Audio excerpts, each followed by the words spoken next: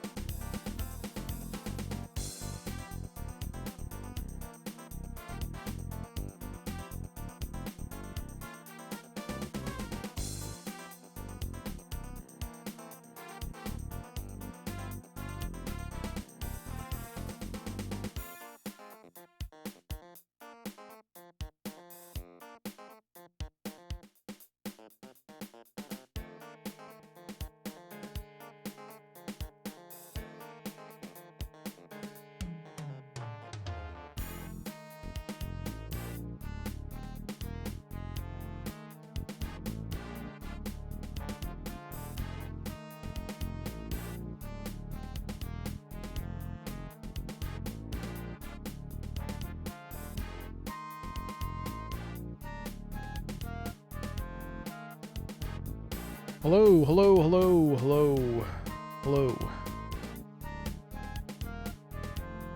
It is March 29th, 2026.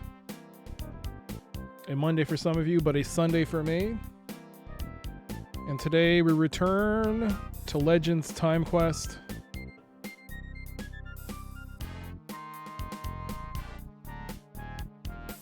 Open guesses are allowed if you haven't played the game. Or if you're seeing it for the first time, you may guess. Because bit of a difficult game. We've also got nothing. We're just gonna go straight to the game. All right. Yeah. So if you're watching this on the YouTube VOD archive channel, thank you so much for doing so. You can skip ahead to the content you want in the timestamps below. And if you enjoyed the video, please leave a like or subscribe to the VOD archive channel.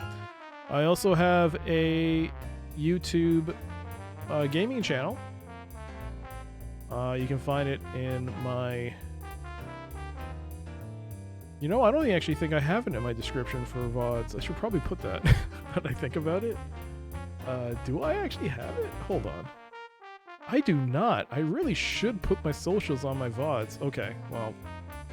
I have a gaming channel, and I just put out a new video. It's for a pretty neat looking Survivors-like game where you are a battleship. A space battleship. It's called Sublight. Pretty cool game.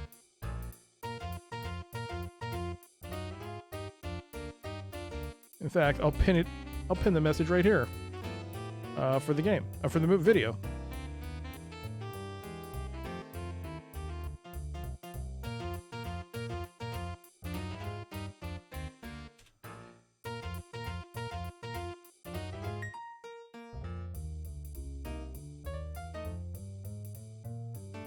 Other than that, we should probably begin. And as always,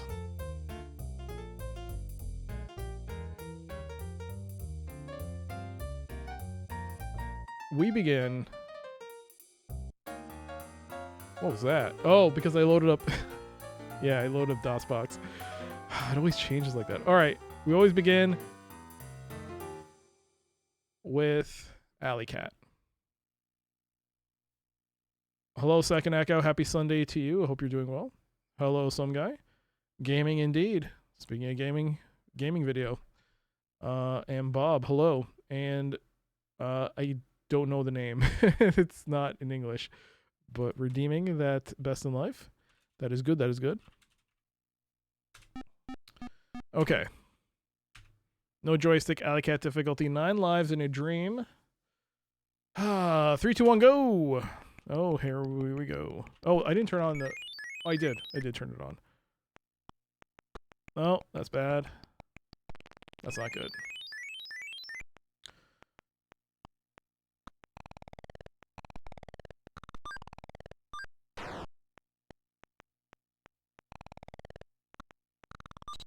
Dang it. 6 lives.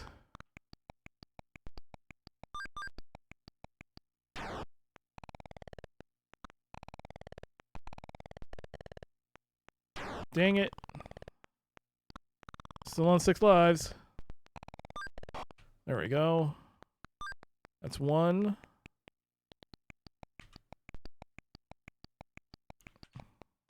Oh, that was 3. Oh dear. Got it. Ha! Gotcha! Ha ha! You fell for my plan. Oh no, this is bad. This is bad. No! I had a perfect opportunity. Perfect. It was perfect. Oh, here we go again.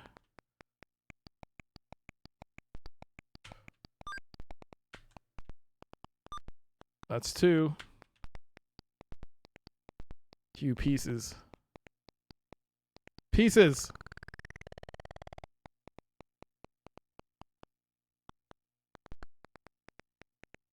You pieces. Come on, use. Come on, use. Huh. Damn it.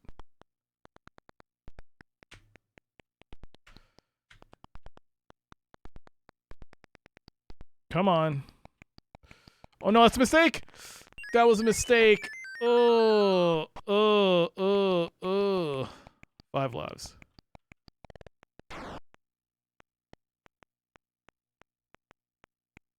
But it's good to see you all. I hope you're all doing well. Hope you all got a great weekend so far. What have you all been up to? As I try to... Oh no, here we go again. Okay, haha, stupid dog. Okay, good.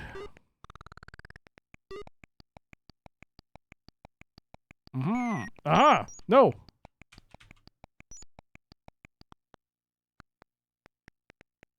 Just got done eating my rib dinner. Is it like genuine Amazo ribs, or is it like Swiss chalet ribs? Well, I mean, Swiss chalet ribs are good too. They're okay. Bam! There we go. That's what I'm talking about. Homed smoked. Did your recent trip to Italy inspire in any way to change up the recipe in any way, or add anything to it to make it more Italiano, as it were? Yo, SGB, hello and welcome. You can't mess with perfection. You're pretty confident in your smoked meats, eh? Okay. Good to know, good to know. Good to know. But, you know, it's good to see you all. It's time for us to come back. We had our break. We had our moment of diversion with Space Quest VGA. We had our moment. That moment is come and gone. And now it is time for us to return back to Legends Timequest. It's clear that the nature of the game's structure is messing with my point and click adventuring mind. I can't fathom what this game wants me to do. So I'm gonna be a bit more relaxed with the back seats. So if you haven't played the game, or if this is your first time seeing it, I know it's a lot to like put on people, or not a lot of people, but like assuming that people will be able to understand what's going on. It's going to be a difficult prospect because, first of all, especially if you haven't seen this playthrough before, you're coming with a lot of like, what do we do now? But the other thing is that this game is very non-linear, so it's going to take a real investigative mind to figure out what to do next. All I do know is that as a result of this playthrough, I don't think I can play much more difficult games. I think games like, I don't know. I was thinking about Blueprints, for instance. I don't know if I can play that. I don't know if I have the mental fortitude to play it. Maybe I don't. I don't know. Have you confirmed there are no soft lock points? I think you can get soft lock. Honestly, you'd have to, if Bloody Cactus happens to pop in, you're going to have to ask him that, because I feel like there were soft lock points. No, you can soft lock. No, you totally can, but I think the game will tell you that you've game overed. I mean, soft lock in the sense that you can't progress any further, but the game, I think, tells you. Because every time you fail, I believe your wristlet, I think you have a wristlet that will completely, they'll initiate, it'll blink or make a noise, and I think that's your indicator that you failed. You can still keep playing, but yeah, there's a dead end. Blueprints is a fantastic game. Lorelei and the Laser Eyes, those are pretty good, in the same vein, but somewhat easier. Well, let's just say I've been humbled by this. But luckily, the GOG copy does come with a very convenient hint guide, so we can play it that way if we want. All right, well, not much else to say. Let's just play the game. Yeah. Also, we finished, what did we finish? We finished up Manhunter 2, so I hope you all enjoyed that playthrough. That was fun. I think I did worse than I did the first time I played it. So that'll be interesting. So let's make a marker here. And Timequest. There we go. And now, oh yeah, let's change that to that. Guesses are okay. Hey, Moosey Fate, how you doing? Well, what's the news? Moose? No. What's the new? What's shaking? Moosey. Oh, I can't rhyme that. Can't rhyme any of that. All right, here we go. Let's plop you there. Turn you off. All right. Doing pretty well. Just some lunch. You know I'm gonna ask what you're eating, right? You know that's Dr. CDCS 101. If you ever mention food, I'm gonna ask what you're eating. What are you eating? What are you eating for lunch?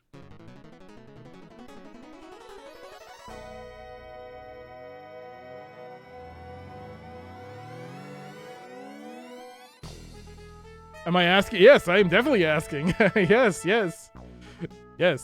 You've been here long enough. Every time someone asks food, I'll always ask what you're eating. Some of the last pizza. Pizza? What kind of pizza?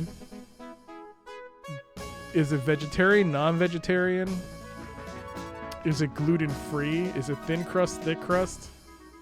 Is it stuffed crust? Is it pan? Is it Chicago style? Is it Detroit style? Is it a bar pizza? Pepperoni tomatillo. Tomatillo. That's a cross between a tomato and an armadillo? What's that? Tomato potato? No. Tomatillo. What's a tomatillo?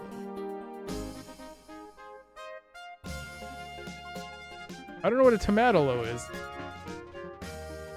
Is this too loud? No, it's not.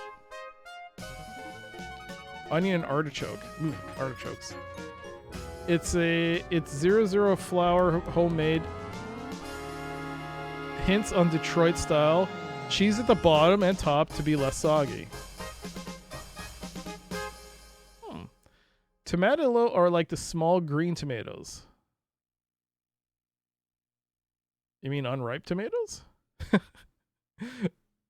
As you can see, I'm much learned in the ways of the vegetable. Okay, day 3. That's where we last left off. Peking, 1361 BC.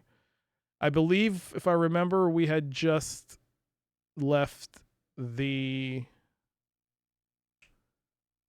emperor had died, and we're part of a funeral procession. We got in, and we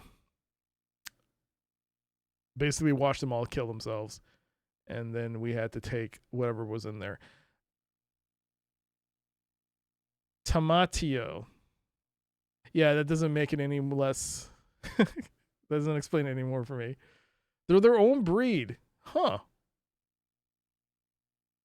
I guess I've never noticed them until now in the grocery store. I always pick up the regular tomatoes. You may have seen them at a local grocer, but in far smaller quantities. Ah, that explains it. No local grocer for me. All mass chain supermarkets.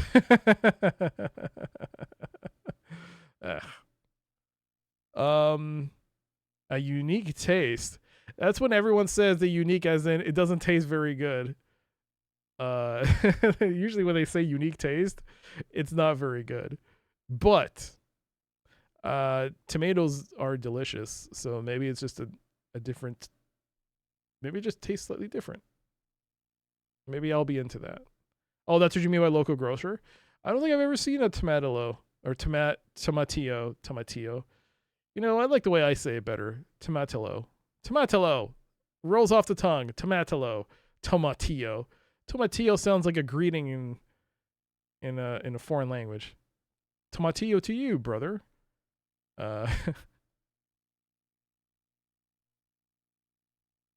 Well, I chose to put them on so that I like the unique taste. Fair point. But why artichokes? I've had artichokes. And what is the redeeming quality of an artichoke on a pizza? What does it do to the pizza that makes it taste better? Yo, I will be back. Thanks so much for that gigantified tomatillo. Thank you for so much. Same thing any topping does. It's just filling. It's just filler. No, I mean like onions. Okay, how should I put this? Green pepper. Okay, mushrooms, onions. For me, tend to complement a pizza really well, and green pepper. They tend to complement each other really well. Italian sausage, and banana peppers. They complement each other really well on a pizza.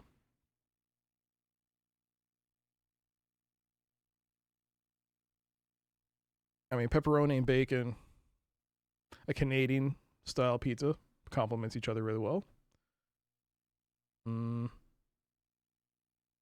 never had this combo with the artichoke? I love the artichoke topping, but I don't know if it goes great with a pepperoni tomatillo. Can feel like a meaty vegetable, not sour or sweet.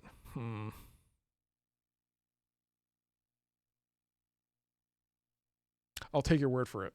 I will take your word for it. What's the most I've ever strayed from my usual eating of pizza? I think very recently I strayed in that I had spinach on a pizza. And I liked it. It was from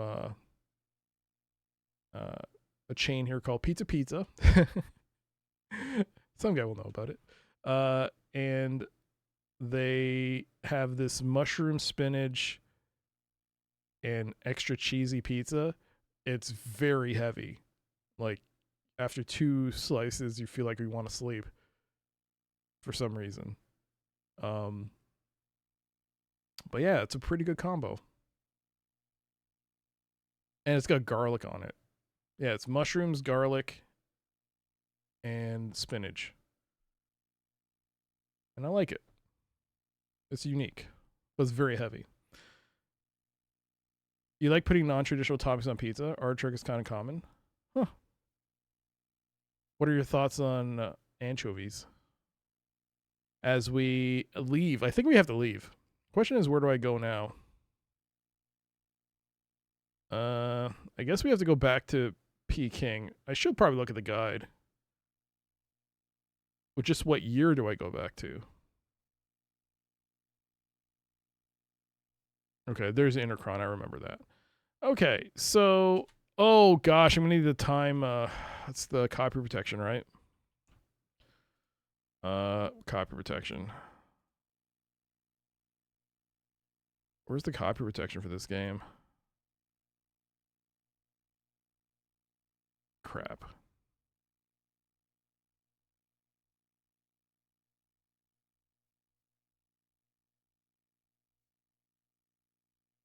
I like how the fishy taste of anchovies, but how salty they are. I lean towards the lighter salty side generally. Okay.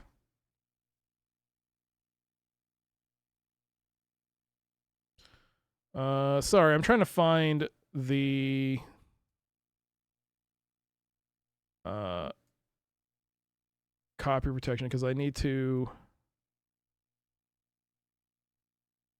use it. Oh, it's a separate paper. I just realized that. It's a separate paper. Hold on, let me find it. Ugh. Okay, where did I install Timequest to? It should be locally. On the C drive? Timequest, yes. And where's the copy protection? The Intercron copy protection. There it is. Found it. Okay. Okay. Time set. Peking. I don't know. We're in 1361. So let's go to 44 BC. Okay. So the intercron starts to hum, then it's display code error. Location code 250. Location code 250 is time flux circuitry.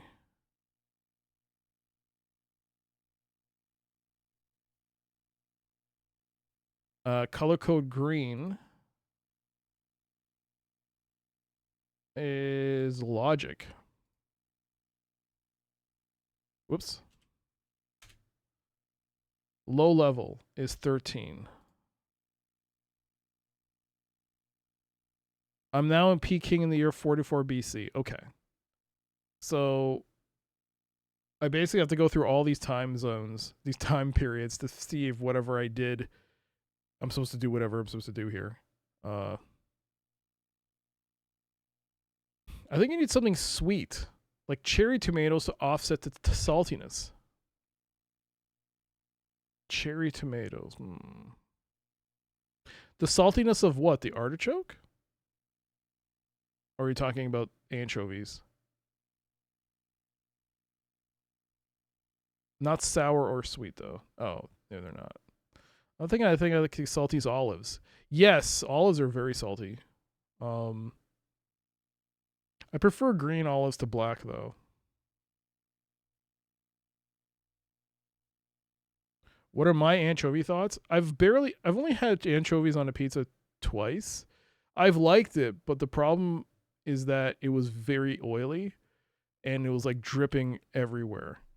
Like oil was dripping everywhere. So plus I'm the only person in my family that would eat anchovies on a pizza, and there's a distinct smell to it which the rest of my family does not like.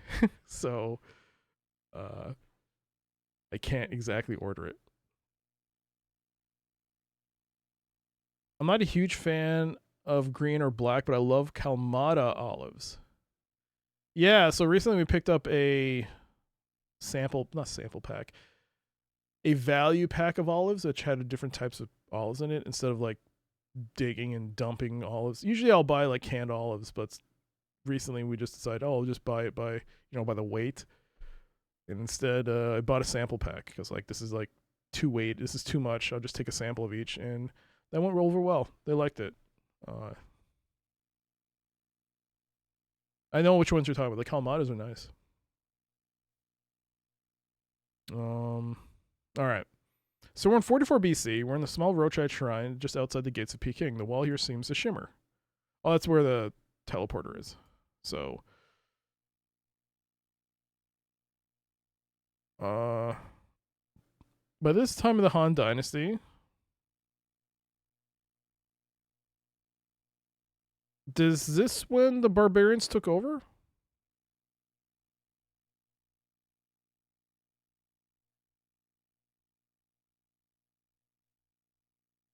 Did the barbarians take over in 44 BC? Or was it a different time period? See, the problem is I gotta like look around and guess. So this is now 44 BC, and now we're back at the burial site. So I guess I'm gonna go north again and see what's here.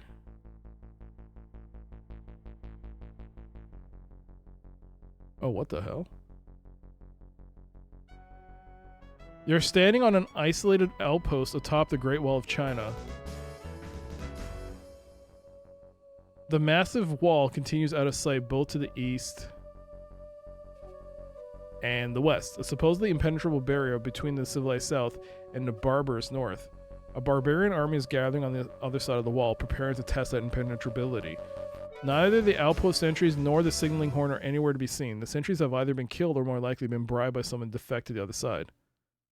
Huh. This is new. This wasn't here before, was it? I don't remember. Capers. Yeah, I'm not a fan of capers. Just like I'm a fan of, artichokes. Not a big fan. Brussels sprouts. No. Has anyone tried any other fish on a pizza besides anchovies? I don't think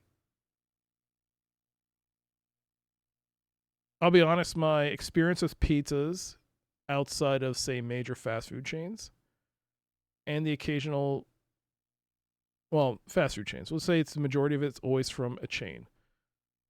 So I don't get the opportunity to, say, go to a mom and pop store and, say, look at experimental pizzas because, again, my family does not usually go for it. So I have to usually buy standard pizzas because I got to buy for everyone, right?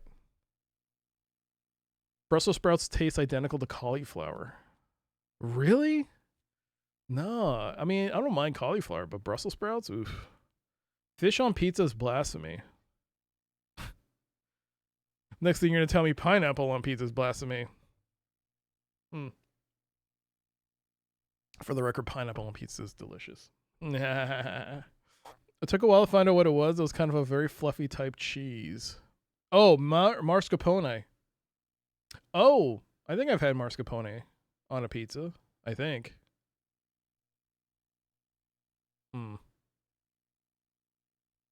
Yeah, I think I have.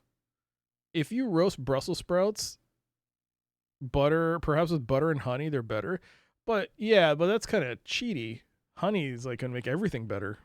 Honey makes everything better. All right. So am I supposed to do this? Is this a thing? You start to walk along the wall, but quickly retreat to the safety of the towers, and the barbarians start shooting arrows at you. So I don't think we have anything here. The soldiers are hacking away at the base of the wall. They obviously hope to open a gap wide enough to admit their horses and wagons. I don't need to deal with this, do I? This doesn't feel like something I need to deal with. Is it? 44 BC? Let me, we actually do have a guide which tells you all the time periods that he's affected. So let me go find those papers. Let's start from the beginning, I guess. 44 BC in Rome, 452 AD Rome, 800 AD Rome, Baghdad, which we've done, Dover, I think we've done. No, we haven't done this. Ensure that King John signs a Magna Carta, we haven't done. We've done the one with Churchill in Dover. 1215 Peking, 1519 Mexico, 1588 Dover, 1798. No, we don't need to come here. We don't need to come here. All right, so that's good. That means this is a time period. Well, I don't mean I need to come here, but I mean this is not something we have to change. This is set. That's cool to see. It's a shame that the guards all got bribed. All right, so we're gonna go in the marketplace. There doesn't seem to be anyone here, so we're gonna leave. We're gonna go south. And we're gonna go inside.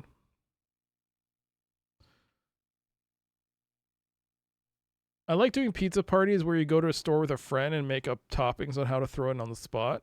I swear that would be good for families too. That'd be cool. You know, I don't know how it happened, but the YouTube algorithm somehow started recommending me people who do these like little businesses where they have a truck and they're making pizzas out of their ovens and these little portable ovens. And I'm like, oh wow, these ovens look amazing. Even though before I was like, I had no interest in making pizza before. Now I'm like, oh, maybe this is not so bad. And then I look up the price and I go, no, it's okay. I'm good. Peking. Let's go to the next time period. 452. Exit. So we're going to leave. We're back in the shrine. It is now the year 452 AD. So let's go out. China is split into 3 kingdoms, and this area is now ruled by the emperors of the Northern Wei dynasty. They were among the first in China to adopt Buddhism, and under the patronage, the religion is fast taking hold. You're standing in the small park just south of Peking's main gate, and just north of a roadside shrine. The road leads off to the east. Okay. So I think if we go in, if we go north, we'll go to the marketplace. This marketplace in the heart of the old city is crowded with crowded day and night with merchants and housewives. There is a ragged-looking priest here. The priest looks up to you and says, "Kind sir, we're hoping to build a fine temple on this spot one day. I hope you can find in your heart to make a donation to our cause." I guess the emerald?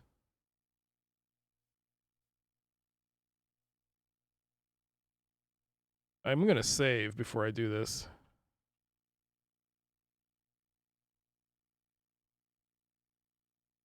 $452.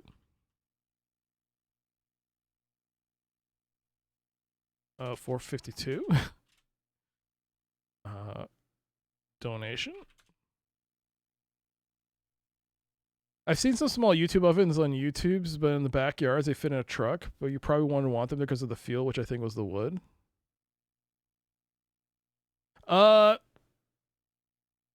Yeah, they weren't wood burning.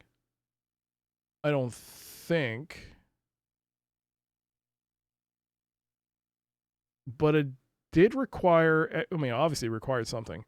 I think it was gas, but they have home versions of them. I think they're also made for homes. And they look really cool. In like 15 minutes you can make a pizza.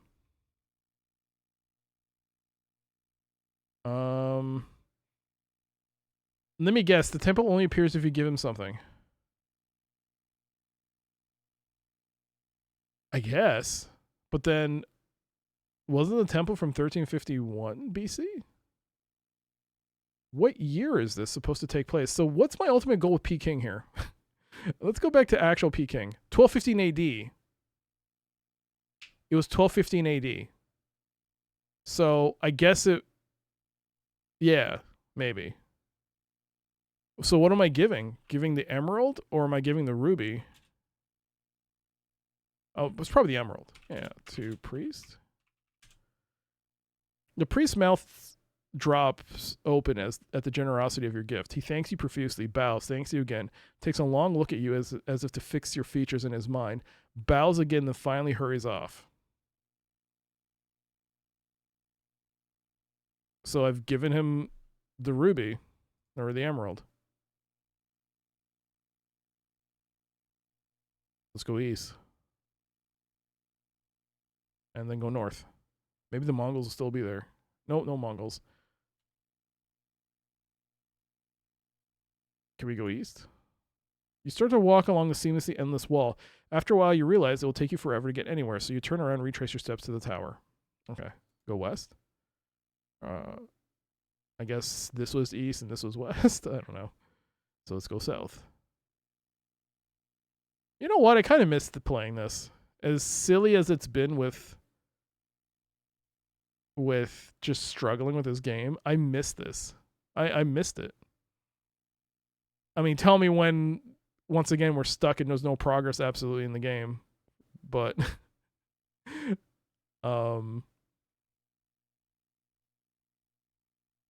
fix your features in his mind. Maybe go for it. Well, yes, I'm obviously going to go forward in time. Yeah, obviously, yes. I mean, where else am I going to go? Backwards? Yes. I guess we're going to go backwards. No, forwards. So I guess we'll go 800. Let's exit. You're in a shrine. The wall here. Yeah, it's the same thing. Go out. I actually don't know where this temple is. Is the temple here? Like... Alright, nothing here. Let's go east. Oh, there is a temple here. You have entered the hushed and perfumed atmosphere of the Buddhist temple. There's an enormous statue of Buddha here, and in the statue's navel is a huge emerald. On the wall hangs a portrait, and there is a sanctuary in the east wall that leads to there's an exit in the east wall that leads to the sanctuary. The exit back to the streets is to the west. There's a Buddhist priest here. Look at... The portrait bears a striking resemblance to you. Look at emerald. It is a perfect stone of a beautiful deep green color. The question is, though, how do they use the emerald to build and fund the temple if they still have the emerald? You know what I mean?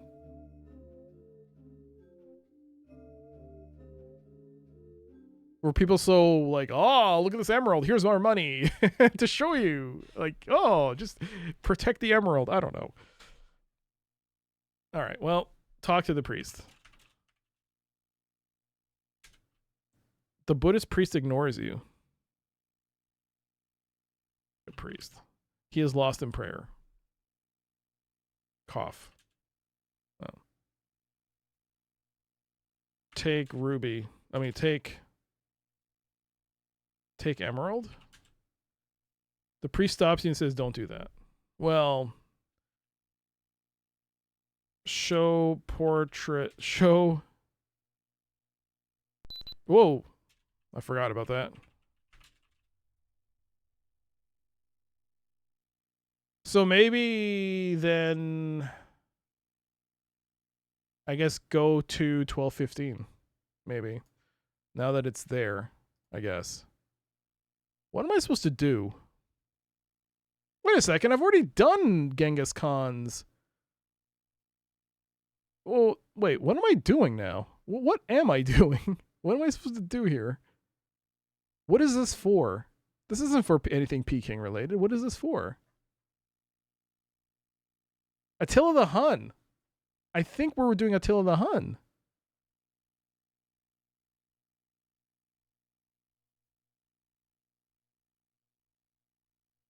In the spring of 450, is 452 AD in Rome related to what happens?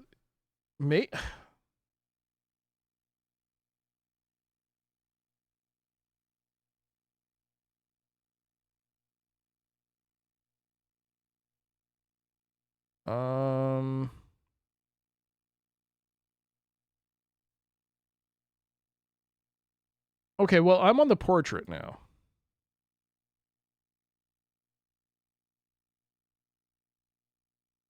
Also, I've changed time. I just realized that. I've changed time by becoming part of the portrait.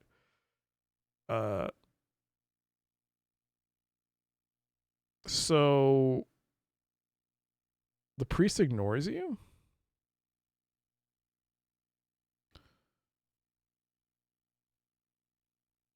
The sanctuary. There's an exit in the east wall that leads to the sanctuary, so let's go east. The priest gets up to block your path, but as he does so, he gives you a startled look. He looks at the portrait, then at you. Then he says, "You are the reincarnation of the most holy founder. You are welcome in our sanctuary." He bows as you walk by, and then he follows you into the next room. Okay. This is probably what we need against Attila the Hun. You're in the temple sanctuary. The only exit is to the west. The priest says, "This is where we make the objects we use in our celebrations. Right now, as you can see, we're celebrating a mask for the celebration of the new year. Creating a mask for the celebration of the new year. Inside, it is filled with fireworks. When you light it, smoke comes out from its ears and sparks fly from its eyes. And then it shoots up into the air like a rocket until finally it explodes and disappears. The crowds always love it. Your score's just gone up by 10. Okay, do I take it?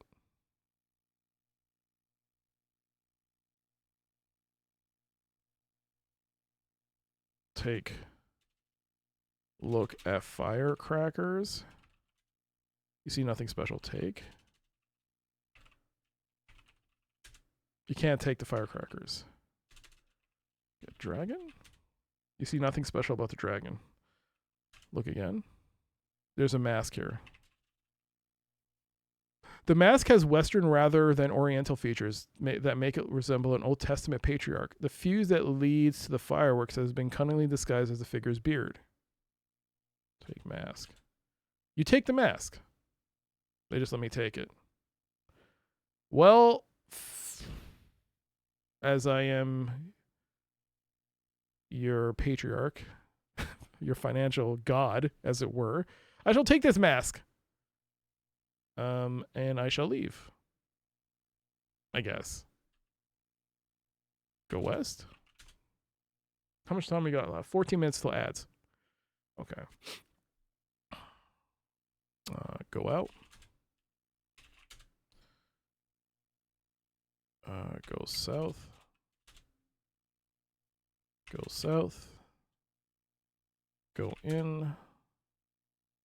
So we need to go to Rome in 1250. No, we don't. We have to go to Rome in 452 AD. Nope.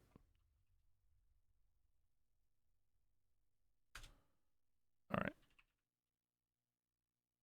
Go out. Go up. Yo, Kinikos, how goes the quest for time? Surprisingly okay somehow. Surprisingly, I'm not stuck. But I think the moment we somehow, if we complete this, I'm going to have to figure out what to do next. I mean, I guess the guidebook will tell us.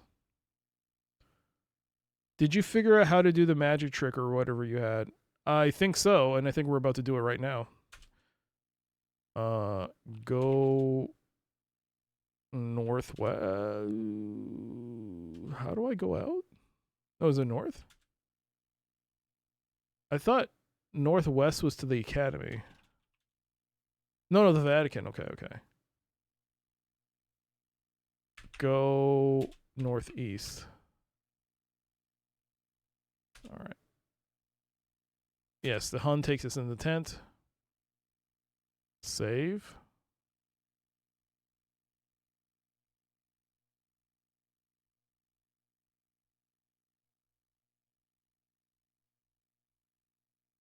You can't wear the mask. Suddenly the flap of the tent opens and the Hun shoves a man inside. Wait here, he says. The great Attila will be with you shortly. The man turns to you and says, "Greetings, my son. I am Leo, Bishop of Rome. I've come to try to persuade our barbarian friend not to destroy our city." Put on mask. Give mask to Leo.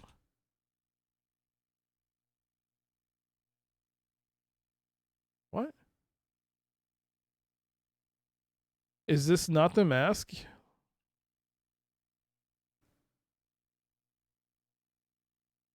Light mask. Yeah, but Attila's not in here.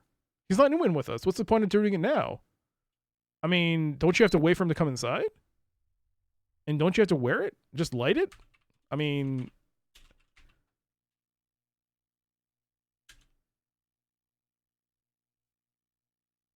You light the fuse, the mask rises into the air. Oh, I thought you had to wear the mask. Into the air with sparks coming out of its eyes and smoke coming... Oh no, it's done! Shoot, we did it too early.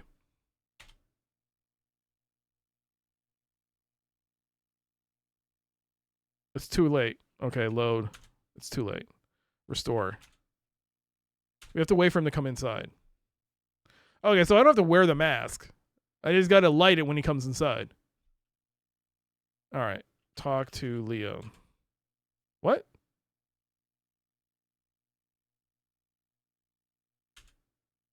Okay, talk to Leo. Leo ignores you. Oh, I forgot about this. How everyone doesn't talk to you about anything. Ugh. Okay, wait. Okay, stocky barbarian strides into the tent. You're the priest called Leo. Have you enough money to make this worry? Okay. Light mask with lighter. Oh!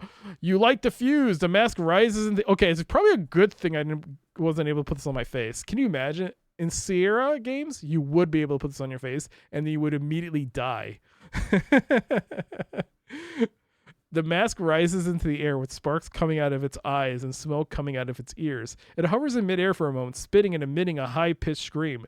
Then it suddenly disappears with a flash and a bang. While all this is happening, Attila backs up against one wall of the tent. When the mask finally disappears, he removes his bracelet and says to Leo, "Please see that this gets back to Honoria. I'm sure she'll understand." He leaves the tent, and Leo turns to you and says, "Thank you, my son. I know not what manner of mechanical device that was, and claiming it as a miracle is probably sacrilegious, but you have the thanks of Rome anyway. I have not much I can offer you as a reward, but I can give you this ancient parchment from the Vatican Library." He gives you the parchment and leaves you alone in the tent. Your score has just gone up by 30. All right. Score's gone up by 30. Look at parchment. It is the original version of Plutarch's Lives, written in the biographer's own handwriting. Suddenly, the bracelet begins to glow. Then it disappears. Mission accomplished. Abby thinks the mask looks like Sonnenfeld. It might be. It just might be. Time to drink a nice can of sparkling water.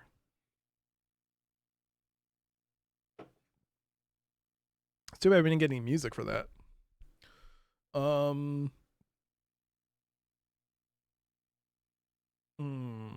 Okay. Plutarch's Lives sounds very familiar.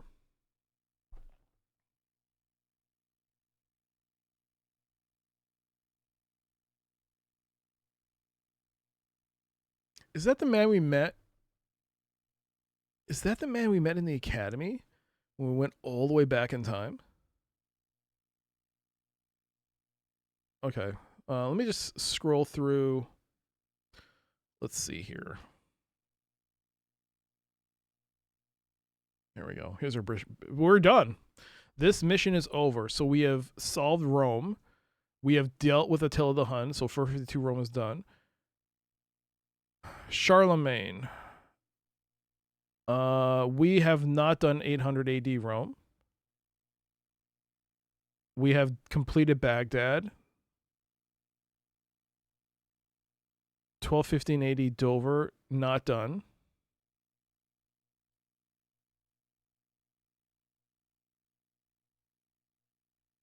Okay, let's...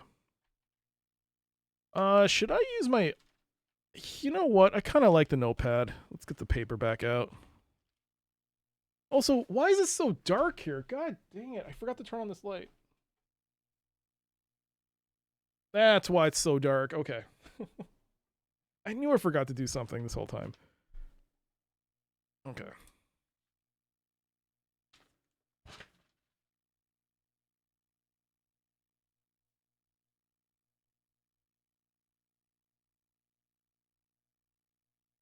You know, it's nice to be back with this game. It's nice to be back with this game. All right. Let's see. So, 44 BC Rome. Done. 452 BC Rome. Done. 800 AD.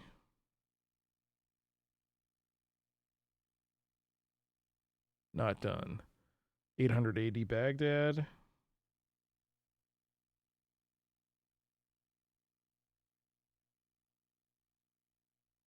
Done.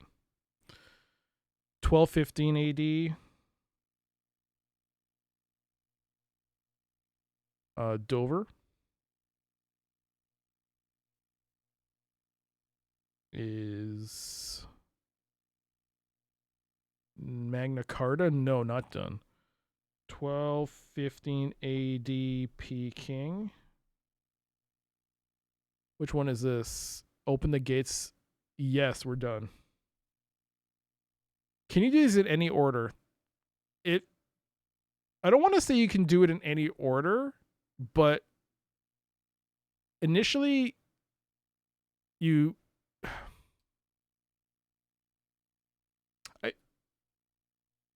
a way, yes. That being said, I don't want to say it's completely non-linear and you could do it anything in any order, because I think you might have to do Rome first.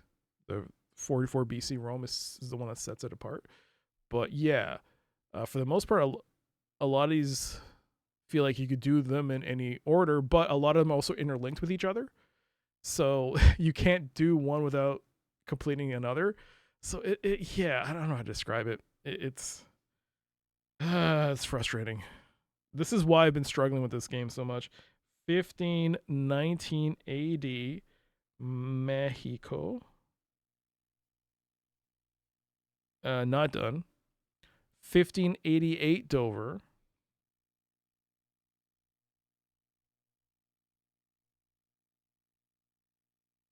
This is ensure Drake and Elizabeth meet each other. We have not done these. 1798 AD, Rome. Convince Napoleon to invade Egypt and make sure that Nelson is there to meet him.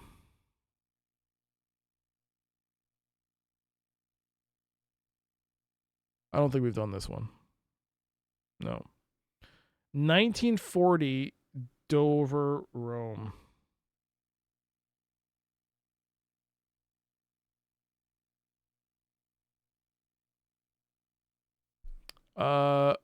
We have done 3 minutes remaining. That scared the crap out of me. That's a bit too loud. It's either too loud on my end or too loud for everyone. So that is done. So we have 1, 2, 3, 4, 5 more places to go. So we've gone halfway through the game. Okay, so now that we've done that, we have the notes of... We have the Plutarch's Lives, the original version of Plutarch's Lives. I want it. Do you give this to the guy who's all the way in the past? I can't remember. Let's see. What was the final objective again? To stop the dude that's changing time. One of the agents went rogue, and he's changing time for his own means, and we're trying to fix it. 2 minutes until ads start. Just over 2 minutes, I should say. All right, leave. You're standing at the edge of the Attila, the Huns encampment. Warriors are his deformed faces. All right, go west. Nope, don't go west. Leave. Go southeast, southwest. Go in.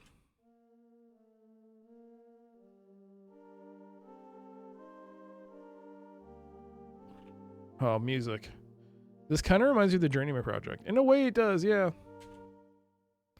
In a way it is kind of like that. I gotta play the third one.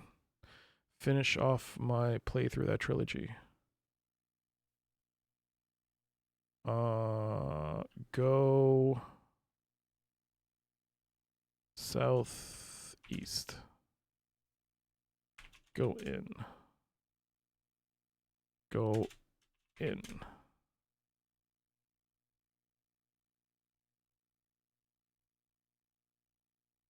Okay. We'll stop here because we got to do ads soon. Does the Journeyman Project 3 run okay on a Windows XP machine? I don't know. I've only played the first two.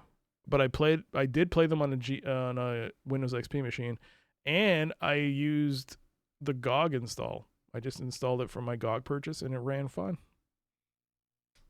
Yeah. Okay, so we'll stop here. We'll pause that timer. Swap this over. Turn this on. And I guess for this first ad break, we will do Doom. Doom. Not Dune. Doom. Ad break Doom. Alrighty. It's time for some ad break Doom.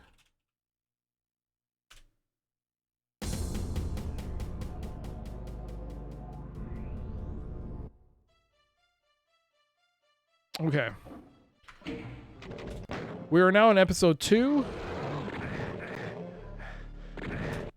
I have 96 health. I don't have much ammo. I might have to.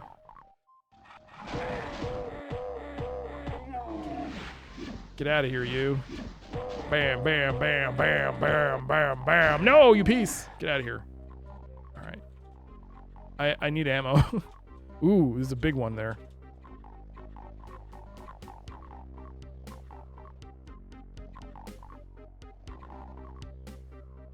I need ammo. Ammo. What's up? Oh, is that a berserk? That's a berserk. I should get that.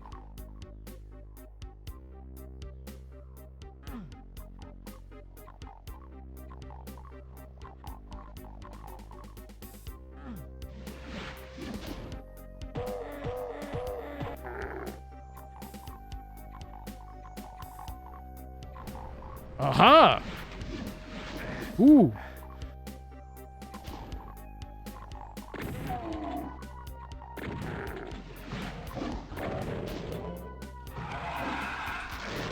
Oh hell.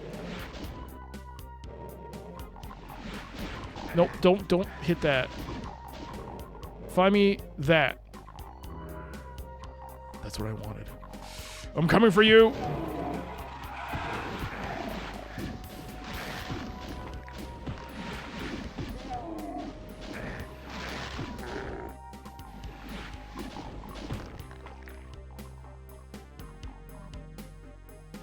You piece. No, I pressed the shift button. No, not like this. Go back a shotgun. Be extra careful. Grab some health.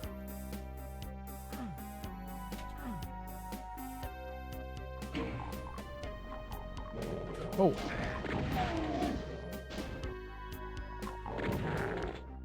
Don't die. If you die, you have to restart from the beginning.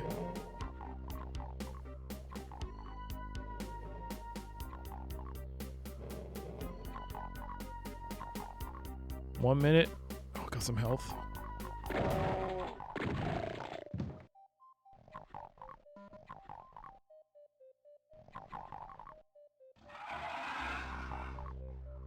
What was that?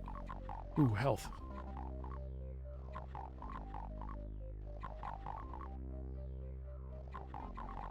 Hey, what?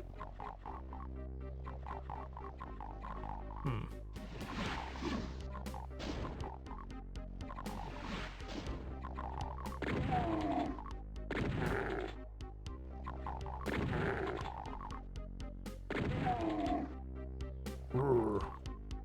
60 health. We're making a comeback.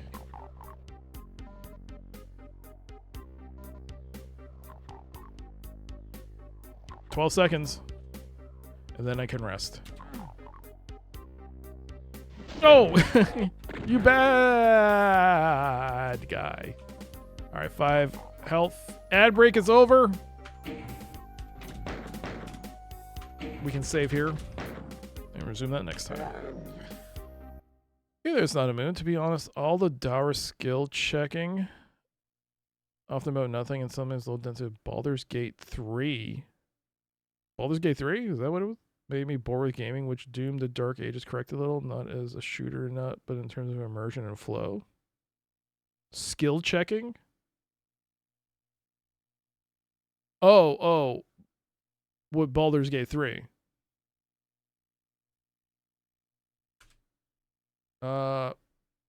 Well, I mean, maybe Baldur's Gate 3 just wasn't the game for you. And maybe for immersions, like for games that bring you immersion, like, I don't know. For me, I found a lot of, I guess, quote unquote immersion in games like Subnautica, where it wasn't so much about role playing, it was more just surviving and living off the land, I guess. I don't know. For example, just when you walk around and explore, there constantly you feel the skill check. I mean, I'll take your word for it. I haven't played any of their games. No, I have actually. I've played one of their games. It's the one where you're Dragon Commander. I played a bit of it. I couldn't finish it. Oh, it's very confusing because Pope Dorito, It's Not a Moon both have the same color for their usernames on my end. So I was like, I thought it was the same person. Time travel, my point-and-click adventure game. This will not end well for the space-time continuum. No, that's why we're trying to fix it. Some guy's messing around with it, and they're trying to subvert the space-time.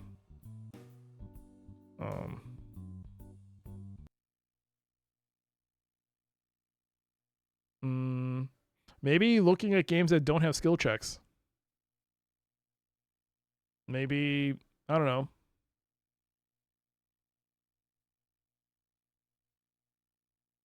I mean,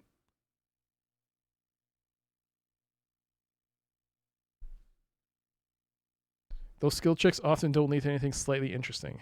If you don't spend hours exploring carefully designed step by step, it's not so greatly designed as people pretend.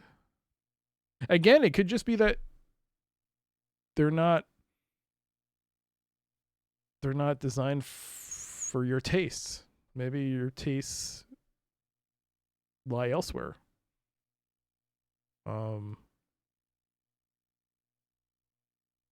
Have you tried different genres of games? Not necessarily RPGs. Like adventure games, simulation games, where you run businesses or manage empires, strategy, grand strategy, even. I don't know. That being said, I haven't played Baldur's Gate 1, 2, or 3. Here's my question. Have you played the first two Baldur's Gate games, and did you like those games? Because those have skill checks in them, I assume. Maybe it was just too many to handle with... maybe it's just better with the originals.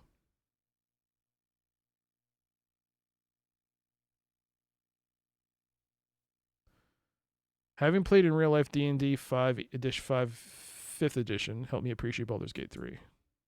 Okay. Is 5th edition the most recent? I'm literally speaking about emptiness. For example, Underdark or those Goblin Halls in Act 1. I don't know. I haven't played any of it. It's just like out of nowhere you're talking about Baldur's Gate 3. I'm like, you haven't played it. I couldn't agree or disagree with you. The only people that could talk, tell you is people who've played Baldur's Gate 3. I've learned that I shouldn't just assume what others say is necessarily right. Like if they all say, "Oh, this game's great," I should probably at some point try it out myself.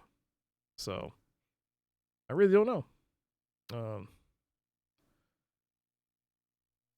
You love Baldur's Gate 2? Then maybe Baldur's Gate 3, I mean, it's a different studio, right? Maybe it just didn't click with you. It happens. Yo, Drexton, hello. Sorry, I just saw retro and assumed everyone knows every RPG ever. Well, that's on you then, isn't it? I assume you know everything about moons then. Am I supposed to assume that you know everything about a moon? Because you know it's not a moon? I don't know. I have no idea. All I can say is I do want to play Baldur's Gate 1 and 2 at some point. Because I heard they're very good. The problem is that if I can't beat Challenge of the Five Realms, then that puts a damper on future RPGs. So that's why we have to play it. That's why I'm playing this. That's why I'm not giving up on this. What's RPG? What's RPG?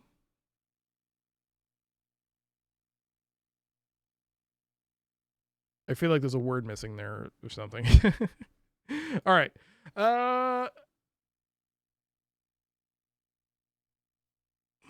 Where do I go?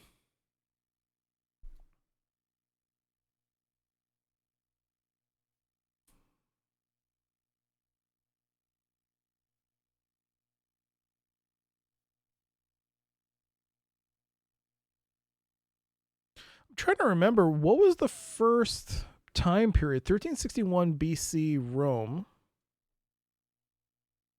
Is 1361?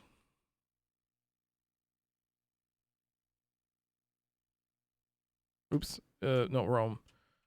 1361. That's the first time period, right? For Rome? Yes, it's empty here. Okay.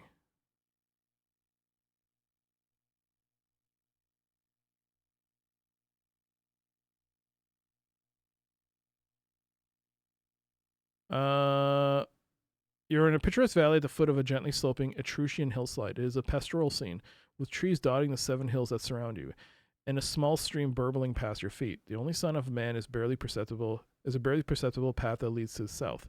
You notice a slight shimmer to the air here. Okay, that's where we are. So we go south then? That's where the academy is. And there's the man. Okay, so what happens if I give parchment to man? He won't take it, will he?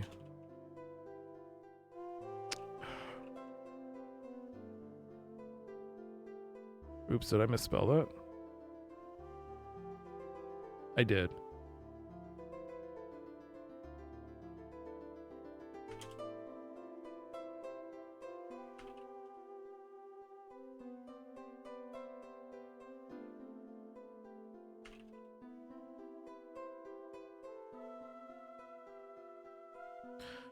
So we'd sit down on the log and we talk to him. I'm glad you could spare the time to sit with and chat. People seem to be in such a hurry these days. Show parchment to man. So you don't need it. It's not you then, is it? Talk to old man. Ask man about academy. I mean, they call it the academy. Whoa. As long as there is at least one student each generation, the academy will remain open. For remember, it is only by passing on what he has learned that a man transcends his own death.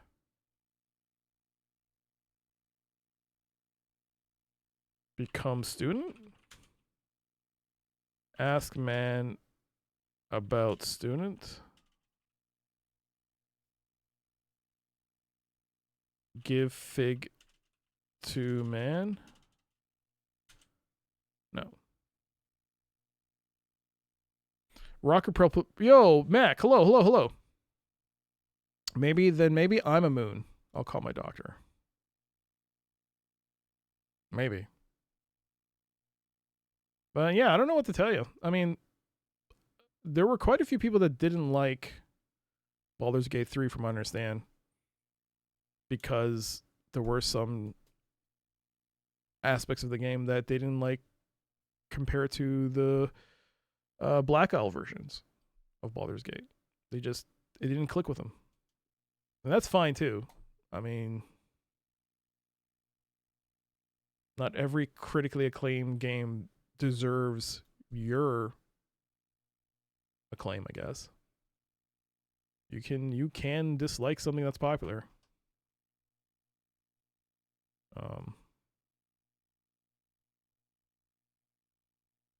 Doc, quick switch out your hoodie for a white one. I don't have a white hoodie. Real-time D&D stuff is kind of hell. That's why I use a lot of the auto pause options in Baldur's Gate 1 and 2. What are the real-time D&D stuff? Well, what are some of the real-time D&D games other than action games? I don't know any.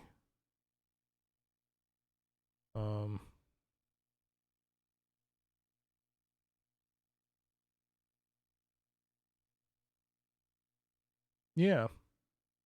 I played some of the Divinity Original Sin, didn't like it. You realize BG3 has some of the combat mechanics. I've only played one of their games, Dragon Commander. I couldn't finish it. I couldn't play through it. I couldn't play it. The control system was a bit odd. I never finished it. This isn't a game per se, but there's forks of the RPG mod for Tribes 1 that uses. Okay, that's like bonkers. Okay, I thought like actual published games from companies. Okay, you're talking about mods. Okay, well, all right.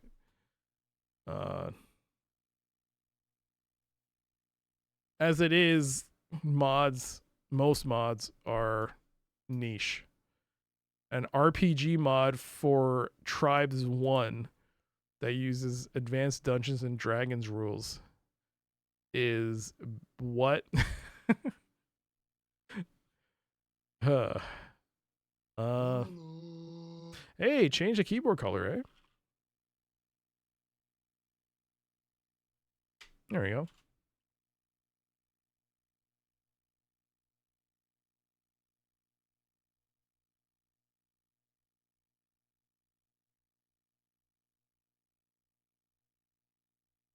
I don't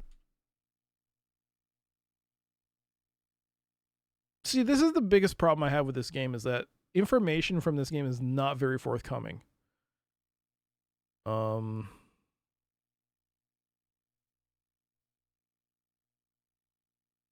Cloak. Oops. Take cloak.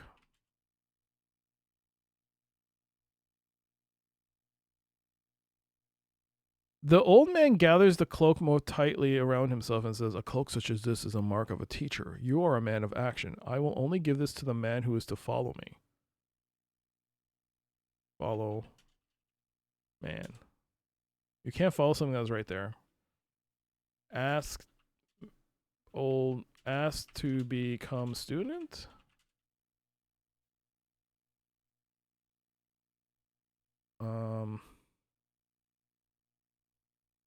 I mean, am I supposed to give wreath to old man? Take off wreath. Give wreath to old man. No.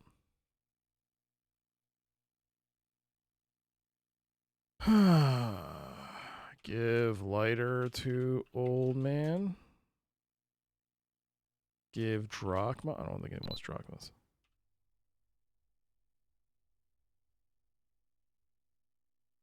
Oh. Can you show us the list of more obscure? Are you kidding? There's so many. I mean, there are so many.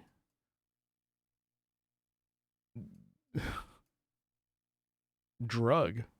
Excuse me? Huh. Greet. Hint. Hit. Oh no. Kiss old man. Lie down. Lift old man. Hey, lift old man. Ugh. The old man is too heavy to lift. Mount old man music. Nod. Offer. Offer. Nope. Listen to old man. Ooh. You don't hear anything very interesting right now. Wait, then. Nope, he just sits there and looks at me.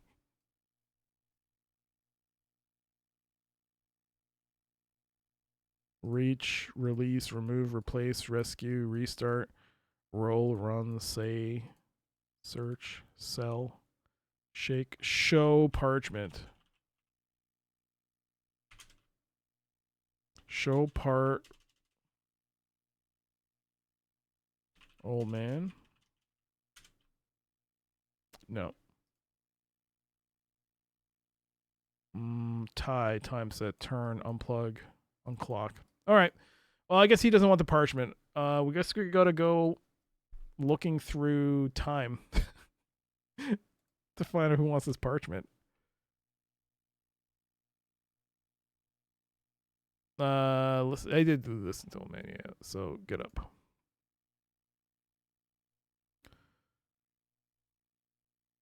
Bye, old man. Whoever you are.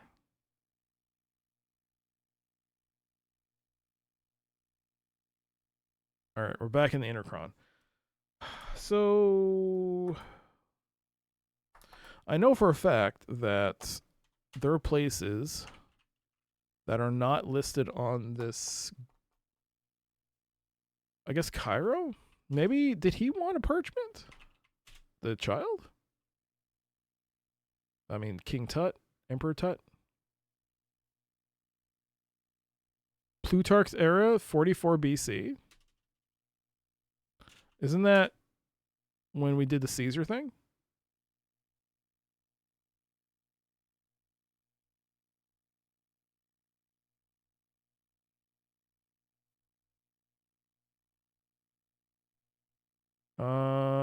Roman Caesar's day is exciting. All right. So go southeast. I mean, it's all closed now.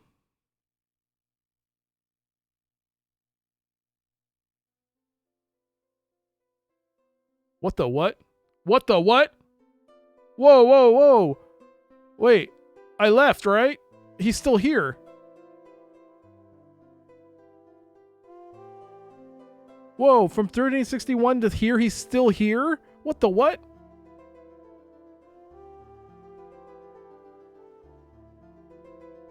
Okay, now I'm properly broken. You sit on the bench. The old man looks delighted that you've joined him. He says, here at the academy, we search for the truth. Those around us follow Epicurus in his belief that pleasure is the very essence of a happy life, and that the gods have far more important things to do than trouble themselves with the concerns of mortals. We are not so sure, and perhaps in time we shall learn more. Show parchment to old man? He doesn't appear to be interested. He did say the academy would exist as long as there was a student. Yeah, but is the academy a building or him? Or what is the academy? The academy that I can see is just a big field. Okay.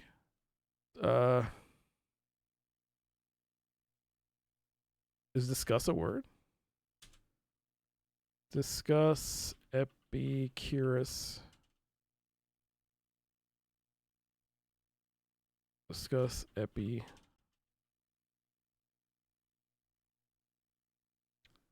He believed that serenity was based on pleasure, which he defined as the absence of pain.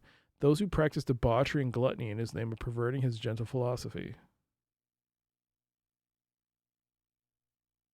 Okay.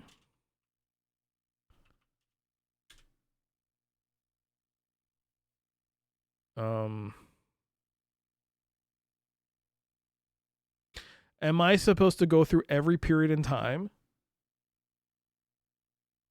and talk to the old man? Well, this is interesting.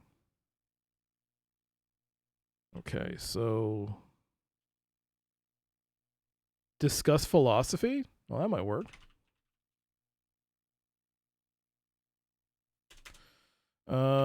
Jesus Christ. Did I misspell that?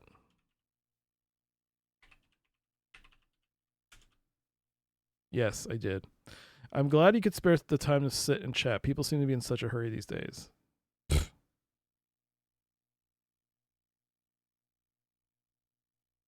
I mean, literally, I could just say, talk with old man, and the same result. Okay. Do you want a tip on the UI which greatly eases conversations? No. If you've played the game already or know foreknowledge, then no. Right now I'm letting people who haven't played the game, we're doing full open guesses right now for people who haven't played the game to give us all a chance to figure out the game. So I appreciate it, but no.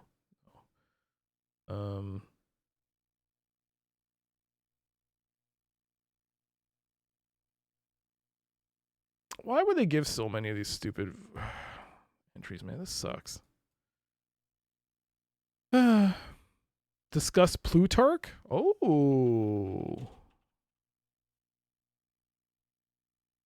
Is that now how you spell Plutarch? Parchment. Plutarch.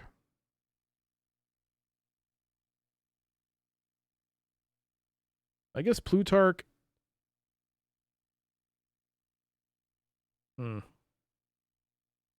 right, well, get up. Go north. Go down. Go in. So if I go to 452. Oops. Leave. Go up. Go northwest. No, wait. Was it northwest?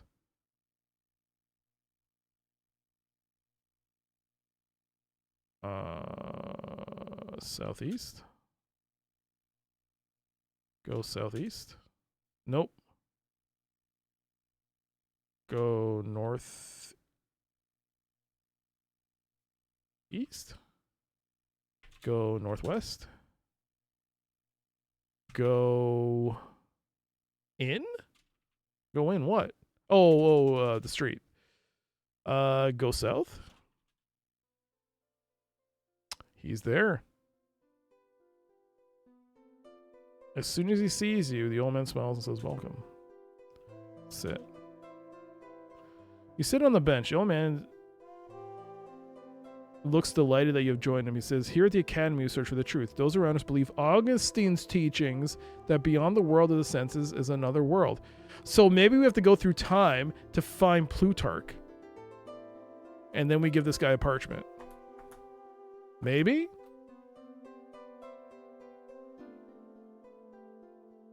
Hug man.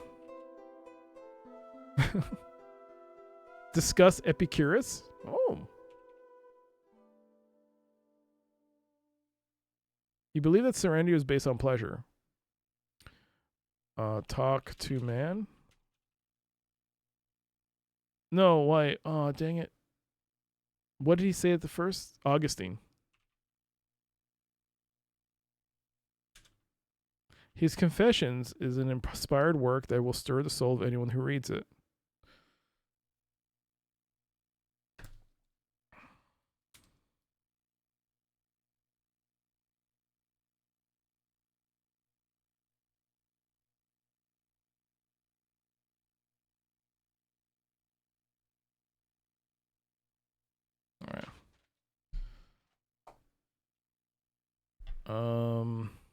Already ahead of you on that one.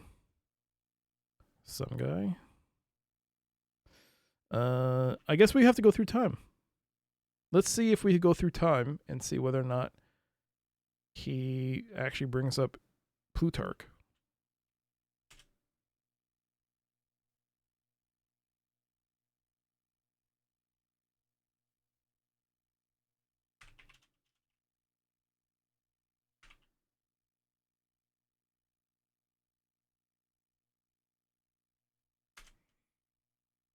I wonder what happens if we go backwards and discuss. That's what I thought. I was thinking about that. But let's see if we can find at least Plutarch. Oh, get out. Go up. Go southeast. No, south. Northwest. Go south. Sit.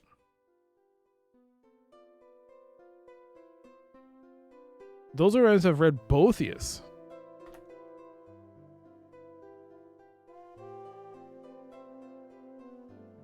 Boethius.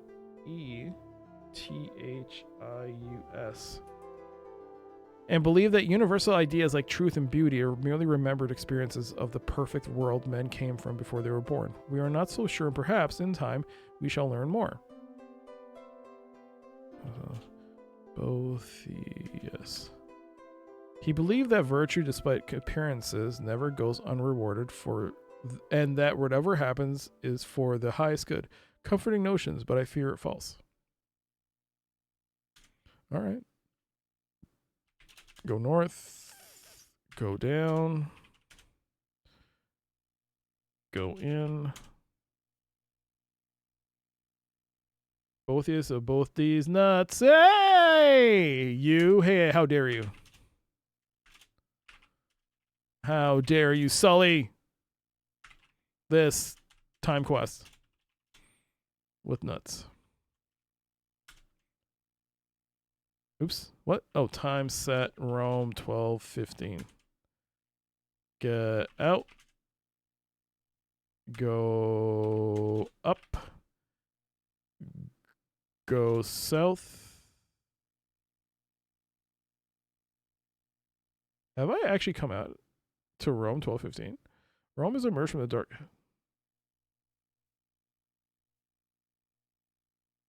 No, I haven't.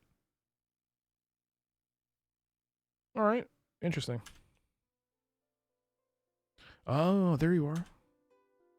Sit. You sit on the bench. The old man looks delighted that you have joined him. He says, here at the academy, we search for the truth.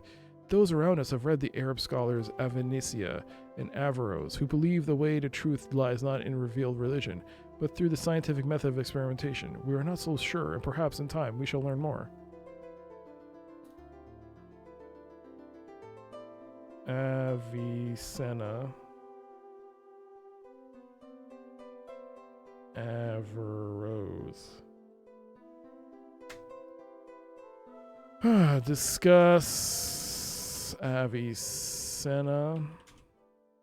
All of Europe must be grateful to him as fellow Arabs for keeping alive the knowledge of the Greeks during the centuries when Europe had fallen to darkness. Discuss Averroes. All of Europe must be grateful to him. Okay, get up. Yeah, go north. Go down. Go in. Time set Rome 1519. Go out. I mean, it's just also there could just he's not the one we give this parchment to. But we've already gone on this train. We can't get off until we get to the end of it.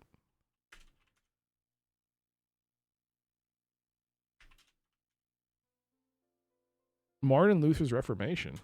Sit. You sit on the bench. The old man looks delighted that you have joined him. He says, here at the academy, we search for the truth. Those around us believe that with Machiavelli, that man must examine his place in relation not just to God, but also to the state. They say that what is right is what is in the interest of the strong. We're not so sure. Perhaps in time we shall learn more. Great. It's Machiavelli. Here discuss Machiavelli.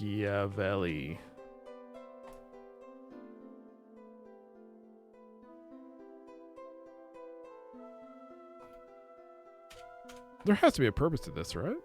They call him a teacher of treachery, but all I see in his works is extreme cynicism.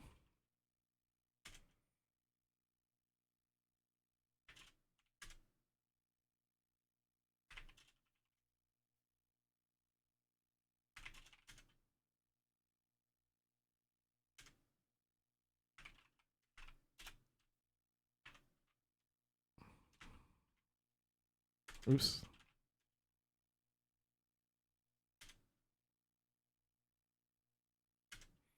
You feel called out?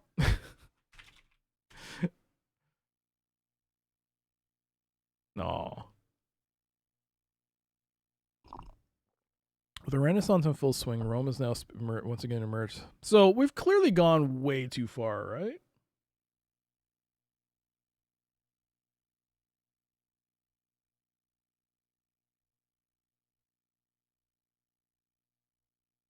Yeah, I mean, the Pope's script, I mean, it's from 452 BC. I don't think this parchment is for him.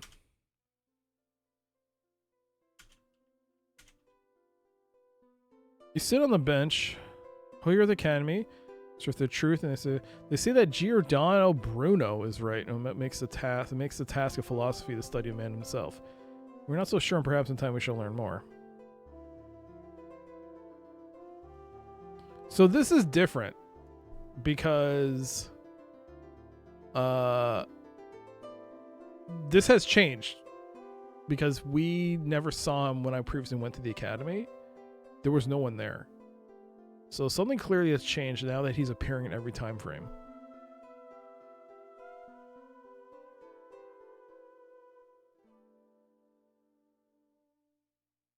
But I'm going to write each of these names down because what's the point of... Why would they go to the trouble of creating this moment of you traveling through different periods of time in the same place, talking to the same man? He's bringing up different people, different philosophies, or different philosophers, or men of... or people of... who had radical ideas, or ideas that change things.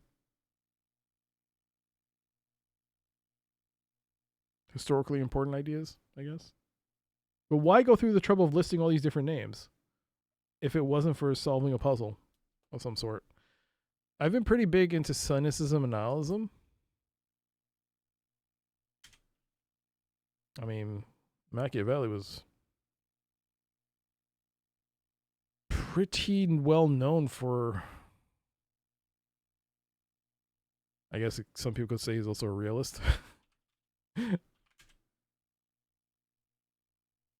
I haven't been discussing these philosophers or these people of mention with the old man. But I guess it's not that important. Maybe. I mean, he just gives a basic description of the person he's currently most interested in.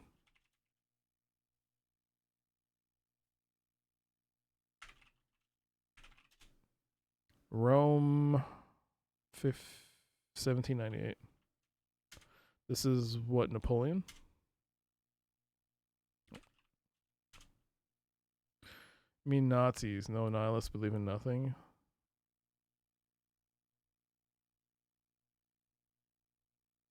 What? Is that a quote from someone that requires further clarification?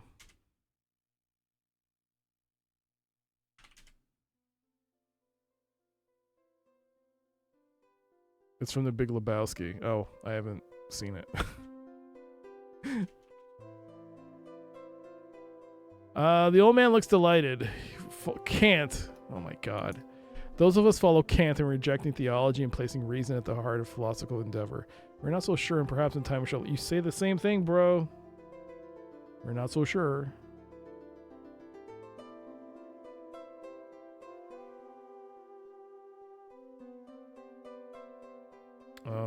Whoop.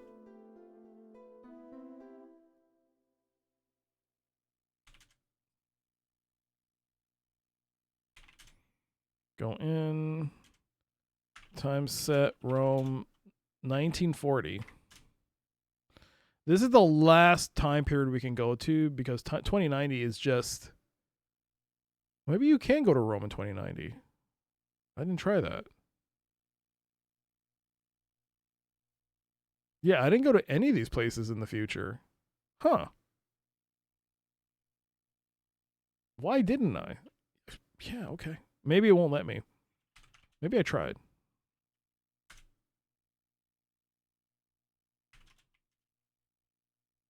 Yes. I think you may have a VHS. Yo! Dragoon gifting us up to some guy in a hat. Some guy in a hat. Enjoy your gift stuff for the time you have it, including your ad-free viewing and emotes. Dragoon, that is extremely kind of you. Thank you, Dragoon. Hope you're doing well. It's good to see you, by the way. Oh my God.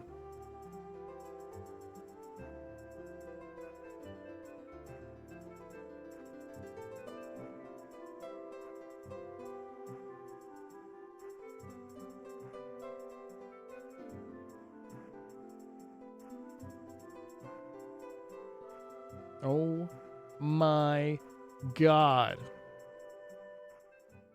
Ruin Pixels gifting 10 subs to the community. Exodyne, Friendship Crimson, Dot Wee. It's cut off, so I have to I can't. Happy Lemons, Coyote 37, Wago, 007 Indiana Jones, Gentry's Minis, Trash Daddy VT.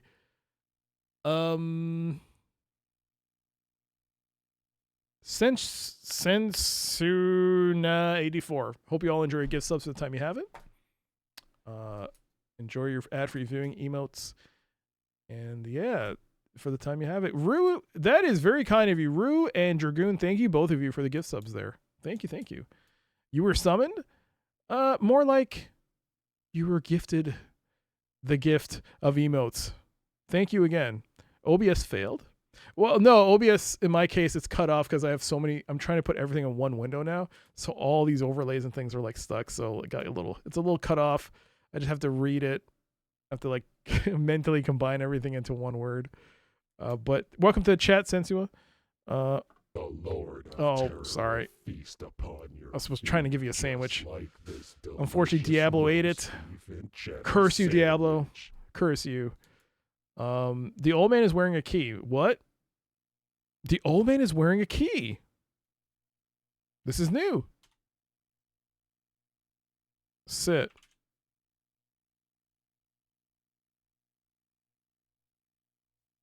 How do you wear a key? Well, in his case, pretty sexily. I mean, it's probably around his neck.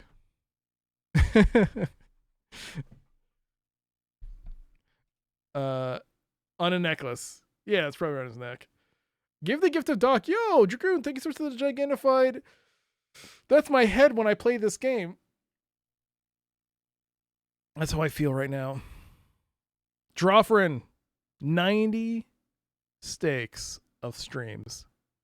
Thank you so much, Drawfrin, for hanging around and being here. Enjoy your channel points. Oh, also I should clear that. 3 days ago, Shaboy J asked for a beef and cheddar. I think I gave it, but I'm just gonna give it again. Hey, he got it this time. There you go. Where's my mouse? There it is. Clear that. Wololo has been redeemed. And Drawfrin, thanks for the Gigantified made you look. Bits, thank you. And we got a hype train, level 3. Wait. That's weird. I totally told it not to do that anymore. Dragoon gifting 5 subs to the community. Rasp. Smelly shirt. Starving drummer. Smelly shirt. Good one. Corax. And Space Sherpa. Enjoy your gift subs for the time you have it. Dragoon, thank you. Dragoon and Rue, both of you, thank you. Drawfrin, thank you as well for the bits, the Gigantified bits. Weren't you... Oh, Streamer has not finished this before. I should probably change that. You weren't supposed to have a hype train alert? What do you mean I wasn't? Did nothing pop? I heard the noise. I don't know. Mix it up or Twitch is goofing up, but yeah, it's kind of wonky. I don't know. Camus and Sarter.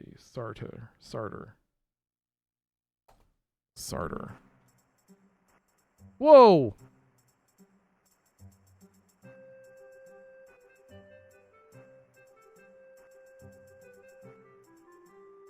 Another 5 gift subs from Rue. This is definitely going to get content ID'd on YouTube, by the way. What is this, Volaire? No, Volaire? It gets content ID'd all the time on YouTube. Every time it gets played, I get a content ID. Bolero. Thank you, Drawfrin. It gets a content ID. But Drexington, Von Greybeard, Tassogare, Zypista, Modus, Boring as Fudge. Enjoy your gift subs. For the time you have them.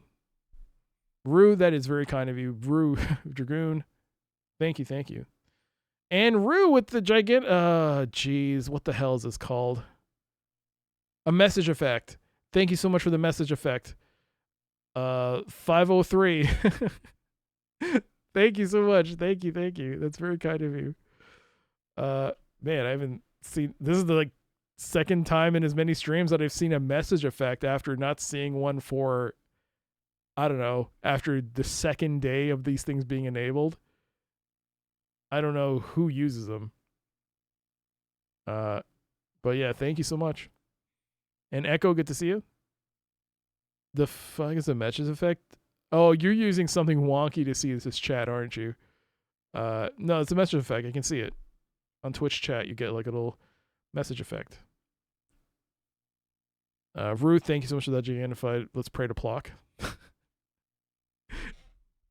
Oh my god, my beard had so much more gray. I mean dark. I mean, it wasn't as gray. Now it's all gray. Now I'm sad. Camus can do, but Sarter is smarter. Huh. That's funny. Camus and Sarter. One must hope he is wrong. One must hope that each man can determine the meaning of his own life and that the sums of man's lives will one day be shown to have meaning.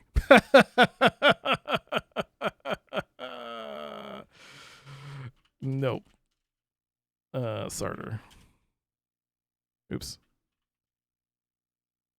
Sarter? That's the same thing for both. All I see is redeem message effect 15 bits. Yes, it's actually showing something. Rue, thank you again for that gigantified Plock bits. It surrounds the chat message with the animated border. Oh, yes, yes. There was a brief period where it looked like you had a booger in your beard. You mean the mic? I had a booger in my beard? What are you saying? Ask old man about key. Oh my god. Does this do anything? Dragoon, thanks so much for the 2,000 bits. Holy shit. Oh my god. Well, does this do anything? Well, it does give you the opportunity to choose what you like for your milestones for the next stream. What would you like? Would you like, for 1,000 bits, you have Steam Clean, 20 minutes of eBay. Yes. You have Pizza Worm. You have Chat Plays Hockey for 2,000 bits.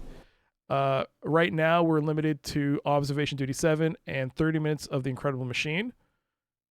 I am in the process of bringing back something. That's still working on that. Steam Clean The Incredible Machine.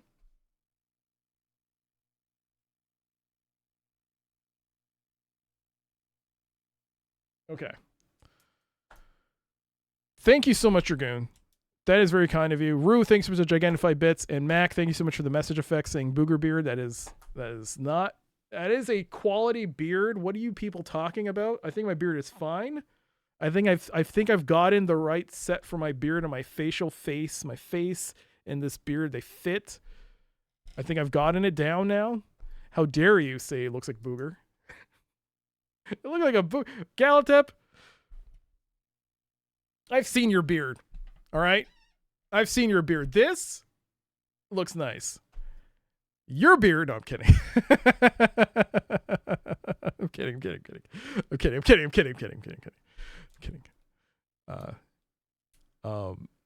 Rue, thanks so much for the identified dancing butt bits. Thank you. You wish you had a beard like me? Yeah, you know, I wish I had more black than gray, but you know. Me too. I've thought about dyeing it, but I'm like, no, it's too much. It burns.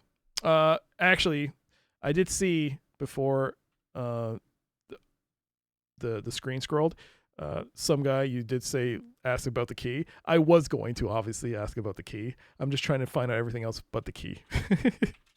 Ask old man about key. It was given to me by one of my students. He told me that one day somebody such as yourself will come asking for it, and that I should give it to him. I'm delighted to fulfill his trust in me. He removes the key from around his neck and gives it to you. Your score just went up by 20. What's the key for?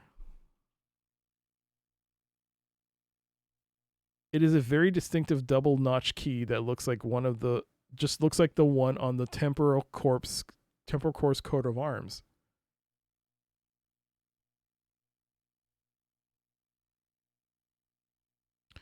There is a painting in 2090 that has the coat of arms on it with the bench in the director's office, but I don't think there's a keyhole there. Gray is dignified. My beard is way more gray than the hair on my head. Oh man, Dragoon. Lately, because I've been going through some of my VODs, I've been looking at like some of the earlier stuff back when I first started streaming with the camera, and I just look at it and go, how did I age so fast? I haven't been streaming. I mean, I've been streaming for a few years, but the camera, it's only been like, I guess 5 years, I guess. But in that time, I didn't realize how fast my beard would age. Even like gigantified, you see that? Thank you for that, by the way. That might have been taken after one of the saving raids when the dyeing of the beard was starting to fade out, and it did this thing where it was just, because I guess with hair growing, it was like just becoming gray and going down. Oh my god. Well, we got another hype train. No, the hype train went to level 5 because a Dragoon gifted another 10 subs. Holy moly.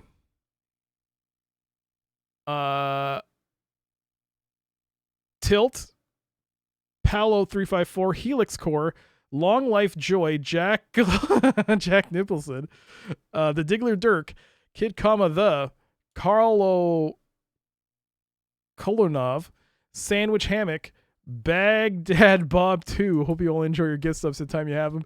Dragoon, that is extremely kind of you. Holy moly. And Mac with the Gigantified Bits. Thank you so much for that. Mac and Dragoon and Rue, thank you. And also Drawfriend, thank you. And I can relate. I have to update my license every 5 years. The amount of gray I've acquired in the last 5 is pretty crazy. I haven't updated my picture and my license in such a long time.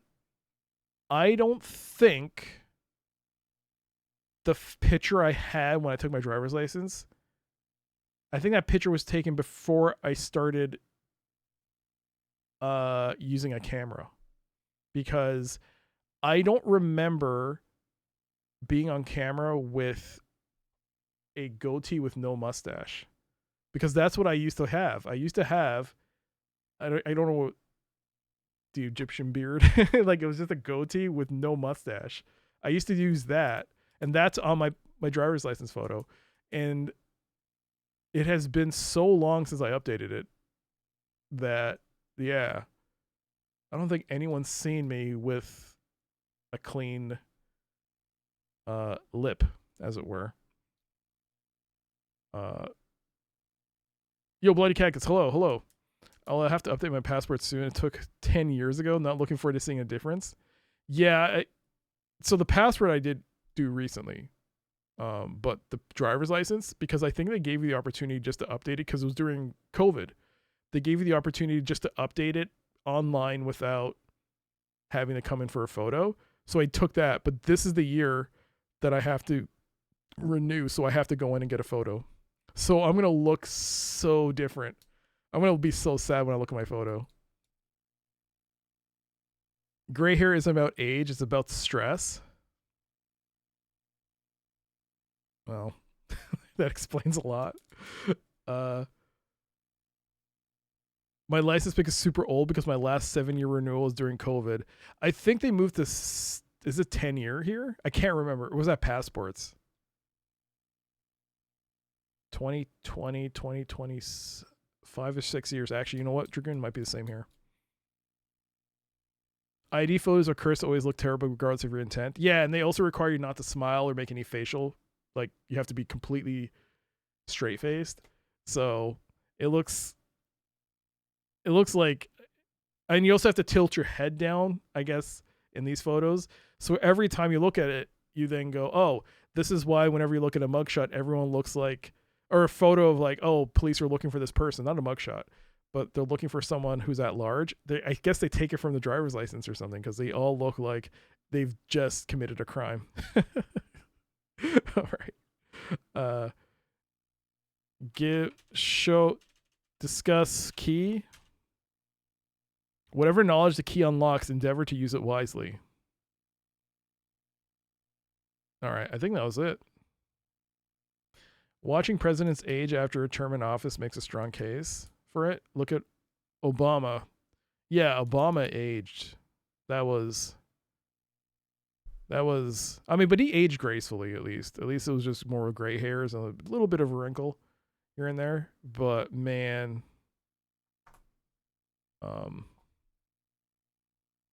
yeah, some people have not aged at all. Like Rig. Rig has not.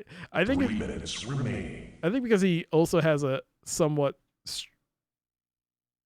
rigorous lifestyle where he doesn't like eat like crappy food like I do. He tends to have a slightly Yo, hype train. Oh my god, I got an emote. Hype train complete. 32 subs, 2,135 bits. Oh my god, thank you so much for the support, everybody. Hope you all enjoy your gift subs, and I hope you enjoy your hype train emotes. Thank you for that. Mac, what is that? Please don't make that. Witcher 1, Witcher 2, Witcher 3. Jesus Christ. Ruth, thank you so much for the gigantified bits. Thank you. We have less than just over 2 minutes. Should I play Doom or should I show a box?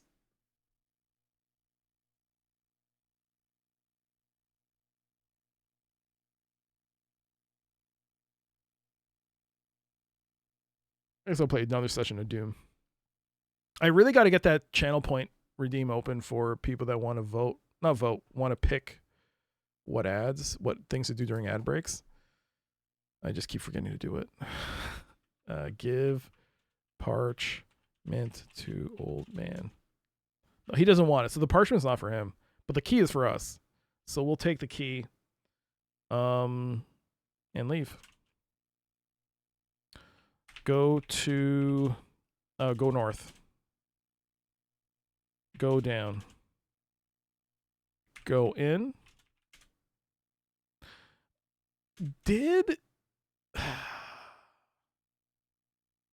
Who wanted this? Who wanted a parchment of philosophy? I mean, assume this is a philosopher. I don't actually know who. Who is this? Plutarch. You know, I'm going to get... Listen, the only... Plutarch, I assume, is a philosopher. Here's the thing. I only heard of Plutarch because I saw the... I saw the what's that trilogy of movies? The ones where they send the kids and they all get killed for the city. He's a biographer. Oh, he's a biographer. He's not a philosopher. Oh. But the only reason I even know who Plutarch is, aware of the word is, or the name, is the guy from the Hunger Games. That's it. I mean, oh, jeez. I'm so unlearned. All right. Ads are starting soon, so we're gonna play another session of Doom. No, you know what? We're looking at a box.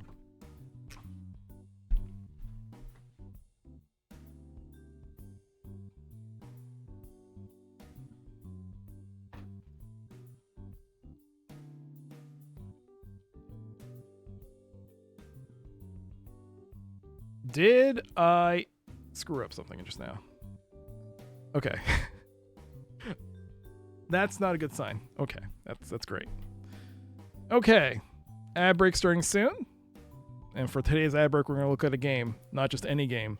We're going to look at a game that I pre-ordered. And At the time, the only way you could get it was through pre-ordering this particular version of the game. It is a game that I've only finished one campaign of. I have not finished the other campaign. It is a game I hope to actually play on stream. And that is Command & Conquer Tiberian Sun Platinum Edition. This was the special edition you get when you pre-ordered Command & Conquer Tiberian Sun back in the day. Instead of a regular standard box of green and gray and brown, you got this silver box. What's so special about this box? Well, what do you see? Look at what you get. The Platinum Edition includes the soundtrack on music CD, a limited edition variant manual which I believe had all the signatures of the people who worked on the game, and you got a choice of one of two figurines. Well, you won't get a choice; it'll be one of the pack-ins, either a GDI soldier or a Nod soldier. And my number is 2,173. I don't remember how many were made of these. Probably 50,000 if I had to guess. You still have the pewter mini that came with the original copy, and the soundtrack is awesome. It is indeed. Oh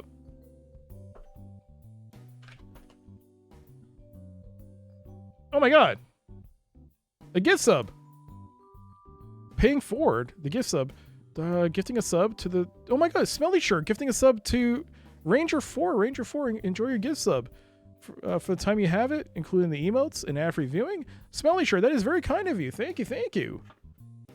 That is very kind of you. Thank you. Well, which one did I get? I got the Nod Soldier.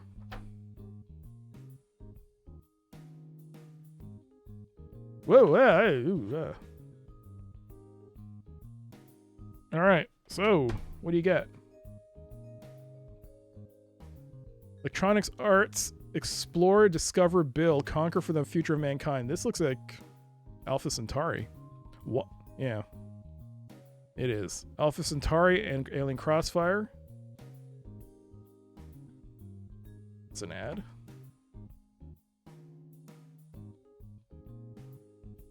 Get a warranty card.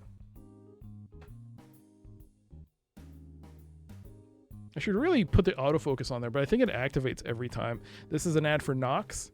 It'll take more than a big sword to rule my world. Hey, I just got it now. Nox, the action RPG ad. An ad for SimCity 3000, which I have purposely not seen gameplay of because I one day want to experience it unblemished. I've seen gameplay for, I've played a bit of SimCity 4000. I've played a bit of 2000, a little bit. Not much of it, but I need to actually do a playthrough of SimCity 2000. But I've not seen any gameplay of 3000 on purpose. I don't want to. I want to see it. I want to experience it. You're in control. Your city's a different story. SimCity 3000, Heavenly Power, Hellish Problems. And there's the back of it. This is the Platinum Edition manual. I think mine's is damaged slightly. And you can see the signatures on it. This one also has behind the scenes stuff, I think.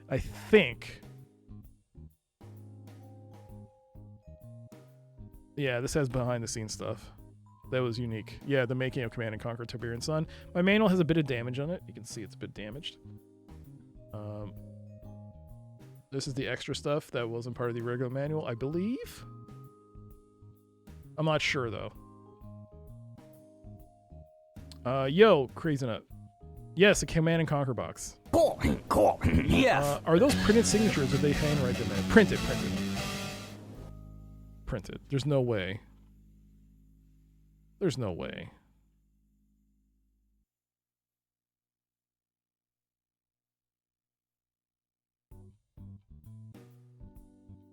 No. It's printed. But you get a silver manual. That's the Platinum Edition. A reference guide. Pretty standard. Westwood Studios catalog. Yo, Spetsnaz being gifted a sub by Rue. Rue, thank you so much. Spetsnaz, enjoy your gift sub. I didn't even see him. Was he here? Oh, there he is. Hey, Spetsnaz. Good to see you. And Ruth, thank you again. Look at this, Nox. Tiberian Sun. See, this is the color. This is the original box. I actually do want to get a copy of it because kind of try to complete the set as well, if you will. Lands of Lore 3. You know what? This is underrated. I think it's an underrated game. Whoa! Whoa! Random Significance. Subscribing at tier 1. You don't see it happen often here, but when you do, it is a sight to behold. You don't see that alert very often. Random Significance, thank you so much. I hope you enjoy the subscription for the time you have it. And enjoy your ad-free viewing of the streams. Thank you again. Thank you. The Arsenal. Thank you so much. Wow. What a day. The Arsenal. Global. Okay, so these are a combination. This is Command and Conquer Red Alert and Counter-Strike in a package. Thank you so much for that Random Significance. Wow, thank you so much for all the support, Rue and Dragoon, Drawfriend, Mac. It was Mac. Yes, thank you. If I forgot anyone, I apologize. A Smelly Shirt, and now Random Significance. Thank you. You don't think Recoil is going to be in that catalog? Well, it's got the World Wide Warfare collection. We got the Gold Bundle. Thanks for thank you, Random. Thank you, really appreciate it. Random Significance. No, right, it's Dune 2000. This is the game, Random Significance. It could be a good game. Thank you again. Red Alert Retaliation for Sony PlayStation. Is this the original game? Hey, this has trivia. The V in V1 and V2 missiles stood for vengeance. Really? I didn't actually think about that. The Sahara Desert covers more than 3.5 million square miles. What the what? World War I flying ace Jean Navarre attacked a Zeppelin armed with only a kitchen knife. What? Charles de Gaulle survived a record 31 assassination attempts. The first manned helicopter that took flight in 1907 was built by the French. Buying a sword in the 14th century is equivalent to buying a car today. The oldest known offensive weapon was fashioned before 200,000 BC. In the 16th century, it was widely believed that people who had eyebrows that grew together were evil. Unibrows? What?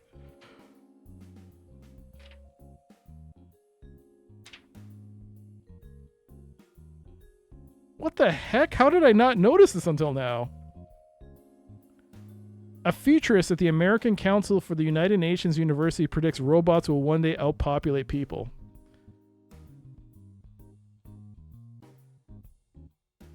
If we're on the internet, that's probably true. The dead internet theory. What was that? A futurist at the American Council for the United Nations University. First of all, I didn't even know there was United Nations University. Predicts robots will one day outpopulate people. I mean, in a way, that's true when it comes to the internet. They say there's more bots than humans. Oh, that's true. The shortest war in history lasted 38 minutes between Britain and Zanzibar. The airborne forces made their first jumps wearing football helmets for protection. I think that's all the trivia. Nope. According to statistics, high school students in a music program have higher GPAs than people not in a music program. Well, because they're nerds. I mean, I was in the music program. Well, I guess I was a contradiction. I was in the music program and my grades were okay. Having hazing activities of the elite Marine Corps recon, including having a gold pin around into the chest. Wait, what? Hazing activities of the elite Marine Corps recon include having a gold pin ground into the chest. This is called blood pinning. That is something I wish I didn't know. Napoleon designed Italy's national flag. Huh. I did not know that either. The George Washington portrait on the quarter is more accurate than his likeness on the $1 bill. I did not know that either. And that's it. Wow. I've learned so much today. Also, they had posters for sale.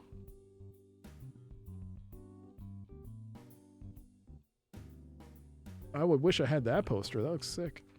What kind of music program was I in? Band. Band. I was in band.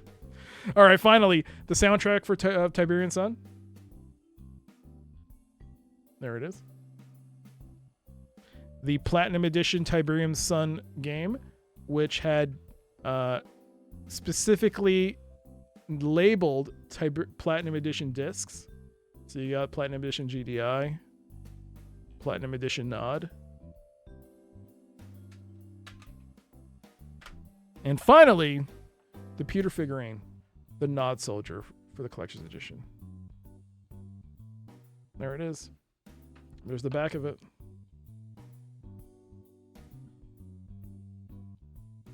There you go. That might have been true long ago, but they beautified their likeness on our money at some point in the last 20 years. Well, yeah, I mean, they've made updates to the currency. From what I understand, the $1, I mean, the bills look really good now.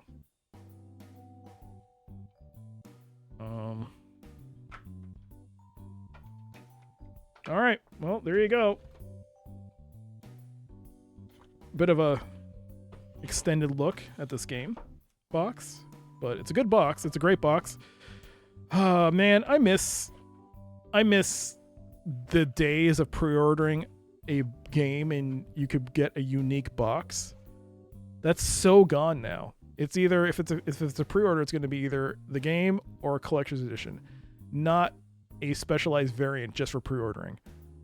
I mean, I guess it all started. I mean, I don't know when it started, but I guess the most notable for me was Legend of Zelda. Pre-ordering got you the special variant on Ocarina of Time for N64. Sad. Sorry about the sorry. Thank you for the gigantified sad bits, but I'm sorry you feel sad. Now you get a crappy skin for pre-ordering. Digital, yeah. And some currency if it's like a shooter or something. But there you go. The Platinum Edition of Tiberium Sun. A game that I hope to finish one day. It's a nice, hefty box, too. It's got weight. All right.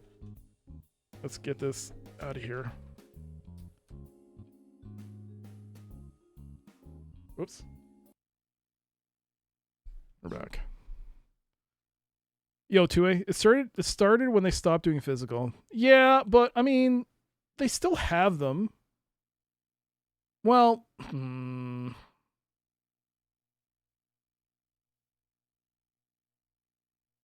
there are instances where the first release of a game sometimes, like on PS4 and PS5, would have more, and then they'll do reprints which don't have everything.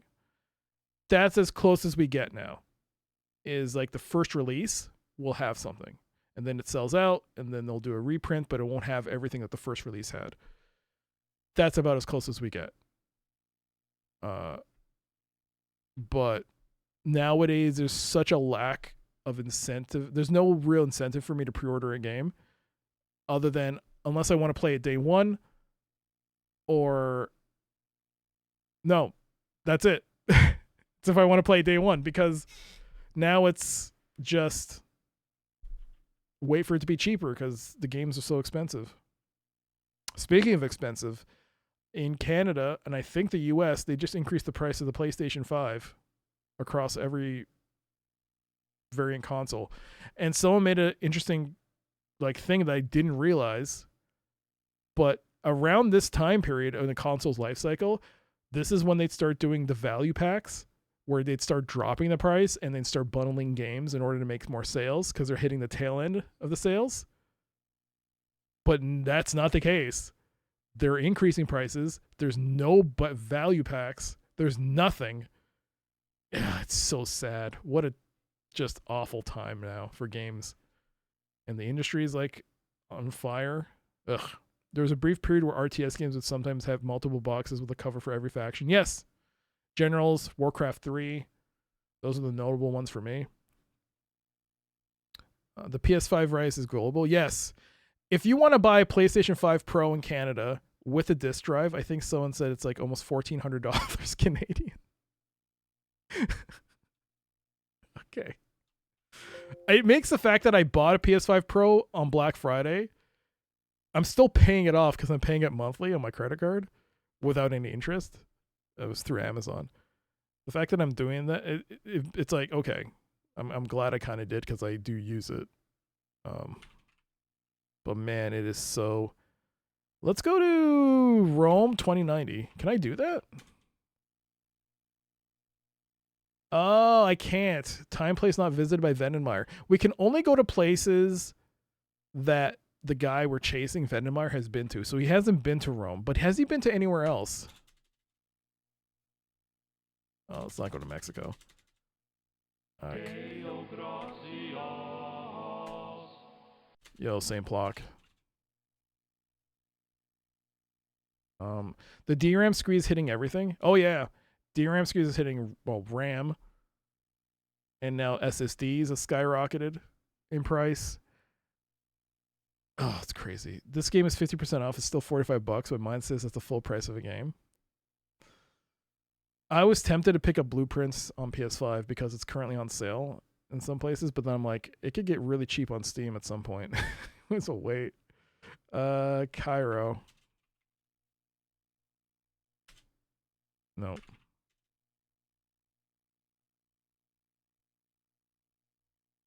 No.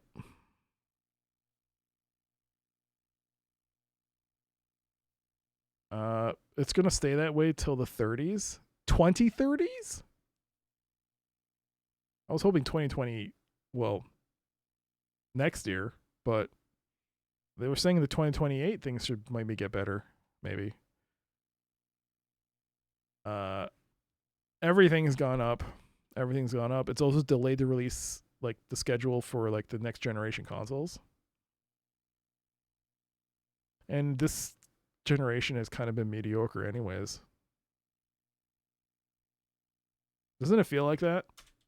This generation of consoles has just not been as good as previous years, as previous generations.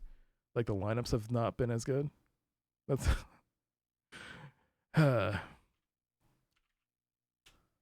who wants this goddamn Cairo 1361?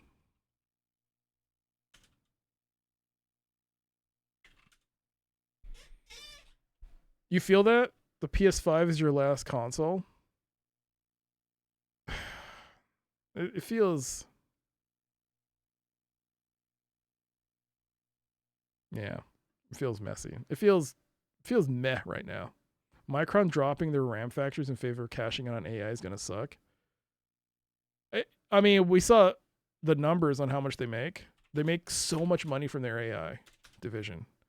I mean, even if it collapses, they're probably trying to make as much as they can before it all blows up.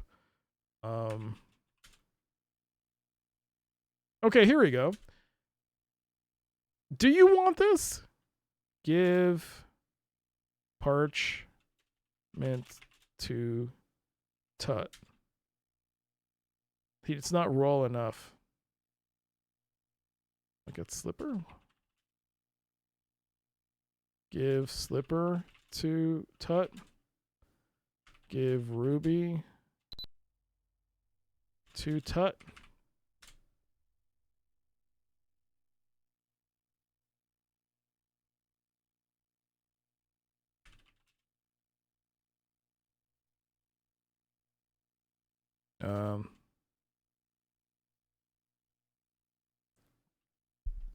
Oh my god, foamed. Ugh. I haven't seen you in a while. My controversial opinion is that the Xbox 360, PS3, Wii Gen was the last good console generation. Oh my god, foamed. It's been 85 years. How have you been? Corsair's Micron too, and they're winding that down. Yeah. It's so sad. By the way, hello Trade Splitter, hello. The Ankh. I think it's his. The Ankh is on him. Ankh. Discuss Ankh.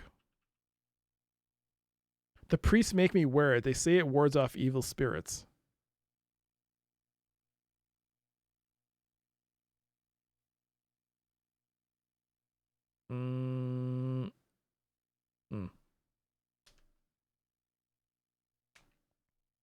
You're still here? You just lurked for 99%. Really?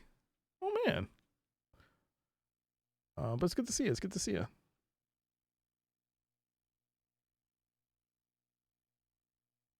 I just, yeah, I just assumed, I didn't know how you were doing. I just thought, oh, just hadn't heard from you. It's good to see you. The glass? What is the glass? It's just a bauble. Phone became a ninja? Silent, but deadly. The Xbox 360,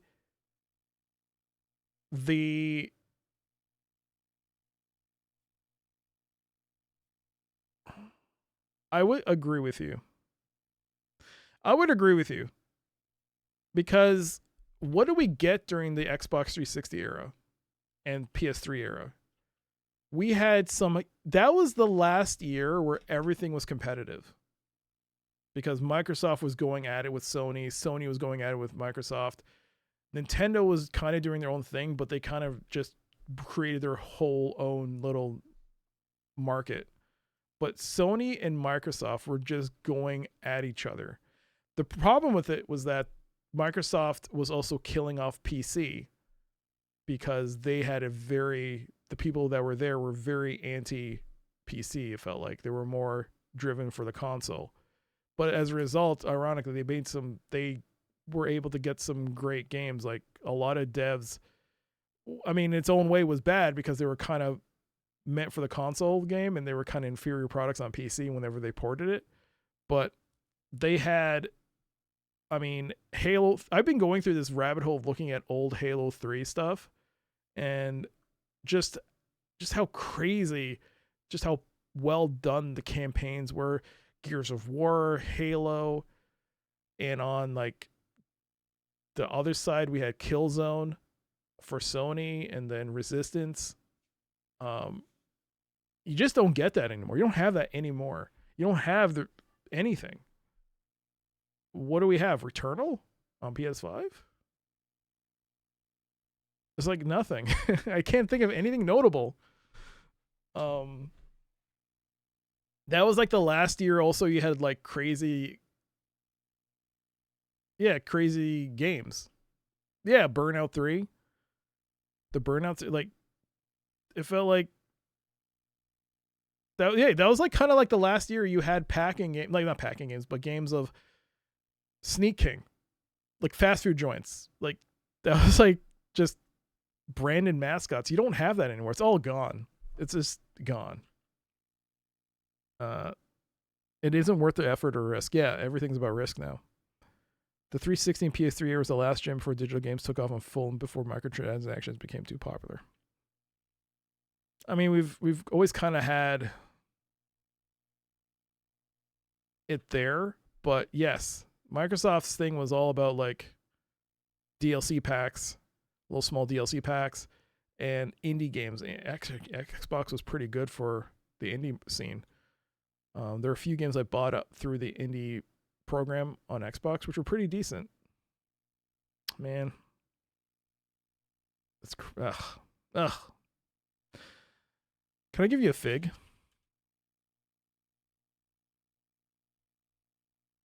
Tut.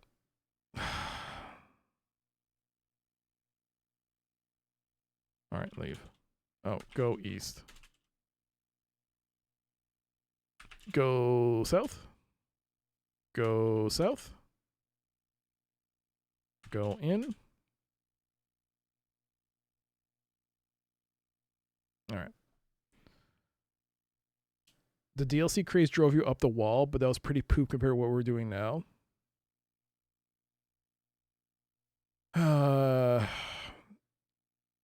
everything, I don't know.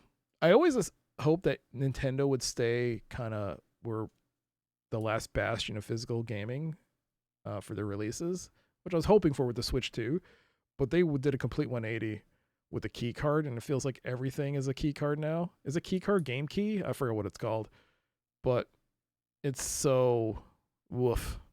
It's so depressing. Let's see. We're looking at the PDF right now. We have completed. Convince Charlemagne to proceed with the coronation.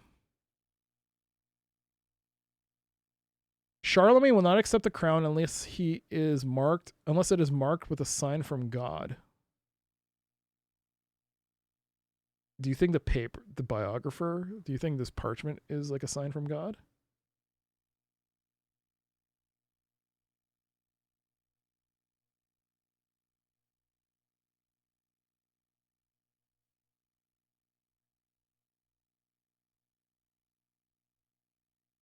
Who? This game obviously predates. I mean, you'd have to look up an encyclopedia back in the day to find out who.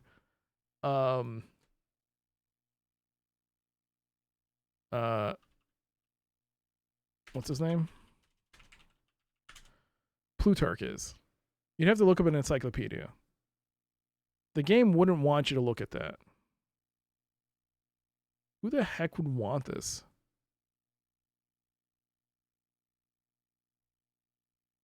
There were also so many super fun but jank indie games on 360, very experimental age. Yes, they were. A lot of crazy, unique games that to this day, a lot of them you can't get because they never made the transition to like Steam or anything. That's why a lot of flash gaming was huge during that time. A lot of those games are gone now. I guess you could use Flashpoint, but yeah. I'm looking to upgrade. Spend 1,400 upgrading your sim racing kit. Are you gonna get one of those things that when you drive, it like has those motors and stuff that moves your seat around with you? That'd be cool. Yo, Cyber Whiskey, hello.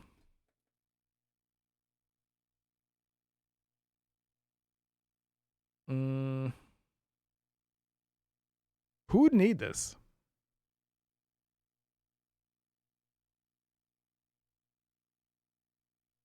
Rome? Who in Rome would want this? We've already done the Hitler and Mussolini thing.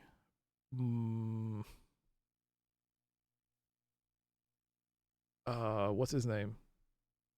Napoleon? Dover? Maybe Dover?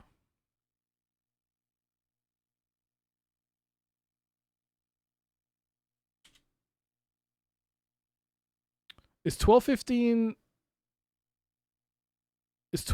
the time of Robin Hood?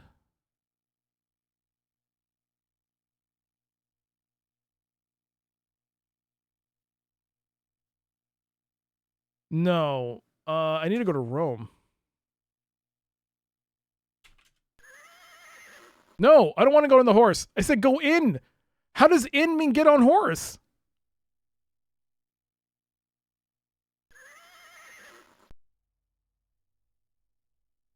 Go in hut. Go in shack. Go in barn. No, what the hell's it called? Shed. Go in shed. Go in.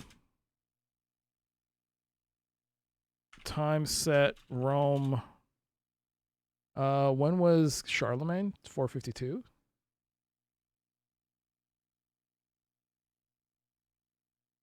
800 AD.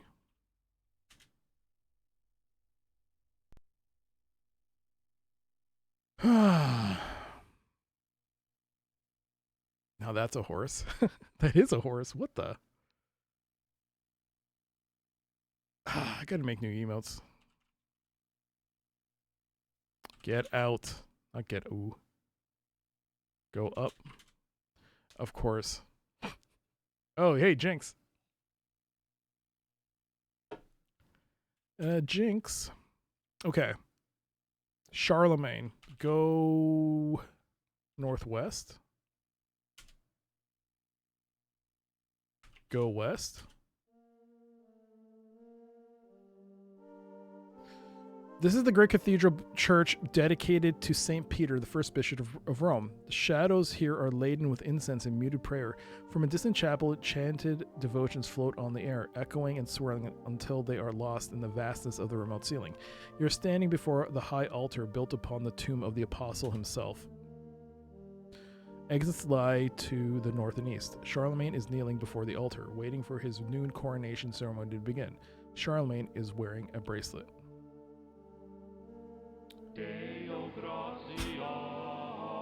Indeed, praying to Saint Plock, Charlemagne. Charlemagne, oh Charlemagne. You're looking for a sign, right? Charlemagne. He ignores me. Damn it. Give parchment to... Oops, not ooh. To Charlemagne. He declines the offer. Who else is here? Look at cardinals. The cardinals anxiously await the miracle that will persuade Charlemagne to accept the crown. What kind of miracle would you need?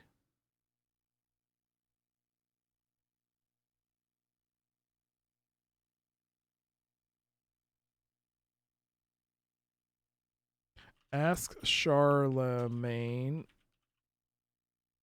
about bracelet. A holy man came to me and demonstrated his piety by performing wondrous miracles. He told me that if God wished to grace me with the holy crown, he would mark it with a sign of his favor. Wait.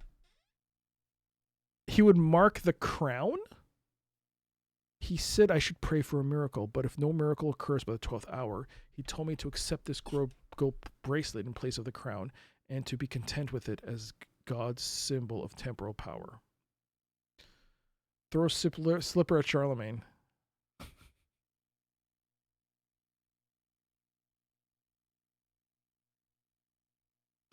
Charlemagne nonchalantly catches the slipper, looks it over, and drops it.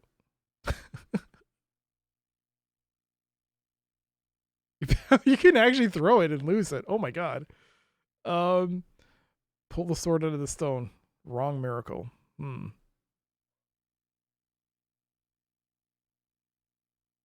What miracle? Wreath, wristlet.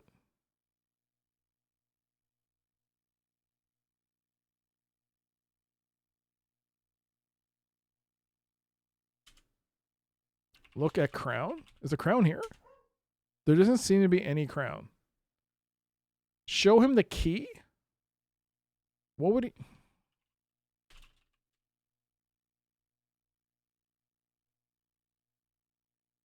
He has no interest in the key.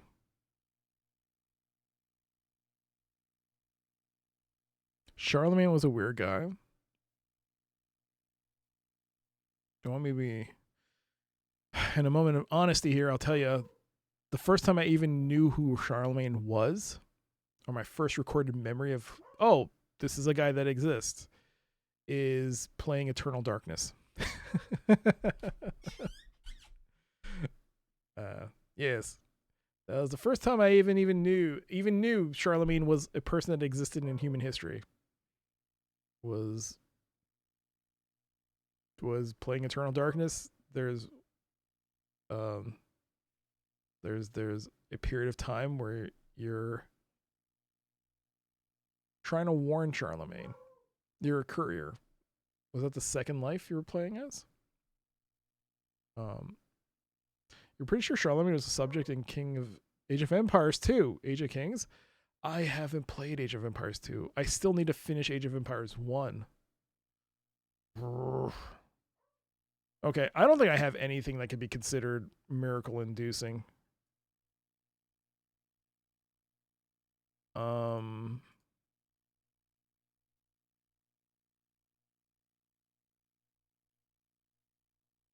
Look at glass.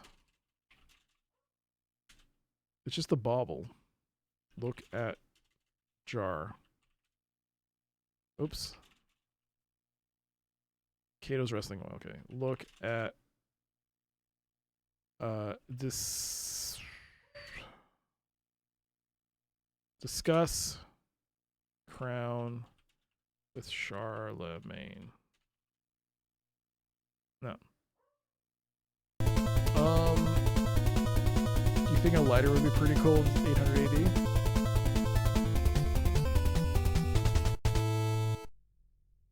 No interest. However, know what we're interested in right now? Toasted Post, because he raided us. Hello, Toasted Post. Thank you so much for the raid. Welcome, everybody. Coming from Toasted Post stream. I'm Dr. CDCS, and this is Timequest. I'm trying to figure out how to convince Charlemagne to take the crown. What were you playing? Tomb Raider for PS1. Ooh, nice. I recently installed that on, well, a couple months ago. I installed it on my Steam Deck to play the remaster, and I didn't get very far. But welcome, all welcome. It's good to see you. This is Timequest. This is a Legend Entertainment adventure game. Open guesses are allowed for people who haven't played the game. If you want to make an open guess for me to try something, try it. Wheat Stalker, you read the chat rules? Thank you. Much appreciated. Have I tried to pull a quarter from Charlemagne's ear? Do magic trick. Nope. Do magic? That doesn't make any sense. You finished your stream with a swan dive into solid rock. I've seen that. Nice. Nice. Okay. I don't have anything. So 800 AD Rome. This is Charlemagne. Dover 1215 is Robin Hood. 1519 AD Mexico is the Aztecs. And was it the Spanish coming to invade? And we're supposed to stop. You have 1798 Rome as well, which is Napoleon. Maybe give Napoleon the paper?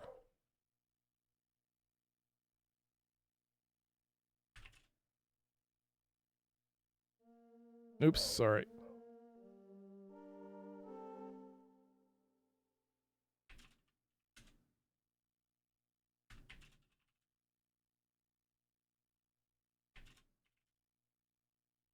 Okay.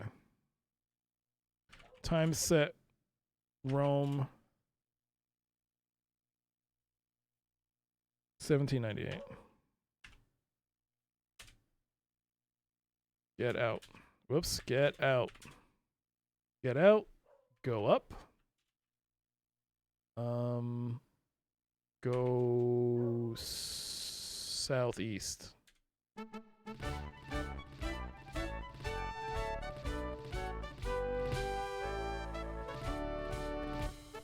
Jesus Christ.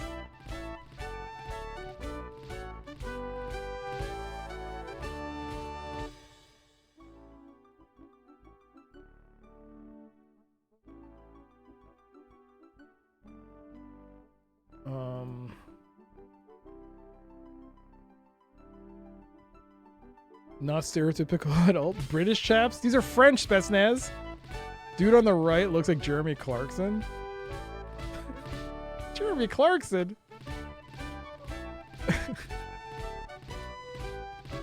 Dude on the left, man, that's that guy's probably in his, at the time of this, is probably in his late 20s, and this is like a hard late 20s. This is rough.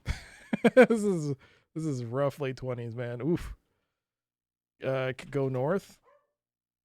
The soldiers quickly close in on you and say, "This is the headquarters of Le General. Vous cannot entrer." He's in his late teens. Jeremy Duclark. Guy on the right is looking like Tony Soprano.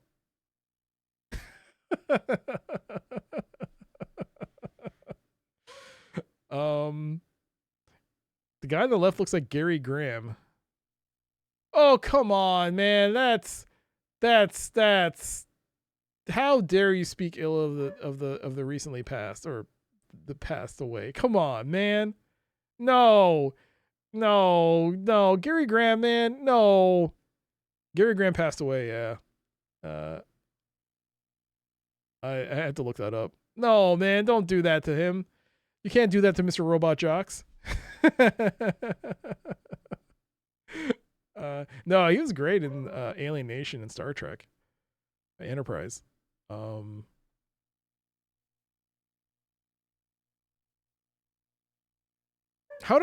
there a rock on the ground that I was supposed to use to throw through the window? And that's how you meet him?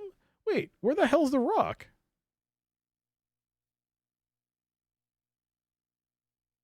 Excuse me?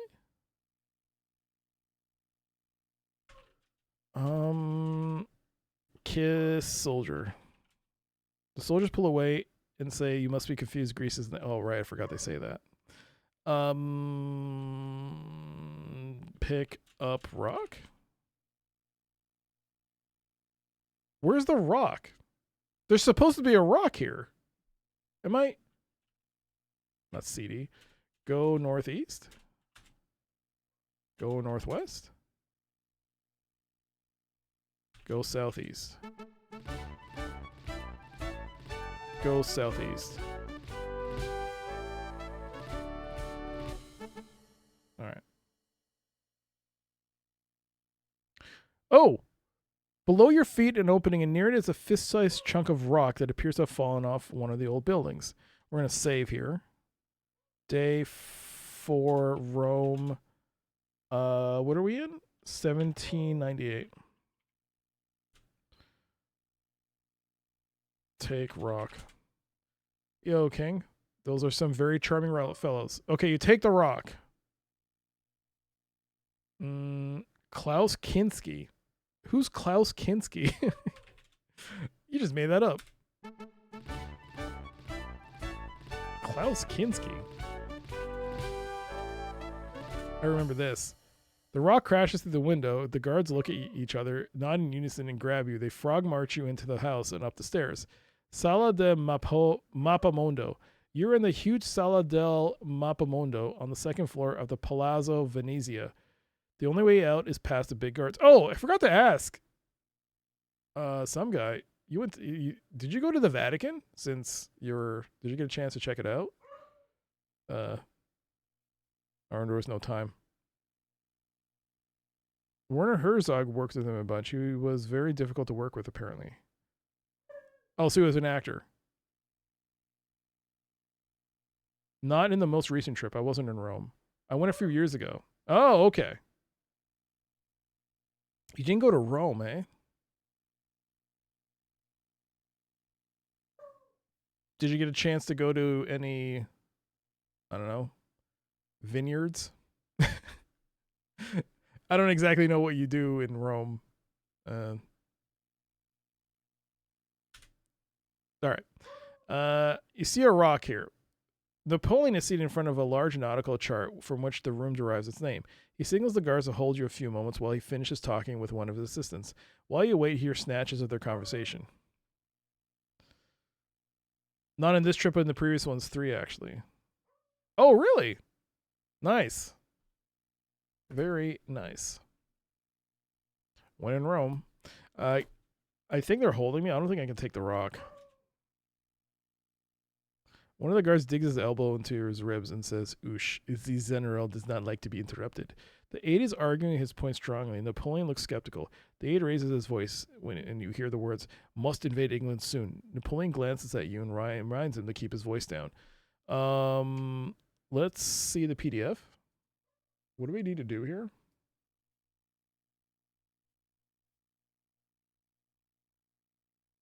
In early 1798, French army occupied Rome.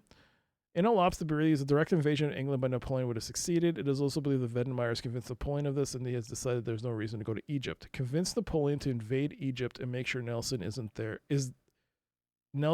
there to meet him.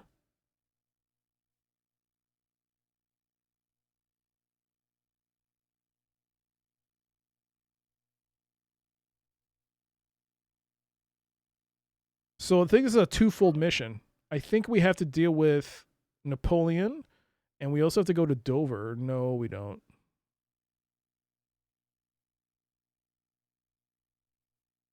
So are you saying I have to go to 1798 Dover? Is that the clue? Make sure that Nelson is there to meet him. So maybe I need to go to Dover in 1798. Oh, maybe I should try that.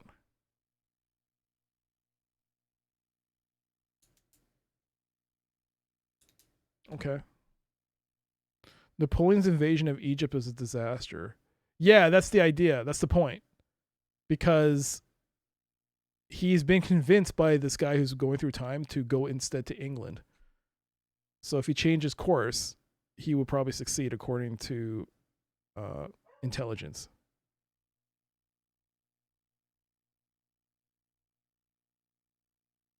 So maybe I should reload this. And okay, let's restore. There's nothing I can like. Okay, let's see. Listen. Napoleon is discussing strategy with his aide. You overhear Napoleon saying, "Now is not the time for a direct assault. There must be another place we can hurt them indirectly."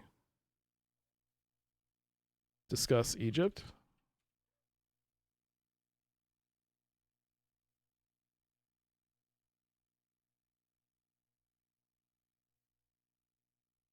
Please say that another way or something else, or try something else.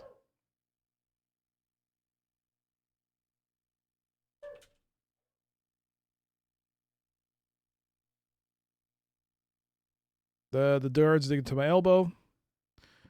Napoleon straightens up and dismisses the aide with a curt command. As his assistant leaves the room, Napoleon adds, "I will make my decision at sundown today. If I can think of no other alternative in the meantime, we will proceed with your plan."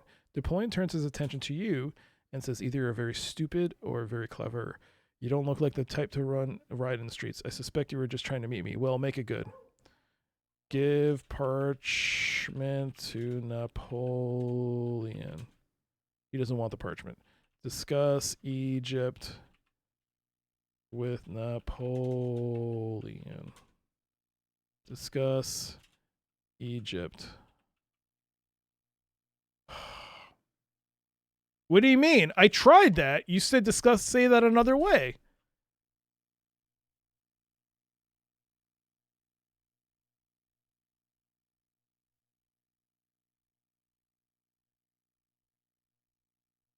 Ask Napoleon to attack Egypt. E.g.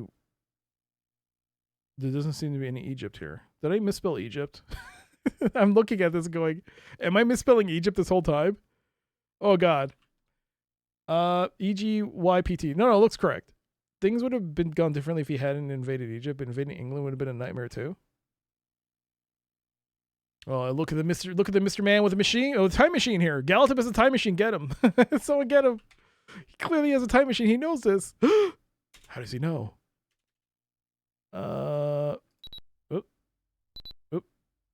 Hello? Damn it. Where's the mouse? I can't see the mouse. Hello?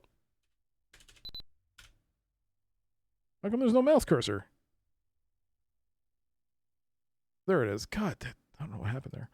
Burn up, buy, call, clean, climb, close, cover, credits, cross, descend, destroy, dig, dismount, drink, drug, eavesdrop, empty, enter, examine, extinguish, feed, find, follow, free, give, greet Napoleon, maybe greet Napoleon, kiss Napoleon, lift Napoleon, not offer Napoleon parchment. No, that doesn't work. Pick, play, point, press, raise, Release, remove, replace, rescue. Say Egypt. Struggle, swallow, terse, throw, touch, unlock, unscript. Say Egypt.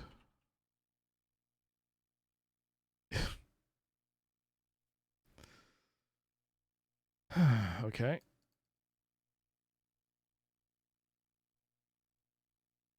Tell.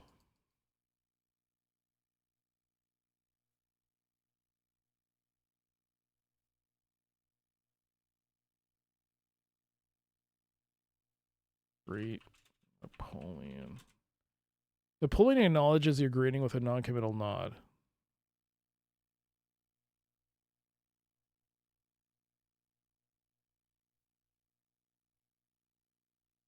Why?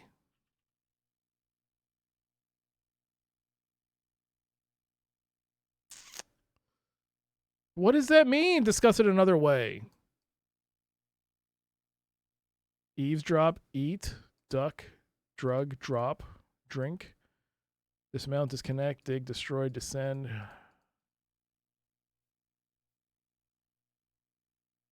Ask Napoleon about England. Perfidious Albion.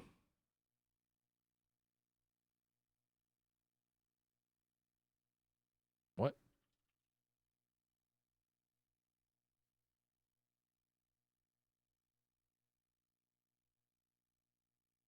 Ask Napoleon about Egypt. A logical target, but perhaps the wrong one.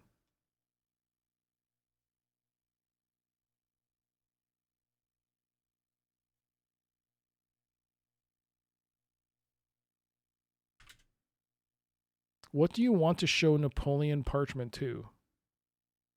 Show what? Parchment. He has no interest in the parchment.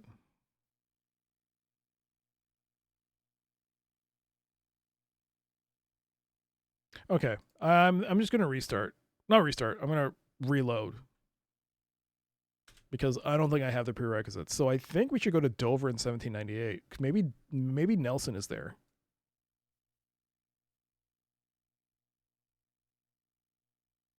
So pick up rock. We'll still take the rock. Go down. Go in. So one of the things about this game is that these areas, let's see, maybe, I don't know, time set, Dover, 1798. It does take you there. So Vedenmeyer has come here.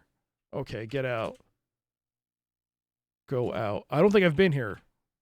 This is brand new for me. Unless the Queen is here, but I don't think so. All England knows that Napoleon's desire to conquer England is second only to his dream of becoming the second Charlemagne. Daily come reports of false sightings of the French fleet. Everyone believes he will strike, but no one knows where. You're standing on a lawn just to the south of a small pub that commands a stunning view of the English Channel. A rickety shed leans against the building's west wall. The great chalk cliff comes right up to the south edge of the lawn. So there's nowhere else to go in this area but go inside the hotel or the pub. You step into the tavern where you find some sailors huddled around a table near the fire, while the friendly-looking innkeeper is behind the bar polishing a tankard. Admiral Lord Nelson is sitting at a table muttering to himself. A set of stairs leads to the north, and the tavern's front door lies to the south. Admiral Lord Nelson is sitting at the table showing the bartender a boarding hook and telling him of how he used it in the taking of this vessel St. Nicholas in the Battle of Cape St. Vincent. Every once in a while, he pounds the table and says, "Strew! Strew? Struth? Struth! I wish I knew where that blackguard Napoleon was planning to go next. I'll become a madman if I have to sit here idle too much longer." I mean, you have to tell him he's going to Egypt, but you also have to convince Napoleon to go to Egypt. So this is a twofold thing. How do I do that? Let's go up the stairs first. Landing. So, an old curtain hangs in the entrance to the west. A flight of stairs leads down south. East is closed, open door. This is the east bedroom. There appears to be a leak in the ceiling which has stained the wall. The room's only exit is the door in the west wall.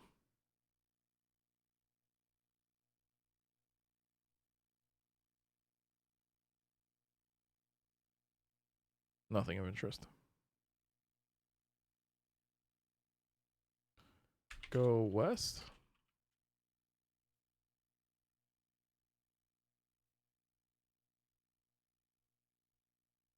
It would tell me in the description below if there was any item of interest. So I don't think there's anything here that we need.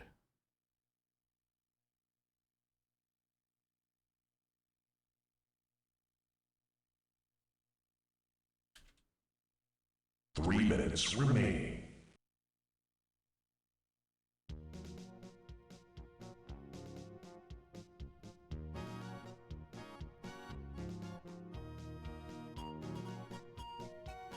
Look at Nelson. He's blind in his right eye and he's lost his right arm, but the left half of him looks great. His right arm? Wait a second.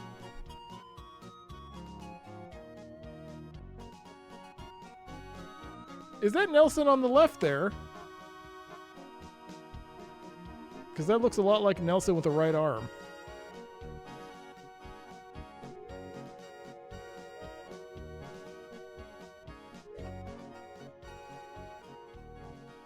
You'll take one of those mints? Wait, what? There's a pretty good reason to invade Egypt, but I don't know if I should say it. Oh, you think it might be a spoiler?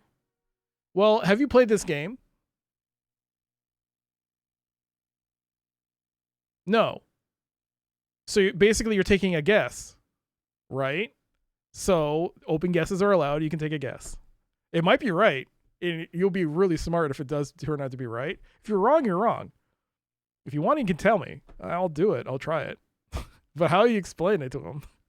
That's the question. Less than just over 2 minutes. 60-month resub for Sid. 60-month resub. Thank you, Sid, for the 60 months. Thank you so much. I hope we continue to streams, ad reviewing the emotes, and keeping those bonds strong. I should say that from now on because the bonds are strong with that resub. Thank you. Thank you so much, Sid. We got 1 minute and 45 seconds till the ads are about to start. If you're wrong, Doc will ban you. No, we'll just mock and ridicule you. No. Seems just like yesterday. Yes. Plus or minus 5 years. 5 years. When I had more dark hair, more black hair in my beard than gray.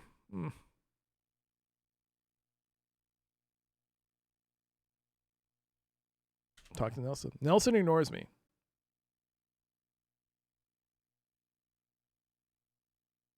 Discuss Napoleon with Nelson.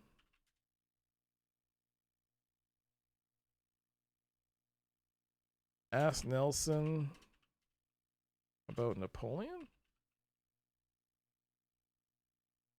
I know he means to attack England, either by direct assault across the channel or indirectly by taking Egypt and cutting off all our route to India. I suspect Egypt, but until I have some indication that I am right, I cannot sail into the Mediterranean and leave our shores defenseless.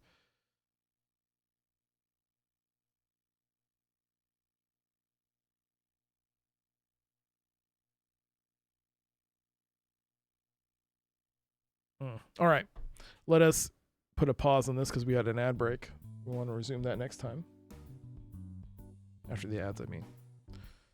All right, ads are coming up. Let's go over here.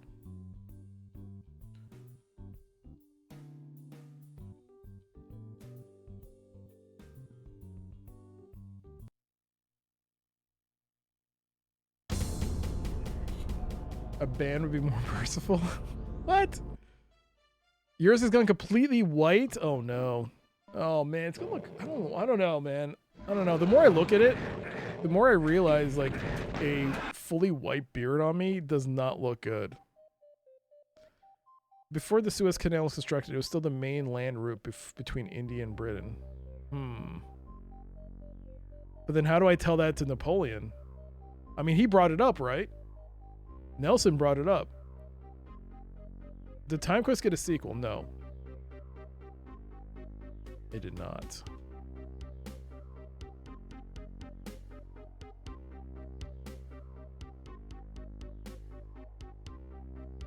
I don't get this. Like, so it was a factory. It was not a factory. It was a UAC building, but is this because of the portal that opened? Or did they always have this? Maybe there's some kind of document suggesting its importance? Perhaps.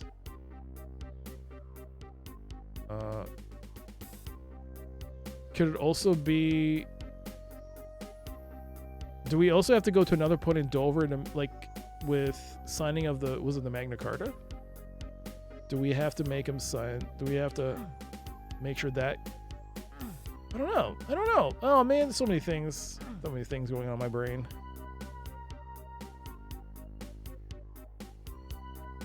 It's either explained in the manual or they have an episode that hell's over in reality. Oh. I see. Thank you. Ooh, I have 57 health. And no... yeah. So for anyone who doesn't know, this is Ad Break Doom. If I... Oh, no! If I succumb in any way, I have to start at the beginning of the episode. The exception being if I... am at the last stage, I can restart. I'm clearing that out of the way. So if I die, I gotta start all over again, and the first stage is kind of funky. Oh, son of a banana, man! 38 health, no armor. As the children say, you're cooked. You seem to be cooked, my dear.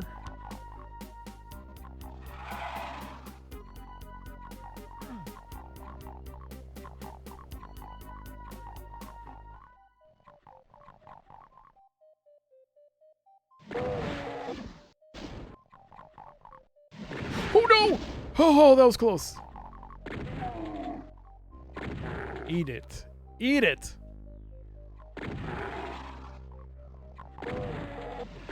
That's a lot. Got him. 36 seconds.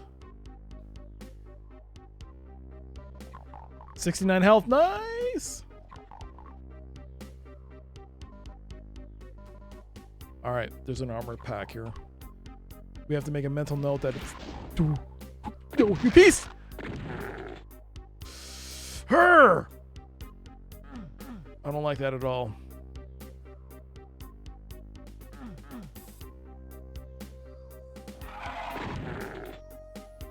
Playing through this makes me realize that I really haven't fully played through Doom at all.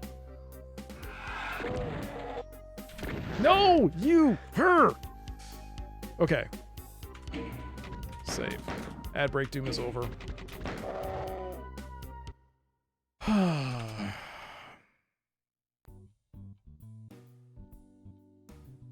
Welcome back.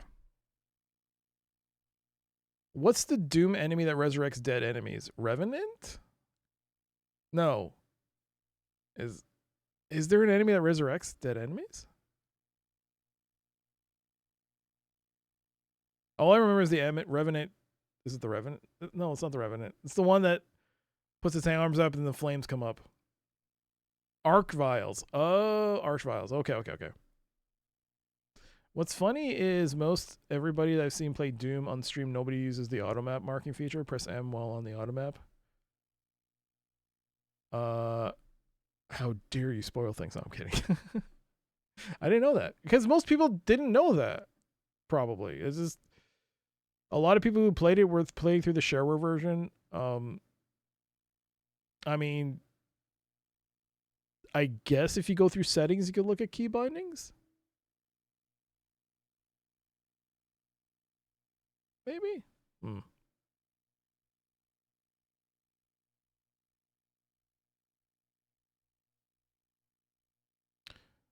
Tell Nelson Napoleon will attack Egypt. Tell Nelson Napoleon will attack. No. It was in the manual, or at least it was in your Ultimate Doom manual. Again, I do not have a physical copy of Doom. The only physical copy of Doom I have is Doom 2 for the Mac. Speaking of Mac, I saw between streams Tony resubbed. So Tony, thank you so much, Tony. It's been a while. Hope you're doing well. I mean, see Foam today. Oh my god. And now Tony, I haven't seen you in a while either. Thank you so much for that resub though. I thank you so much. Tell Nelson about Egypt. Did I not say that? Tell Nelson. Maybe it's as easy as that. How interesting.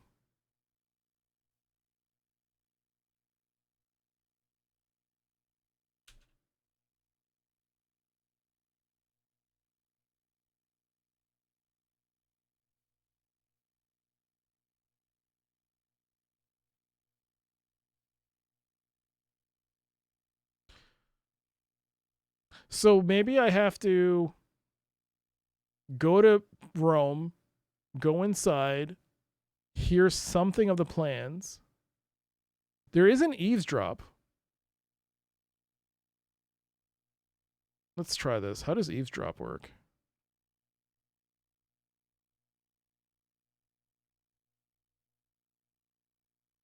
Eavesdrop, just type it. You don't hear anything interesting right now. Tell Nelson about an extended car warranty. Tell Nelson skill issue. Sadly, this might be true.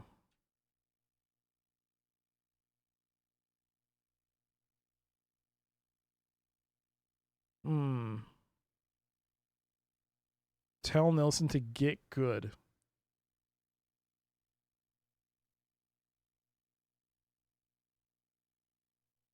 I mean, my question is, do I convince Napoleon first? I think you have to convince Napoleon first, and then you would also tell Nelson, right? Nelson doesn't have a bracelet, right? So he hasn't been manipulated. No, it's wristlet is the one I have. Yeah, okay. Tell Nelson Captain Morgan is better rum. Tell Nelson Captain. Wait, but is there a rum by Captain Nelson? Captain Nelson rum? Give Nelson a full Nelson. There you go. There you go. It's just a bauble. Oh, okay. Not the glass he's holding. Throw rock at Nelson. Not everyone here has amazing aim. Load. Restore. Restore. Rome 1798.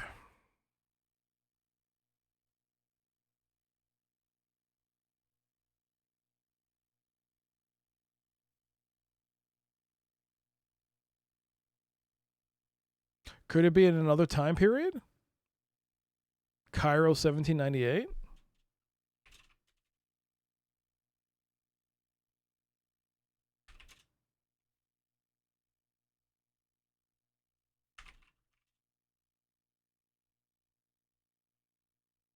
Oops.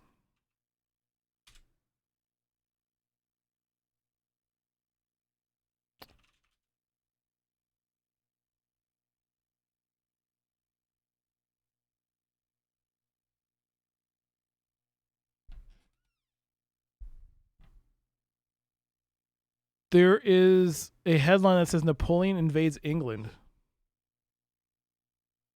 There is a broadside nailed to the wall here. What is a broadside?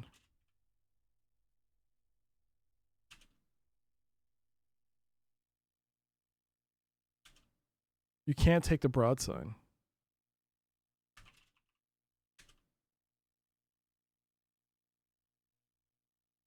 So, going to Cairo, we see Napoleon has invaded England instead of Egypt. So is there anything here that can help us change that? You're in the royal compound outside the ruins of a magnificent palace. The Great Pyramid rises to the south. A path leads downriver to the north, and the road leads back down across the river to the east. Which way did I go? Did I go west? Was it east? So then east. Okay, so east. Go west. So north, south, west. Go north.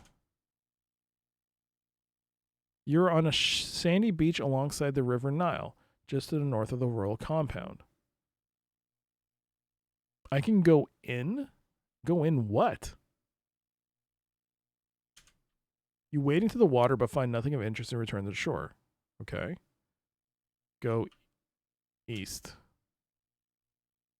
Go south. Go... That was north, right? So go south. Whoops. A drowsy official appears out of nowhere and says, "Sorry, national treasure. No one allowed inside." He disappears again as quickly as he came. Go west. The ruins are too dangerous to go climbing on. Oh my god, this stand from Elgato is squeaking. I don't know if you guys can hear it.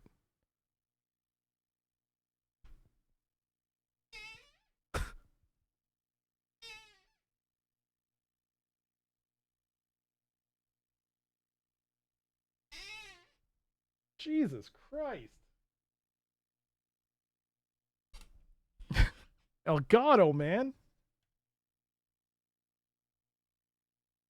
I'm not even... Am I supposed to put oil on something? What is this?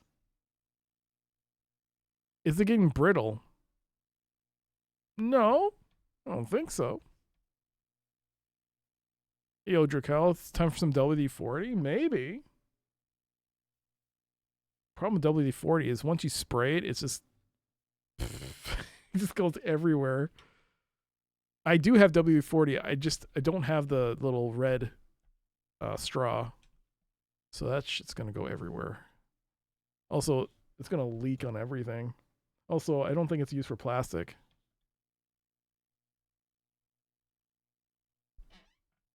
It's so...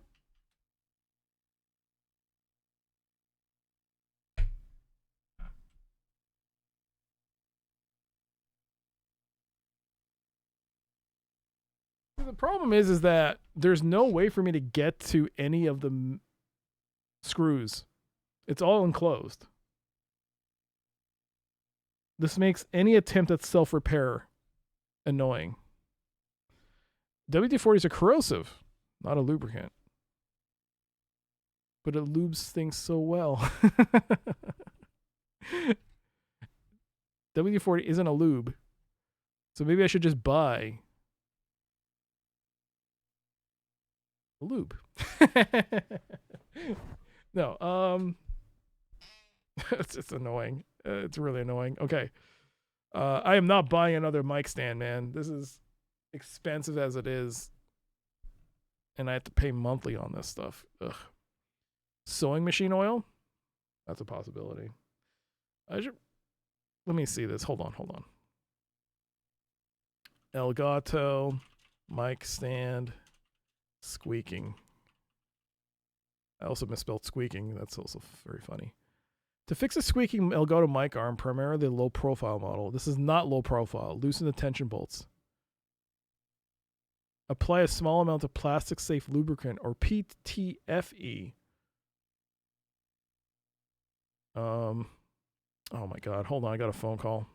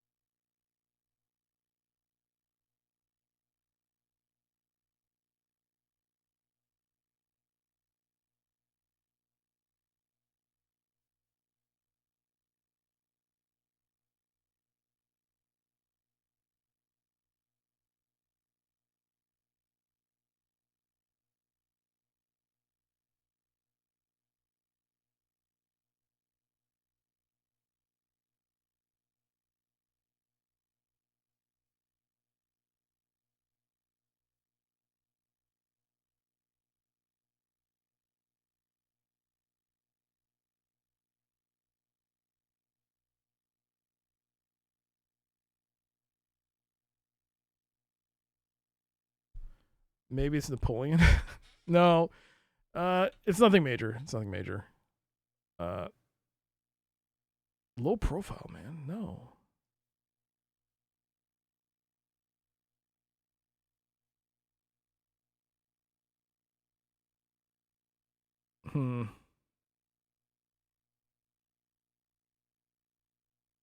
Some people have to RMA their mic stand.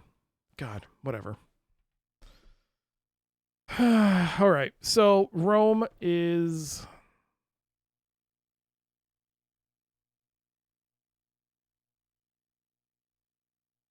not Rome, Cairo. Cairo's a bus in 1798.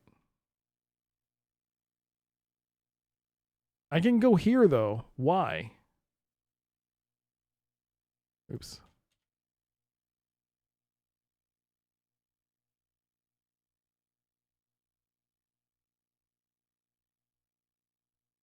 There's nothing here.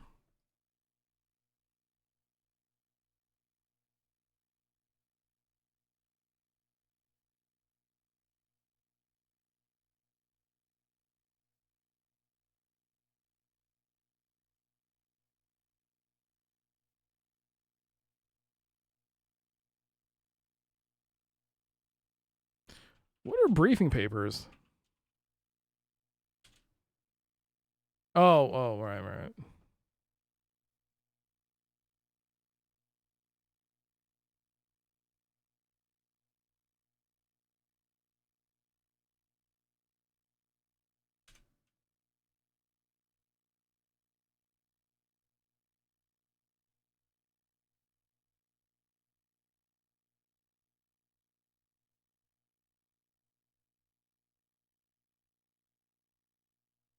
Okay.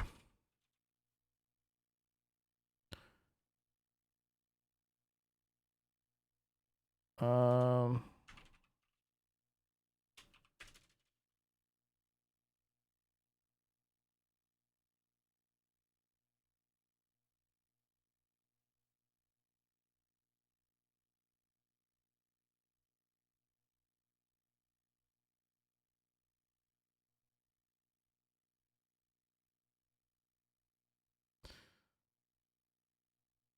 All right, Drexler's here. Give key to Drexler.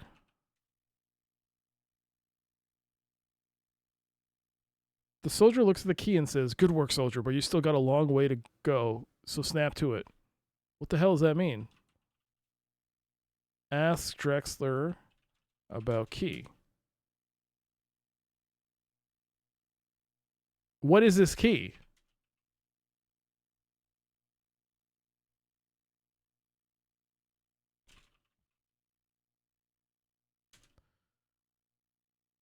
It appears to be a city park, complete with immense shade trees and a comfortable-looking bench. In the lower right corner, the artist has painted a curious double-notched key. Yes, so you get the key from here. I mean, from that location. That's the academy. I guess that was our clue. But what do you use the key for? Why won't he tell me about the key? What?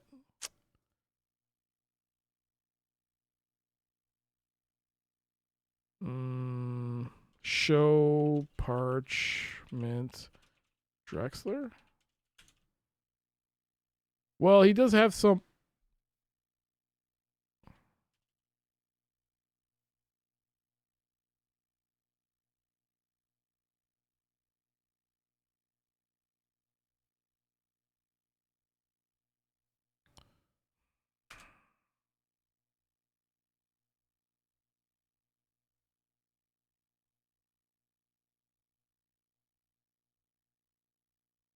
You can't wear the turban once it's been unraveled.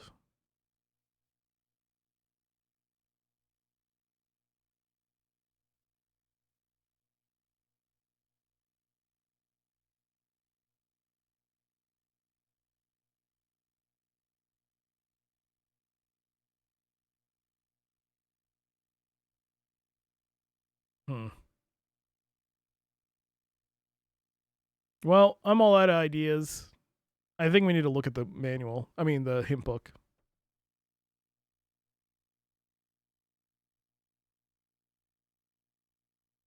Yeah. We'll look at the hint book. Let's make some forward progress in this game. Oh, God. Well, it sucks, but whatever.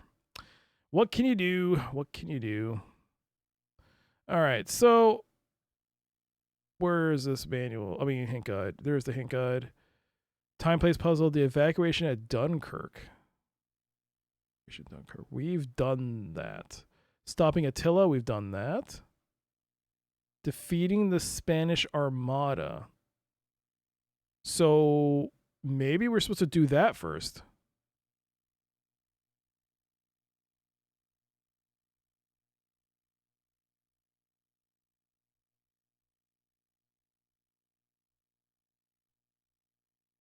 Preserving the Magna Carta, the Sultan's wives? Maybe not. No, maybe not.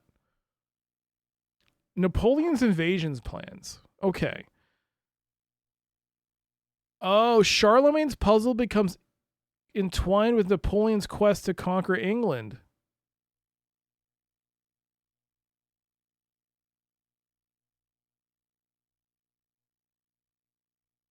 Wait, what?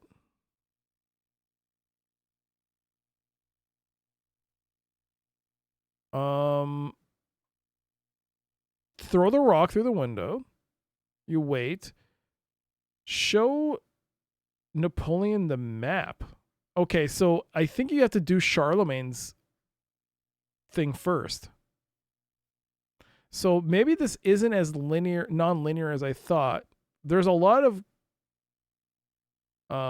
interlinking here. Oh, okay. So what can I do that doesn't require the Siege of Peking? We've done it. Caesar's assassination. We've done it. The evacuation of Dunkirk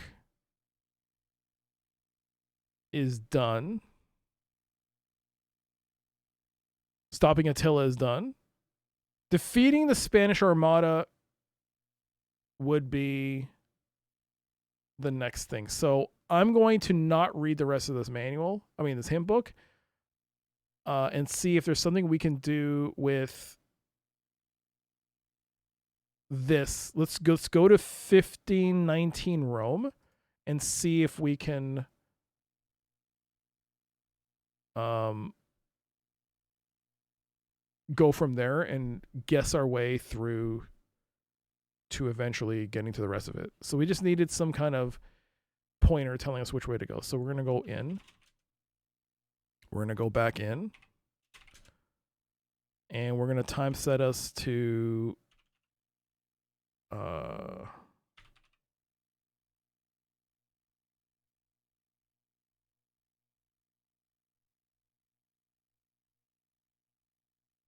what am I doing again? Is it Dover? The Spanish Armada waits across the English Channel, ready to invade England. Philip of Spain, backed by the Catholic Church, is determined to remove the Protestant Queen Elizabeth from the English throne.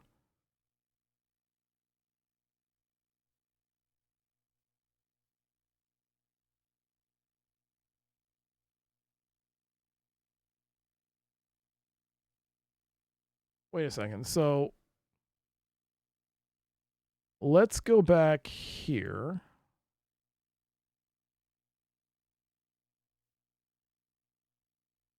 The mission briefing papers, 1588, Dover. On Sunday, August 7th, 1588, the mighty Spanish Armada lay anchor in Calais, awaiting a rendezvous with the land forces of the Duke of Parma. The Armada's mission was to ferry the Duke's army across the Channel to invade an ill-prepared England. The invasion of Protestant England was backed by the entire Catholic world. Pope Sixtus V even promised 1 million gold ducats to King Philip of Spain when the first Spanish soldiers set foot on English soil. The Holy War was directed against Queen Elizabeth, daughter of Henry VIII. She steadfastly renounced the Roman Church because it never recognized her father's second marriage and therefore considered her illegitimate and without right to the English throne. That Sunday night, Sir Francis Drake set 8 English galleons ablaze and sent the burning ships into the heart of the Armada. The Spanish ships broke formation and scattered into this channel where the English fleet attacked them separately and ultimately defeated them. Vendemeyer's plan. Intel Ops believes that Queen Elizabeth herself gave Drake the idea of using fire ships to scatter the Spanish fleet. It is believed that Wedemeyer intends to prevent Drake from meeting Elizabeth by creating a diversion. Ensure Drake and Elizabeth meet each other. Consequence of failure. If the Armada remains in Calais long enough to board the Duke of Parma's army, the ensuing invasion may overwhelm England and reduce the island to a Spanish colony. The Duke of Parma is Italy, right? So we have to go to Rome then in this time period.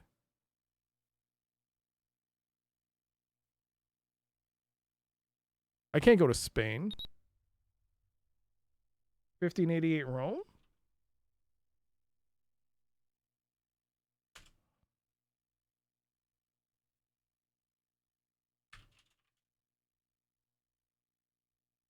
So I really need to pay attention to what the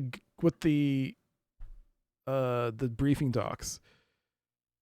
You have to look at cities. In a way, it kind of reminds me a bit of like Carmen Sandiego. You got to look at where they're mentioning other cities and areas and go, okay. So with the Renaissance in full swing, Rome has once again emerged as an important center. Oh, the manual's on screen. Thank you. I just went to time. I'm now in Rome, 1588. With the Renaissance in full swing, Rome has once again emerged as an important leader of spiritual and artistic leadership. Despite numerological predictions of worldwide disaster based on the revelation of St. John, the city has embarked upon an ambitious program of rebuilding, restoration, and renovation. This quiet street runs southeast towards the Circus Maximus and northeast between the buildings that lead south. Below your feet, no, and northwest towards the Vatican. There's a passageway between buildings that leads south. South is the Academy. Below your feet is an opening. I think Circus Maximus is closed off. Yeah, there's nothing here. Look at sign. Circus Maximus closed by order of Pope Sixtus V. All right. Go northwest, I guess. The Vatican. You're in the vast square in front of St. Peter's Basilica, the most famous church in Christendom. The entrance lies to the west, while a street leads out of the square to the southeast. A soothsayer is wandering through the square handing out leaflets. The soothsayer hands you a leaflet. Oops. The leaflet is a prophecy by the German philosopher John Mueller of Königsberg, known as Regiomontanus. It is printed in Latin. It says, 1,000 years after the virgin birth and after 500 more allowed the globe, the wonderful 88th year begins and brings with it woe enough if this year total catastrophe does not befall. What? Circus Maximus is a good Norwegian prog metal band? It might have already been done. There might be a band named Circus Maximus. 1,000 years after the virgin birth and after 500 more allowed the globe, the wonderful 88th year begins and brings with it woe enough. If this year total catastrophe does not befall, if land and sea do not collapse in total ruin, yet will the whole world suffer upheavals, empires will dwindle, and from everywhere it will be great lamentation. At the bottom of the page, the printer has identified himself as ZSV and has appended the following in modern English. Will it mean the end of the world? 9. Your score has just gone up by 1. So ZSV is the dude, right? Wedemeyer. Talk to soothsayer. Ask soothsayer about leaflet. It is the end of the world and it will happen this year. Go in. This is the great cathedral church dedicated to St. Peter, the first bishop of Rome. The shadows here are laden with incense and muted prayer. From a distant chapel, chanted devotions float on the air, echoing and swirling until they are lost in the vastness of the remote ceiling. You are standing before the high altar built upon the tomb of the apostle himself. The only exit lies to the east.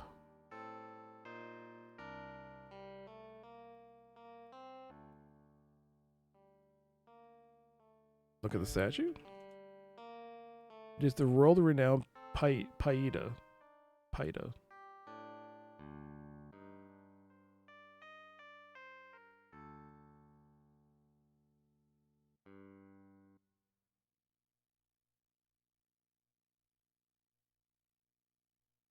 Examine?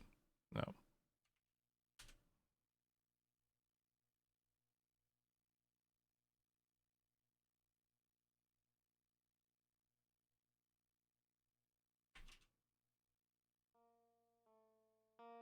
Oh, okay.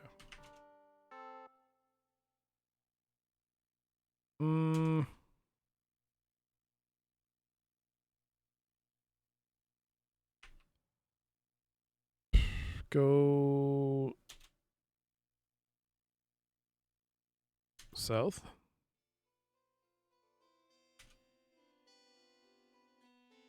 Discuss leaflet with old man. Show leaflet to man. Pieta. Pieta? It's a statue of Mary holding the body of an adult Christ. Oh. Pieta.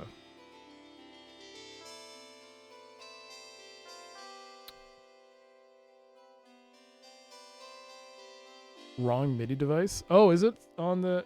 Yeah, you're right.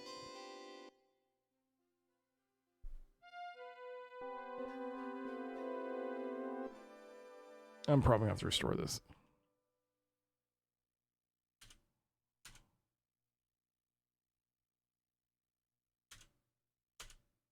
Oh.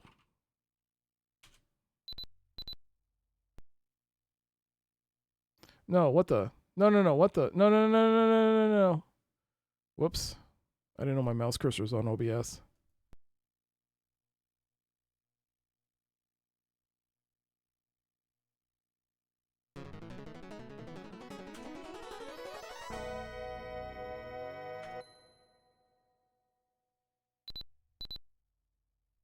No! Oh, you son of a...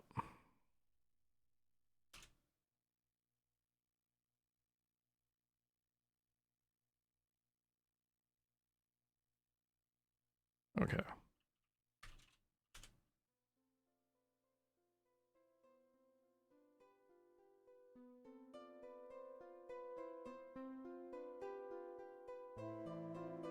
Okay.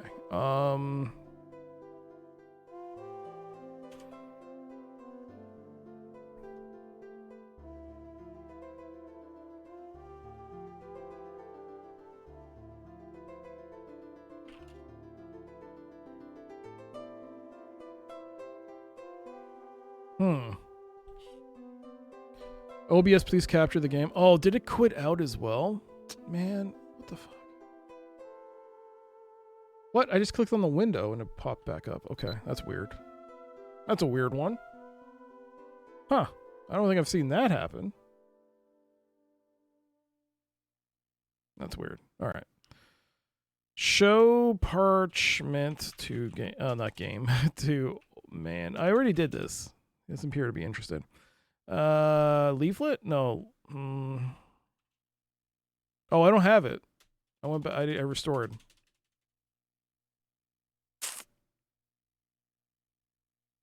I guess I got to look at the. I got to look at the strat guide or the hint book to figure out what to do next. So was I right in going to 1588? No, I was wrong.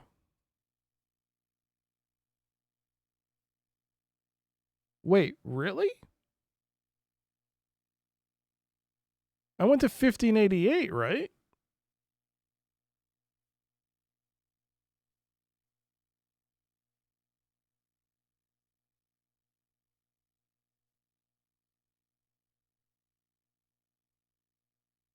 Falling off the old buildings. Okay, this is Napoleon time.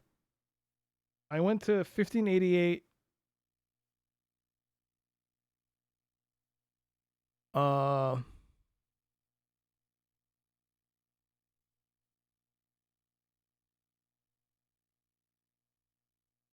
1588 was the time of the Armada, right?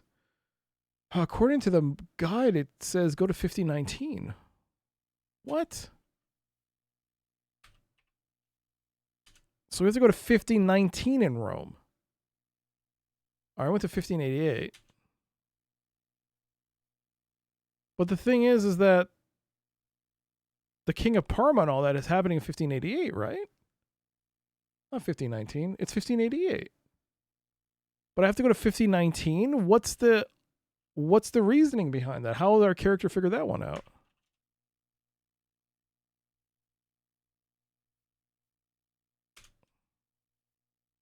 Oh, because I quit the game. Oh, I got to bring up the copy protection again. Urgh. All right. Hold on. Oh, no. Okay. What is this? Location code 146. Time flux circuitry. Time circuitry. Cold purple is memory. And low level is 13. It always goes to 13. What? It was wrong? What?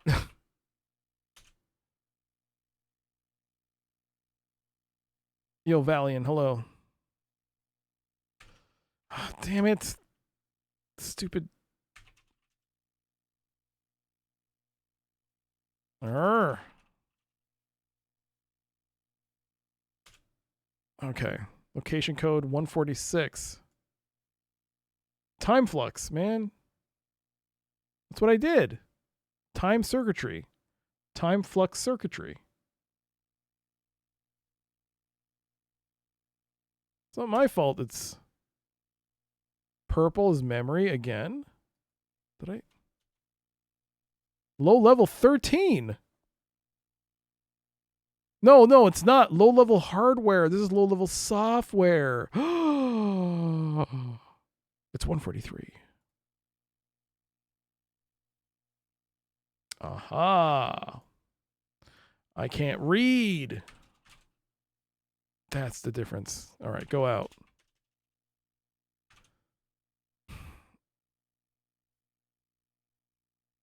The early days of the Renaissance find Rome packed with artists who are turning out religious artifacts at an alarming rate to counteract the damaging effects of Martin Luther's Reformation. The quiet street runs southeast towards Circus Maximus, northwest towards the Vatican. There's a passageway between the buildings. Okay. So go northwest. Wow, look at the way the Vatican looks. You're outside the gates of Rome in the large field in front of St. Peter's Basilica, the most famous church in Christendom. The entrance lies to the west, while a road leads back into the city to the southeast. Off to one side, a vendor has set up a small stand that seems to specialize in religious items and souvenirs. Hanging over the vendor's head is a curiously carved plaque. Look at plaque. Sir, are you aware you're leaking artifacts at an alarming rate? The plaque says, "This room has been blessed by the most holy Roman Catholic Pope. May his benediction fall upon all who sleep here." Talk to vendor. The vendor ignores you. He's a vendor. Buy. Look at stall. It is a franchise that has been set up to raise money for the church coffers. It sells everything from autographed Bibles to authenticated relics of the saints. A small plaque hangs on the back wall. Buy Bible. Bibble. You don't need to use the word Bible. Buy relic. Buy plaque. The vendor says, "Excellent choice. That will be 20 florins, unless you've got one of those indulgences that the Pope keeps handing out." I can buy the plaque? Wait, what the hell is this plaque again? This room has been blessed by the most holy Roman Catholic Pope. May his benediction fall upon all who sleep here.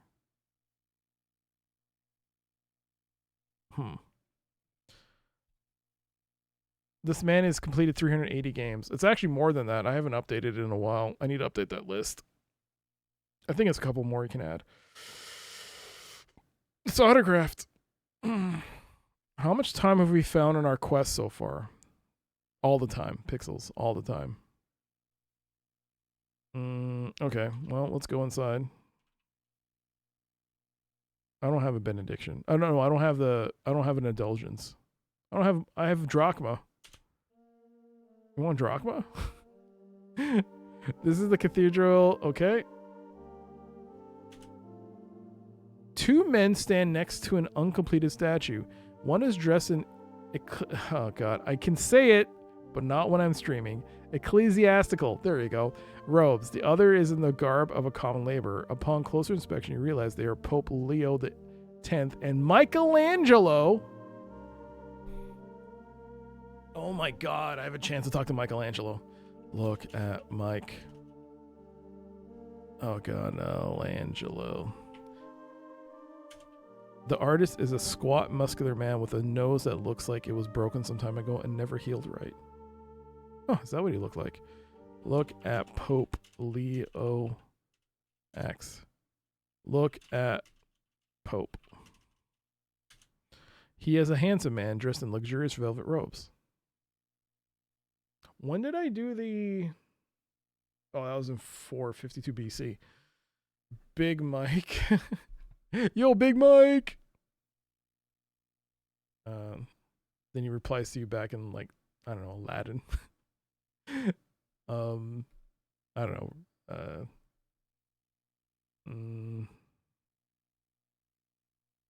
On my trip, I saw a bust of Michelangelo modeled after his death mask, so I've seen his real face. Oh, that's great. Did he have a busted ass nose?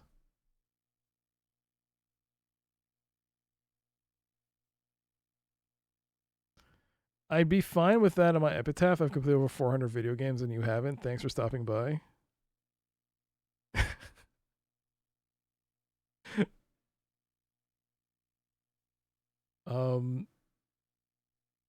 He did look like he had a busted nose. Oh, wow.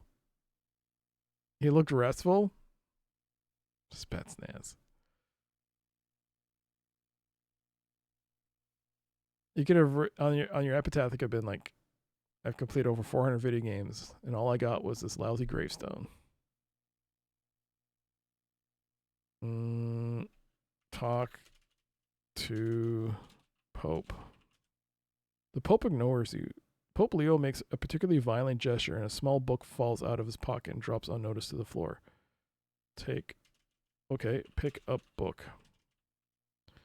You take the book. Look at book. The book is a thin volume bound in fine leather. The title is The Glorious Life of Pope Leo. Do I give it back to the Pope? Give book. Save. I should probably save. Day 4 Rome 1519?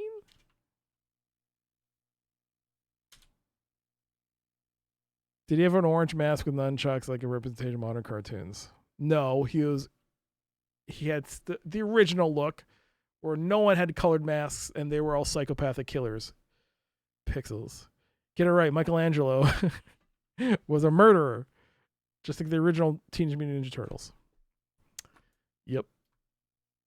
The Pope was carrying around his own biography? I don't know, read book. You open the book to a well-worn page that praises Leo for his zeal in upholding his vows of poverty, chastity, and above all humility. Did someone give him this book from the future?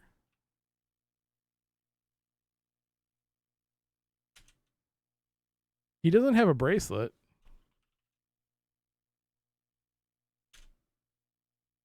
Well, you're supposed to give it back to him because your score went up. No thanks, I already have one. He pats his pocket, frowns, and then says, "Oh, I must have dropped it. Bless you, my son." He takes the book and stuffs it back in his pocket. Then he rummages around in another pocket and brings out a fistful of scraps of paper. He selects one and hands it to you. Your score just went up by 5. Oh, indulgence. The paper reads, good for 5 venial sins or 1 item at the Vatican souvenir stand. Hey there, bees. It's been a long time. How are you doing? All right. Talk to Michael. Oh, God. Angelo. What? How do you... I want to talk to you! Leave. Why does the Vatican have a souvenir stand? Because This is Vatican in 1519. Right now, it just looks like this. It looks okay. But soon, it's going to look so much different.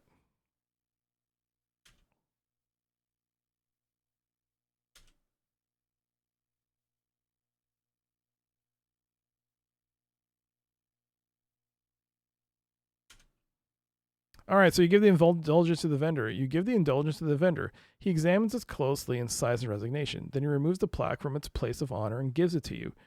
Your score has just gone up by 5.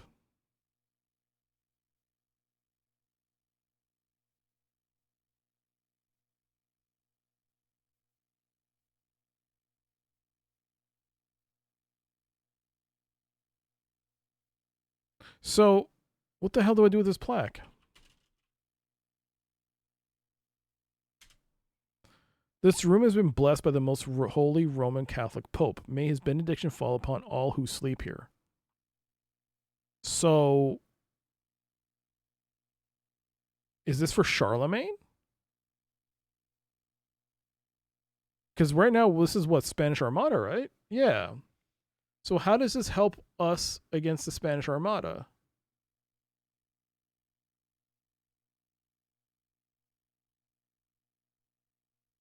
But I don't get it. What is...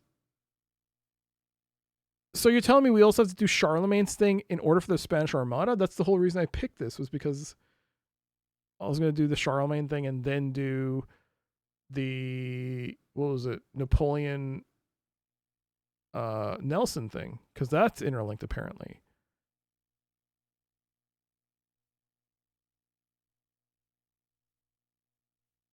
But it's just a plaque, right?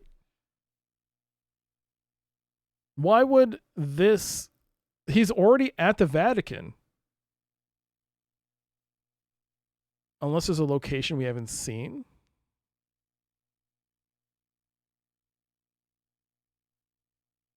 Go west is go inside. Go southeast. Oops. Charlemagne was looking for a sign from God. But he's in the Vatican. Right? Isn't that already a blessed place? Why do you need a sign in the form of a literal sign on the Vatican? He's at the Vatican. You know what I mean? Where would I put the sign? Give it to Charlemagne? Is that... Okay. I'm going to save. Day 4, Rome, 1519, got plaque. Go in. Go in. He was at the Basilica. He wasn't at the Vatican. Oh.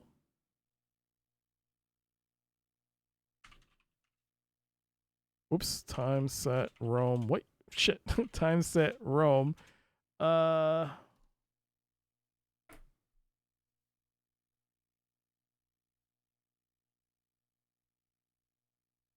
I forgot what year he was.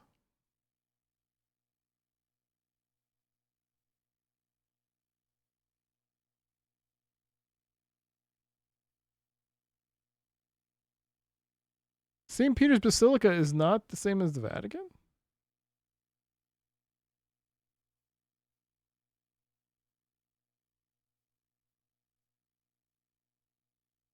AD, 800 AD. Whoops.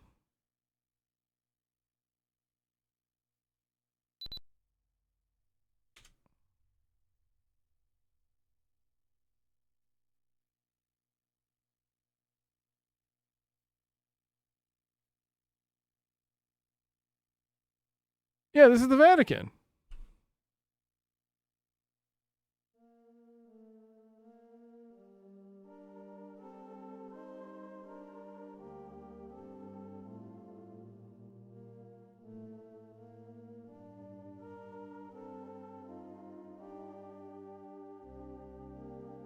Plaque on wall? Hang plaque. Give plaque to Charlemagne. He declines it. Give plaque to cardinals. Nope, they don't want it.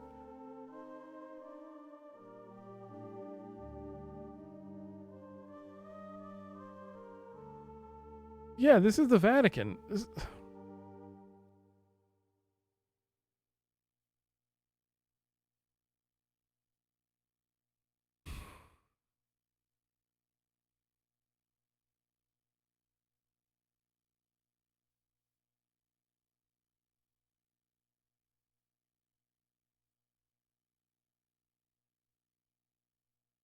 Hmm.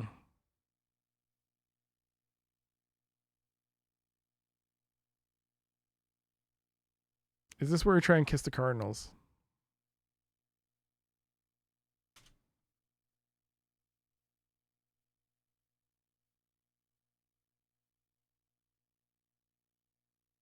Politely decline. Man, I'd raise hell if someone gave me that attitude.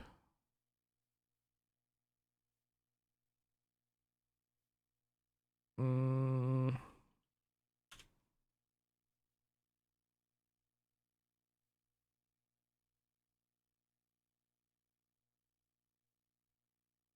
Maybe we have to.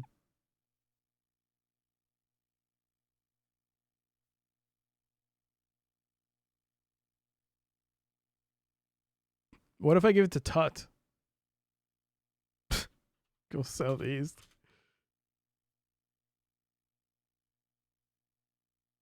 Go in.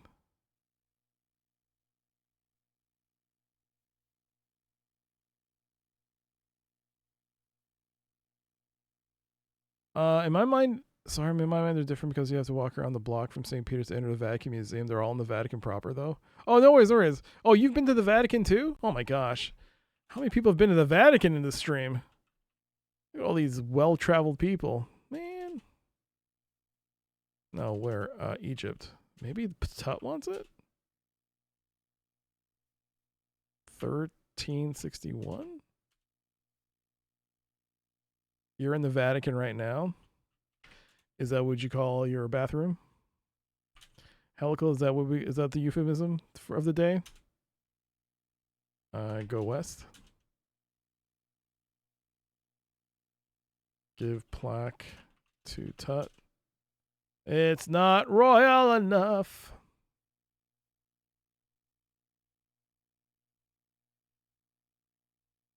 Take Ankh. Tut slaps her hands away and says, "You better not let one of the guards see you try that. They'll kill you, you know. They think I'm divine."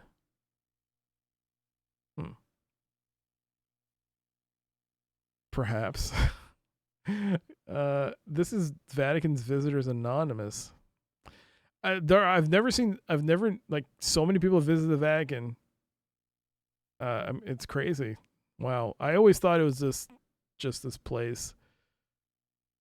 I mean, granted, it's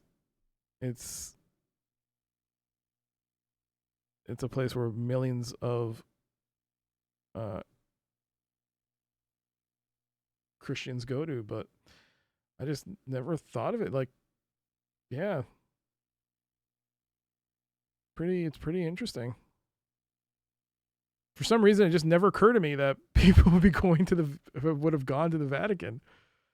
I always thought it was always this outside of like, say, special occasions where the Pope will do certain speeches or, you know, significant events, that it's closed off. But apparently it's not. It's just a big tourist place.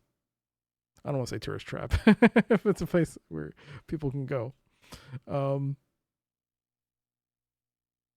It's full of the best items that every pope could get his hands on for ages, or that people would want to give the popes to curry favor. If you're in Rome, it's basically on the tourist list, whether you're religious or not. Very impressive architecturally, I would imagine. I mean, I could only imagine. 3 minutes remaining. We got 3 minutes. So for this ad break, I am going to be away from the keyboard. I'm going to take a break. It shouldn't take too long, but it is around the time where I got to take my dog out. And I need to take her. So it's going to take a few minutes.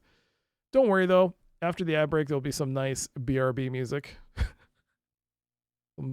Delightful BRB music. Well, I'll put on the Transport Tycoon BRB music. And all right, so what is a room in this game that we've come across that needs to be blessed by the church?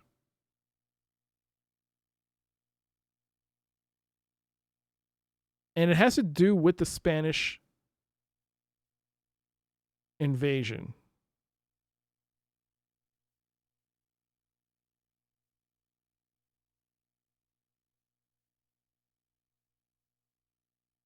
I cannot think of anything right now.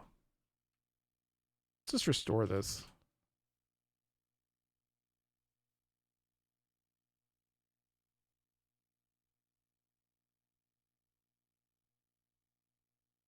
Do I have it? I have the plaque.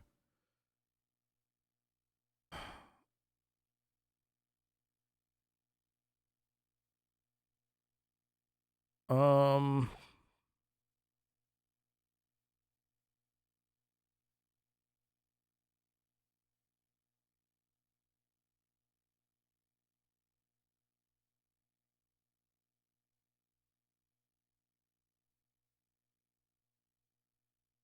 1519 Dover, 1519 Mexico, 1519 Baghdad.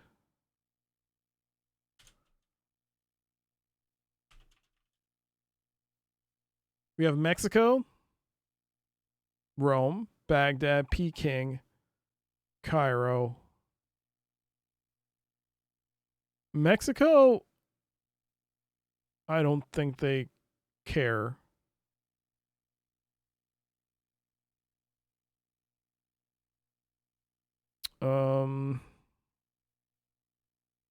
Dover?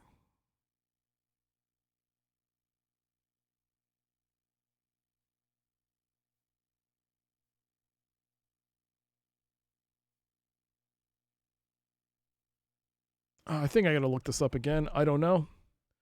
I just don't know. What do I do with this?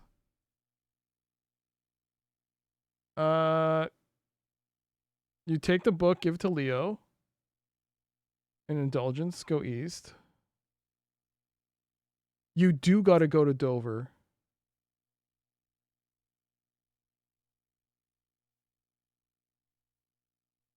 Oh man. Oh man. Oh, I shouldn't have looked it up. I mean, now I know.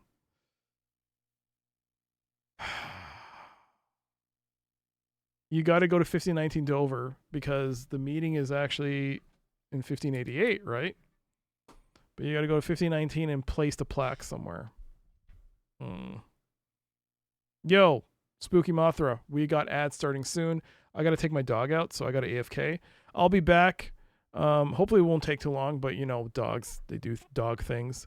So it shouldn't take too long, but we'll be back. Enjoy the tunes of Transport Tycoon.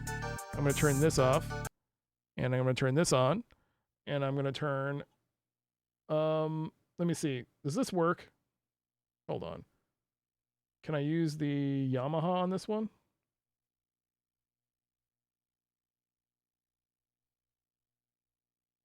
Let's see.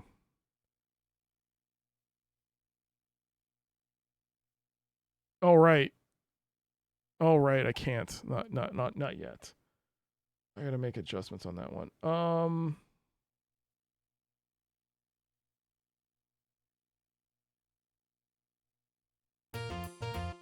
There we go.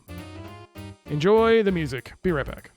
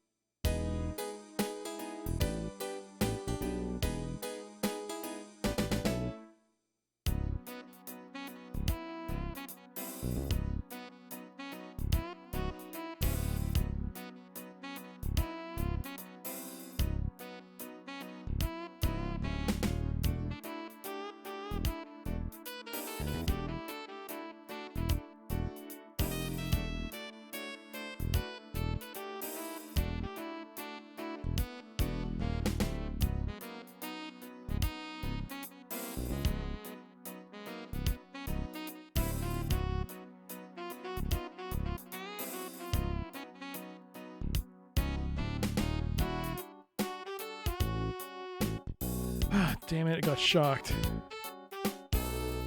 Okay. I'm back. That was quicker than I thought. Okay. Where was I?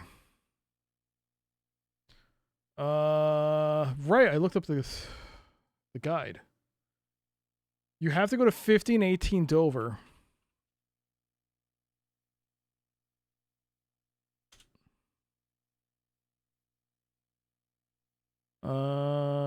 Okay. Go out. Go out. Okay, how would I have known this? The Renaissance has brought wealth to England once again. British wool merchants supply cloth to all of Europe. King Henry VIII has already begun the bold denunciation of Martin Luther's heresy that will earn him the title Defender of the Faith from Pope Leo of Rome.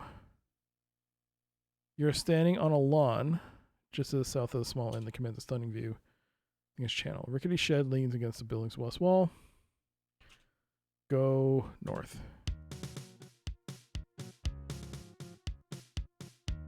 The innkeeper looks exactly the same throughout the ages. Go up. Oh crap. I'm on the wrong one.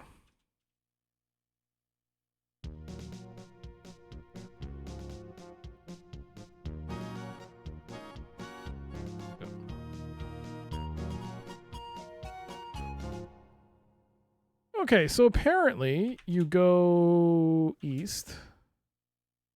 Go west, I meant.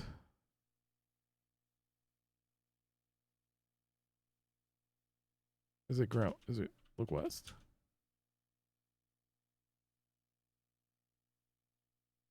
Or no, it's not. Go open door.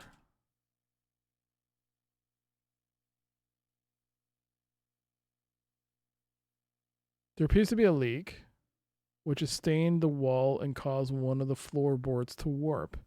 The room's only exit is a door on the west wall. Okay. Open floorboard? You pry open the loose floorboard. Beneath it, you see a cache. Look at cache. The cache is empty. I think you put the plaque in the cache.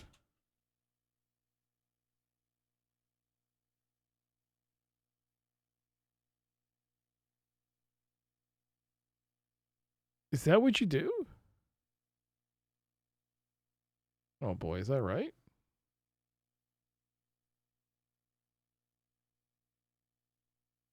Yes, it is. I think it says also you have to replace the floorboard.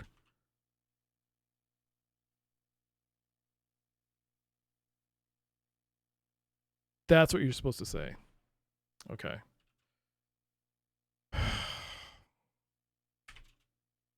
I don't understand how this is supposed to stop the Spanish Armada.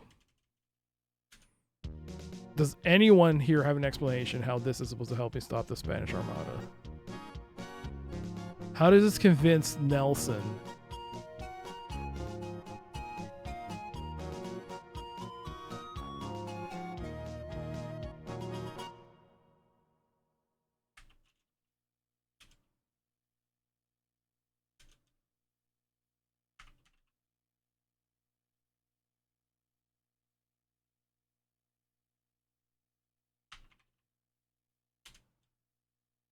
It's here, right? This is the time I'm supposed to go out? At the height of the Elizabethan era comes the greatest threat to England since the Norman conquest. All summer long, rumors have ricocheted up and down the coast. The Catholic Philip of Spain has assembled a mighty armada to invade heretical England and its Protestant ruler, Queen Elizabeth. 6 days ago, the armada was finally sighted off the Penzance. After playing cat and mouse with Sir Francis Drake and the English fleet all the way up the coast, the armada has now anchored across the channel underneath the protection of the guns of Calais. There they intend to rendezvous with the Duke of Parma's army, which is waiting in Dunkirk, and ferry more than 50,000 Spanish troops across the channel for the invasion. You're standing on a lawn, okay. Day for Dover 1588 plaque. Go in pub. Okay, go up. Open door. You open the door and enter the room, but you're immediately stopped in your tracks by a chilly blast. Don't you know any better than to knock when entering a lady's bedchamber? You begin a hasty retreat into the hall and rethink your strategy. Knock. Oh, is this where she is? An imperious voice calls out, "Enter!" Open door. This is a small but pleasant bedroom that's dominated by the presence of a small woman of royal bearing and dignity. She sits in her chair as if it were a throne and stares at you as if you were a bug. When you can tear your eyes away from her, you notice that the room seems to be a clean and comfortable room with a hardwood floor and a spacious bed. Despite this, there appears to be a leak in the ceiling, which has stained the wall and caused one of the floorboards to warp. Talk to, or she'll ignore us. Discuss. Look at Elizabeth.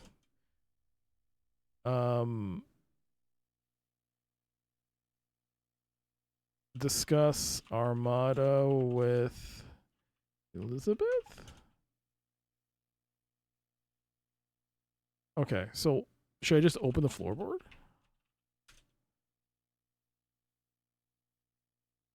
Elizabeth interrupts you once again and she looks down her nose at you and says, "I'm waiting."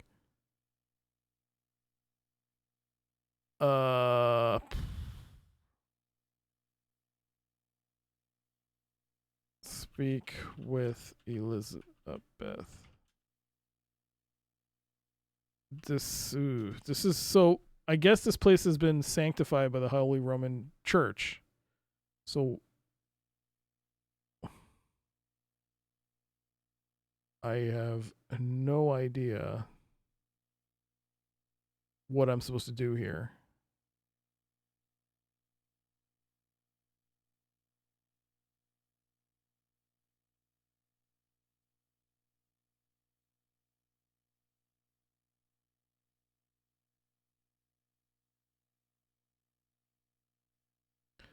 Elizabeth stops you a third time with a chilly command. If you can't behave in presence of your queen, I shall have you removed. Bow to Elizabeth. Oh boy.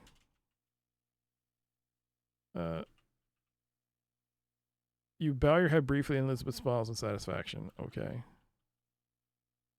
Ask Elizabeth about Spanish. Talk to. She ignores you.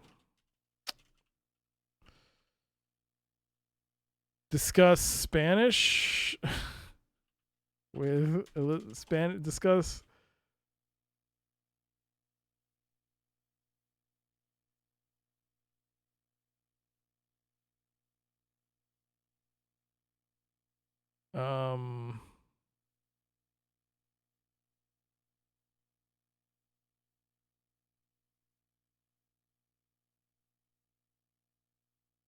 She won't let me open the.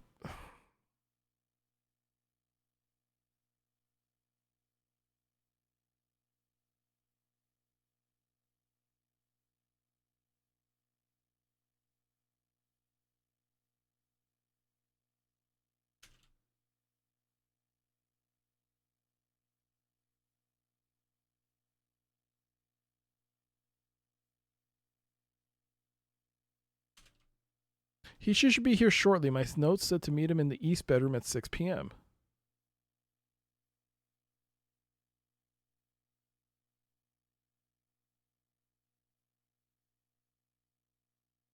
So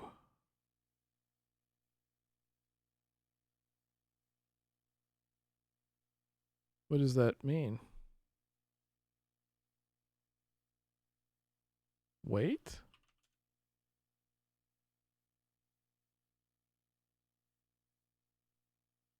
No, that's not right.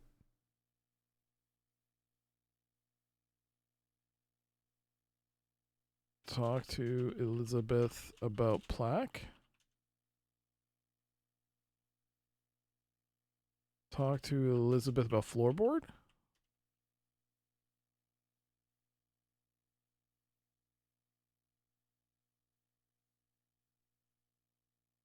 You pry up the loose floorboard. Beneath it, you see a cache.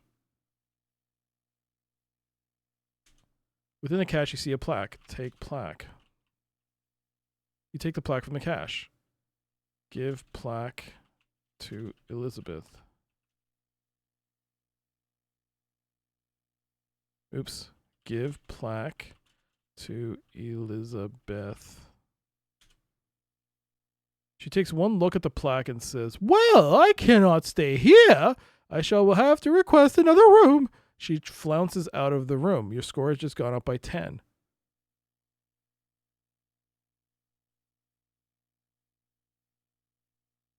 Okay.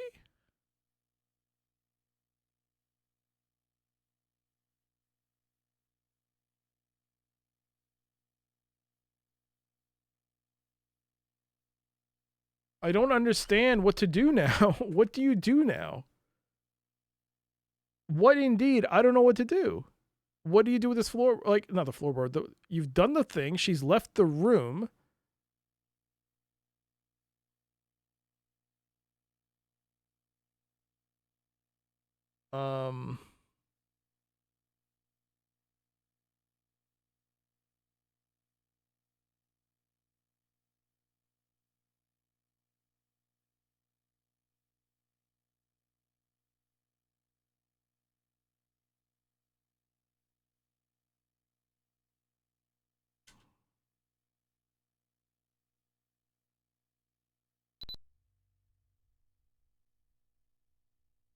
The floorboard's in my... There was a strumpet. I game overed on that. There was a prostitute in the other room. That's why Drake suddenly... Okay. A flight of stairs leads down. Suddenly the strumpet comes flying through the curtain, exactly as if she had been given the bum's rush by an expert bouncer. She picks herself up, makes an indelicate gesture towards the bedroom, and then storms down the stairs and out of the tavern. So now Elizabeth will be in the other room when Drake comes in. Okay. How do I return this damn floorboard? What was the command to return the floorboard? Does anyone remember? What was that? How do I put this back?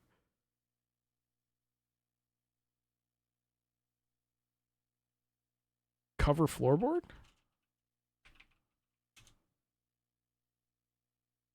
What?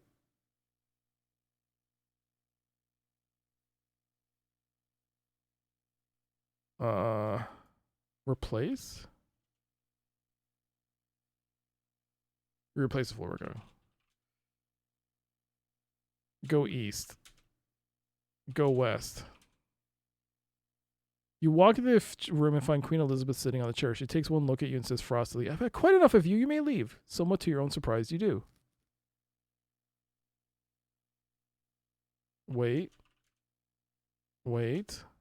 You see Drake come up the stairs and pause on the landing. Wait. Drake disappears into the west bedroom. Moments later, you hear the Queen screech, "I sent you no such bracelet. Remove it now." Seconds later, the bracelet comes flying through the curtain. Your score has just gone up by 30. Take bracelet. The bracelet disappeared. So that's how you fix it. Because now Drake would have gone to the strumpet. And Elizabeth would have never met him. Which is bizarre that they would have a prostitute in a room adjacent to the Queen of England. I don't know what it... I assume a strumpet is like a... I think you get... Wait, I think we showed her before. I'm going to save.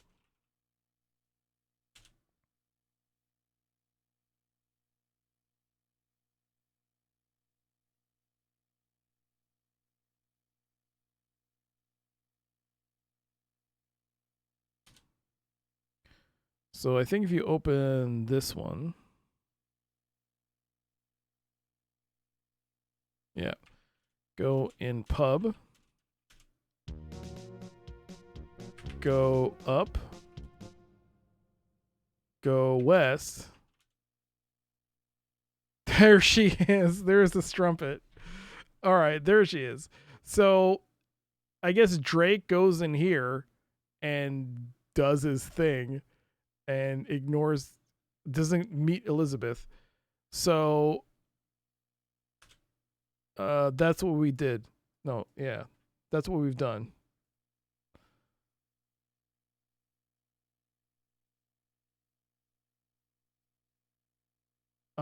Ensure Drake and Elizabeth meet each other. So they have done it.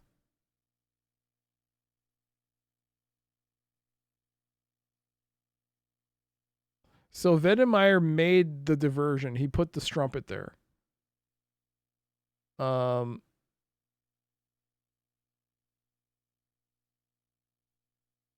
Okay.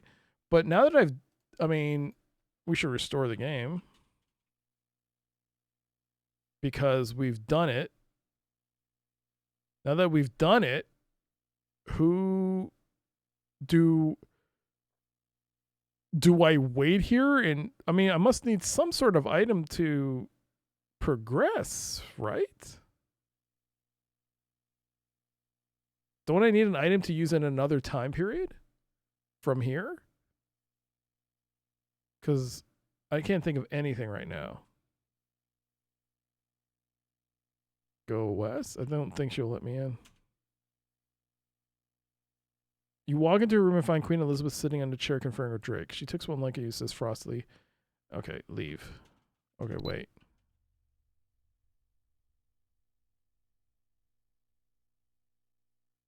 No.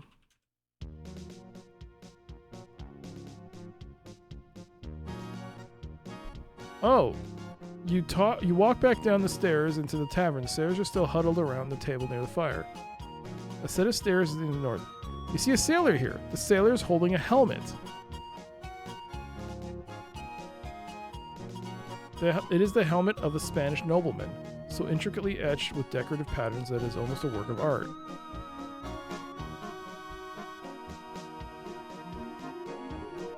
Asks sailor about helmet.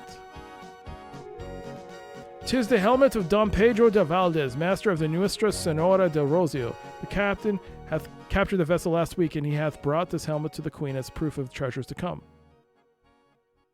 Buy helmet? Get helmet?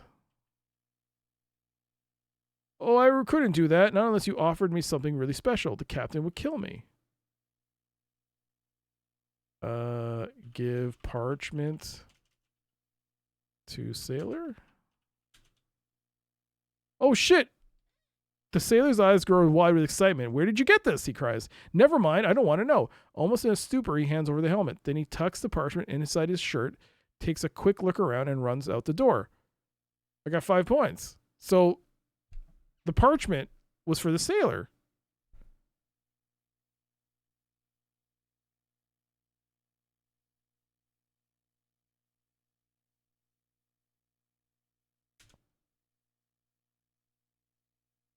It is the helmet of a Spanish nobleman.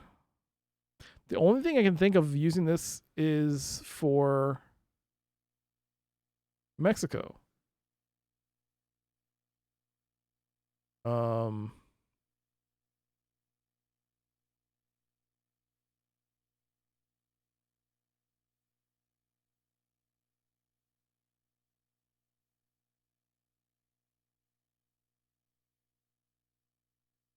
I could put the helmet on.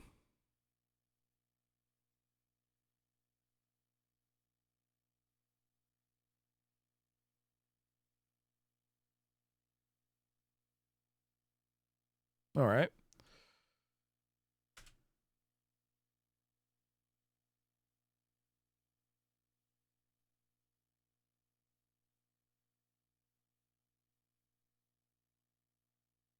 So now what do I do with this helmet?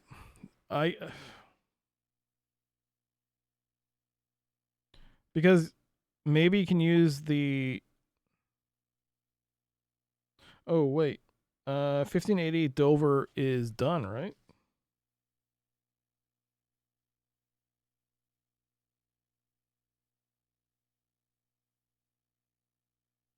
Oh, can I give this helmet to Tut?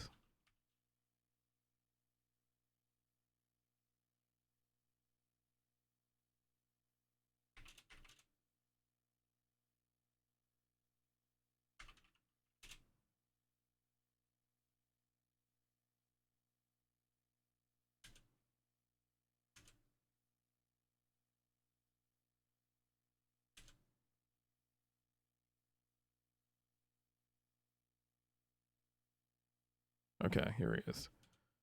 Give helmet to Tut. Damn it! He doesn't want it.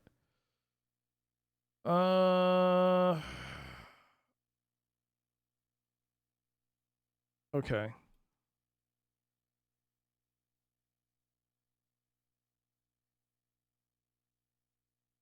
$12.15 Dover. That is Robin Hood. 800 AD. Let me look at the helmet.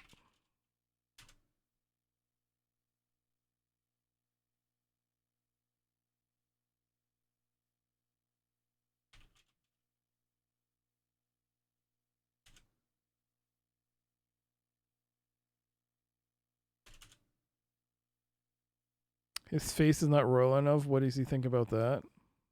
He's Tut. He doesn't care. Go in. Maybe it's Mexico.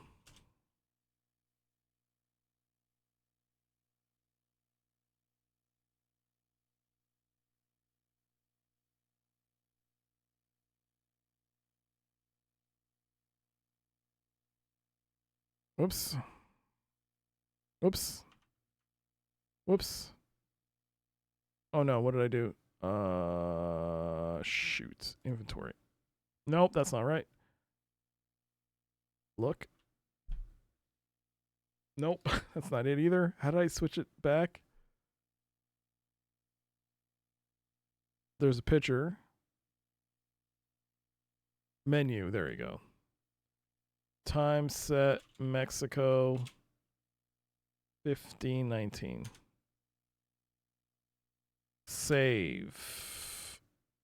Day 4 Mexico 1519. Go out. Oh no.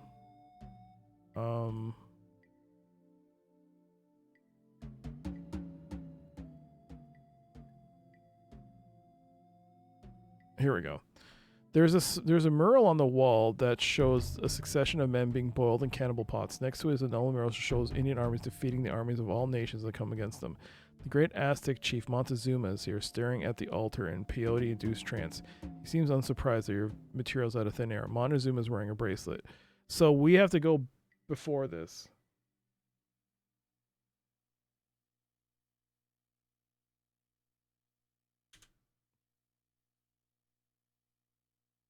Time set Mexico 12:15. He was there. Wedemeyer came here. The great central plain of Mexico is now ruled by the Aztecs, the most barbarous civilization imaginable. They have taken over the Pyramid of the Sun and built their capital, Tenochtitlan, around it. Can we get some peyote to go? No.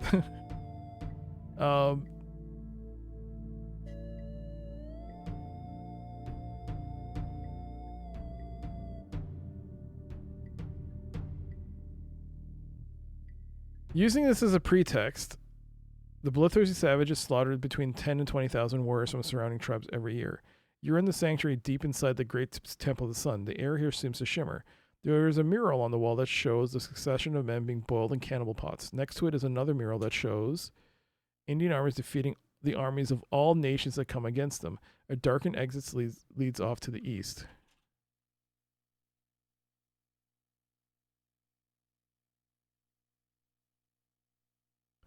The room is almost completely dark, with just enough light filtering in that you can see an exit to the west. A strong breeze flows through these corridors. A breeze blows out the lighter, so you close it.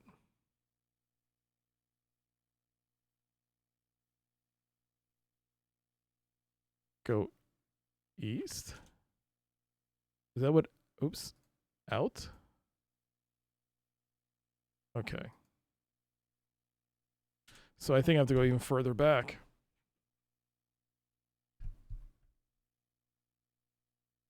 $12.15? No, 800.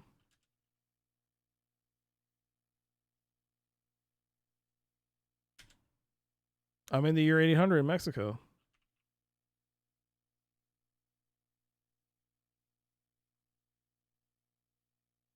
I can even go further in Mexico. 44 BC.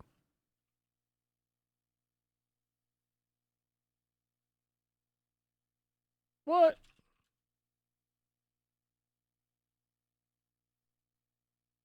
Oops.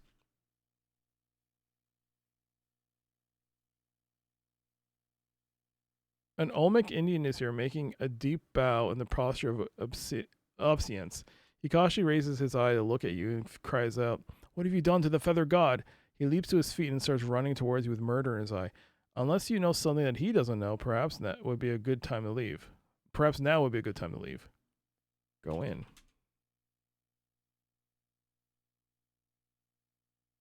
Time set Mexico 44.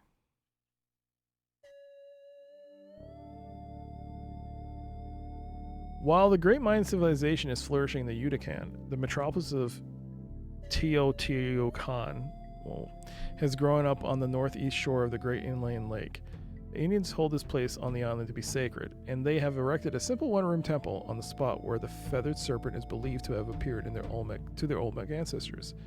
You are in the sanctuary inside the temple. The sun. The air here seems to shimmer. There's a mural on the wall that shows a succession of men being boiled in cannibal pots. Next to it is another mural that shows Indian armies defeating the armies of all nations that come against them. A Toltec Indian is meditating before an altar. When he materializes, he looks at you and says, I know not what manner of demon you are, but should know that I am the high priest of the mighty god Quetzalcoatl, and this altar is sacred unto him. I am the last of those who await his return.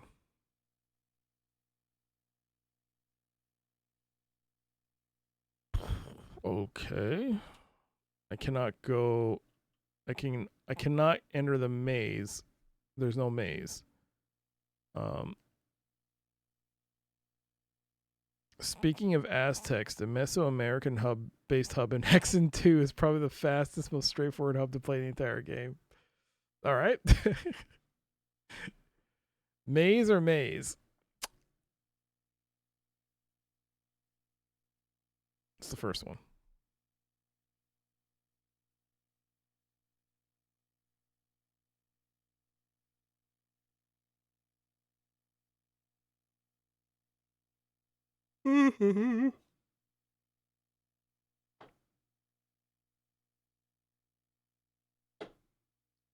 I should stop the stream before the next ad break starts because I don't think we could see another set of ads. I also got to get the channel point redeem if people want to do that. If they want to tell me what they want for the ad break. I give first dibs to someone.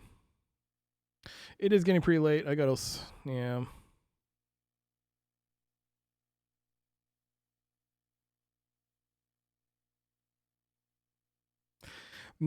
Maybe you have to fight the Olmec Indian because you see how like the cannibalism here and then they're fighting the arms. Maybe you have to change everything in the past here.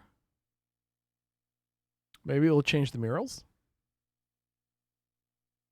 But how do I fight the guy?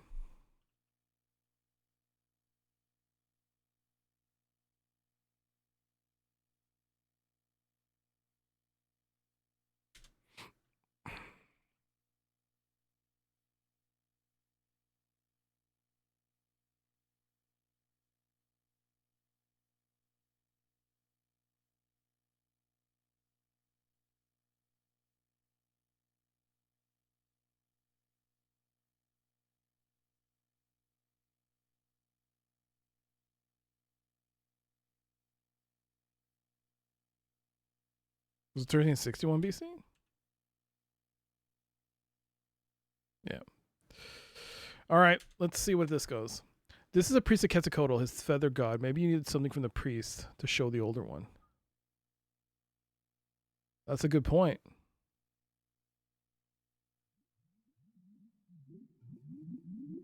Well, I got caught.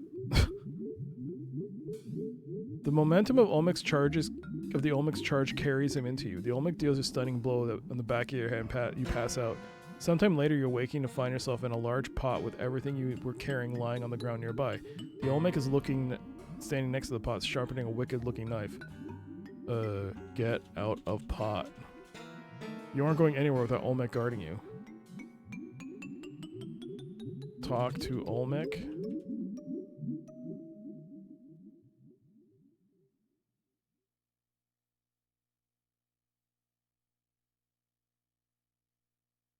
Look at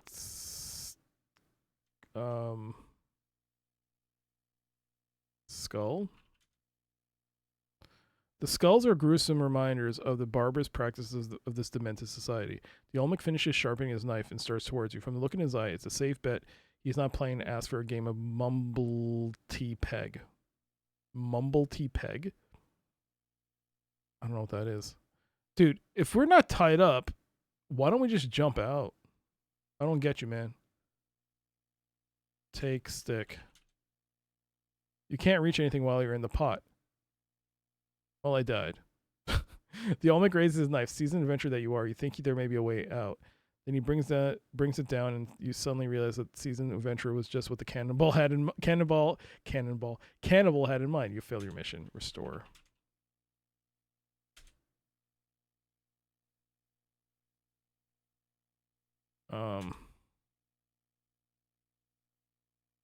Well,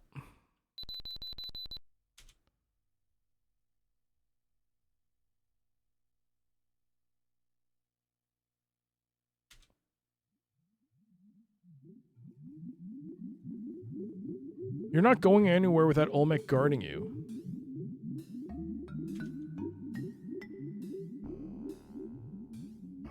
Pick up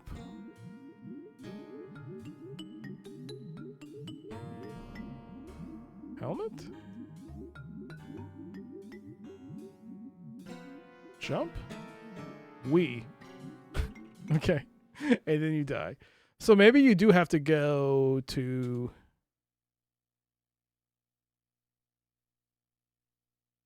time set Mexico 44.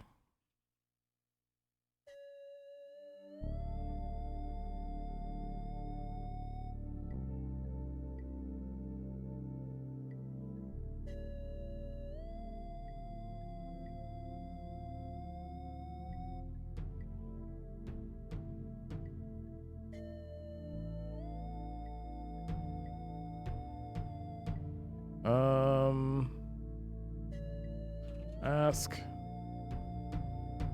priest about Quetzalcoatl. The feathered serpent appeared on this very spot over 1,000 years ago. At that time, he commanded us to build an altar and await his return for 100 generations. He said that he would be if he became displeased with us, he would return and would show to us the symbol of our doom. Then, if our ways did not please him, he said he would return again in the guise of a white man bearing that same symbol. At that time, our race will come to an end. Wait, what?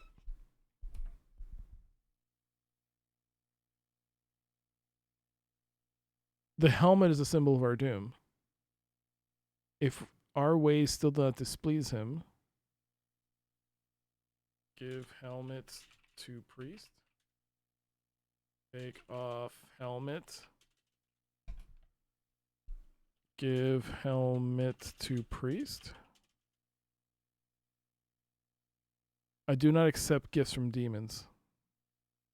Show helmet to priest.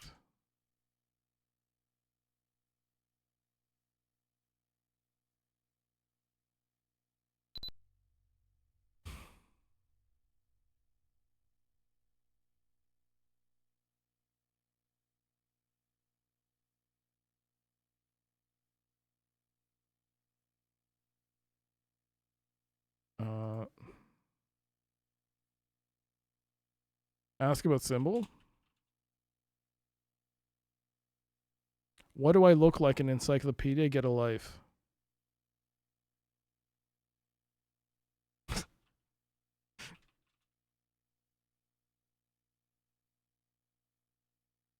What the hell does that mean? They sure picked up the most obnoxious PC speaker beep for the PC engine. Yeah, this is vanilla DOSBox, so the PC speaker might be a bit crappy.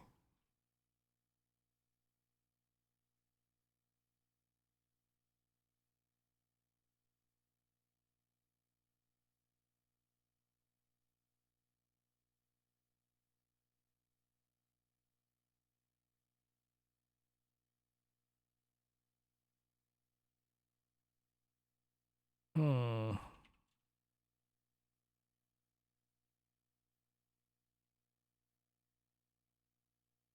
A Toltec Indian is meditating before the altar. Look at altar. There doesn't seem to be any altar here.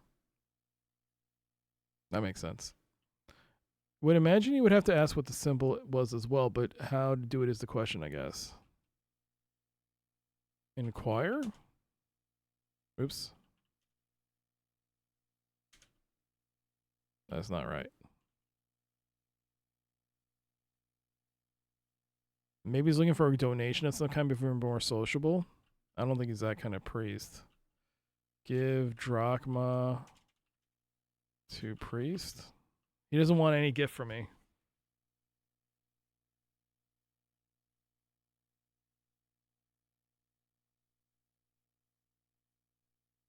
I forgot how to spell Quetzalcoatl. Damn it. Ah. I gotta go back to the beginning just so I can read the intro again.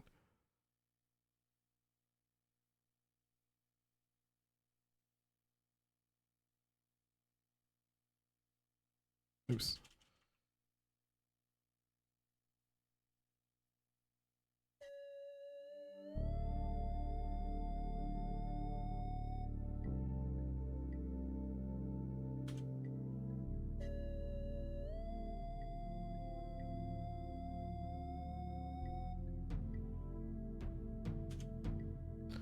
Okay.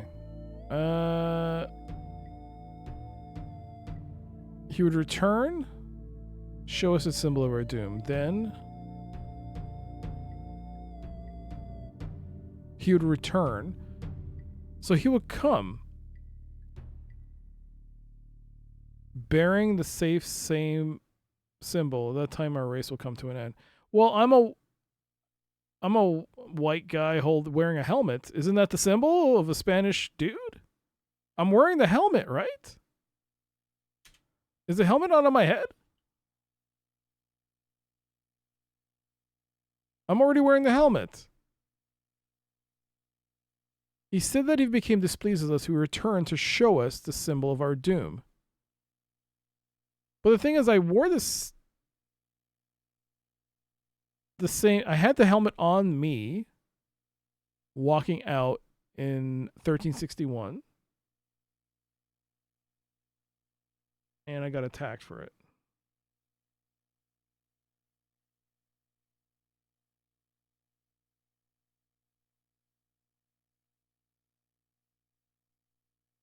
I have returned.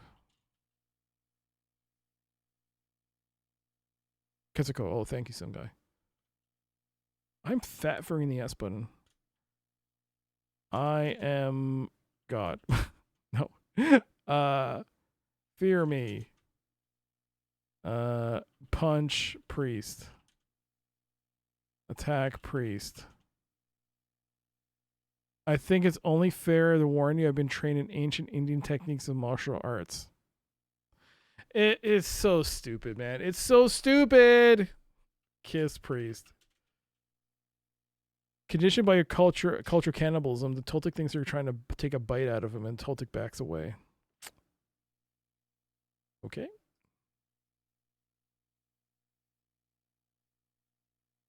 Statue, temple. Look at statue. Take off helmet. Oops. Put helmet on statue. At least he doesn't know about the Greeks.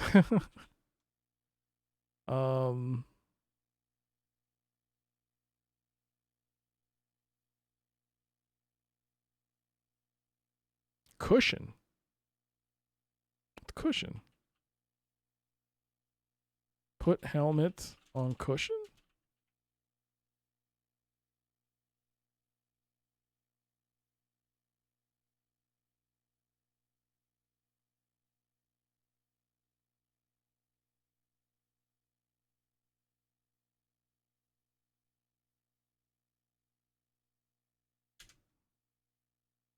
Soft velvety cushion.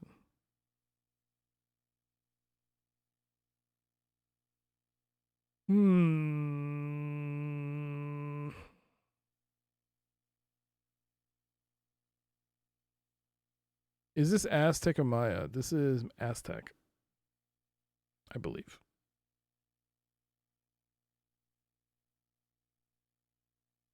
What other verbs do you have? Many verbs.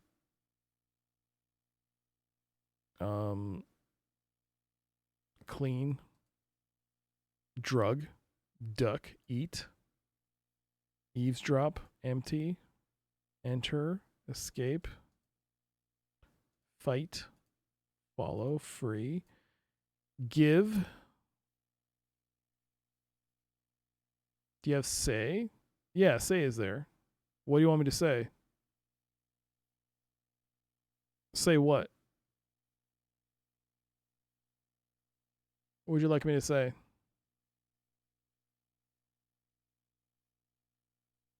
I have returned.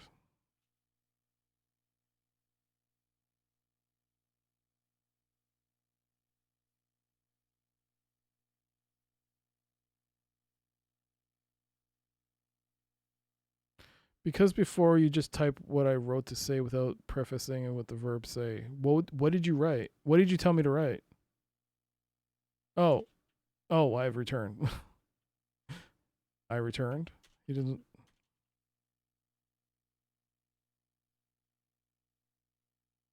Bach.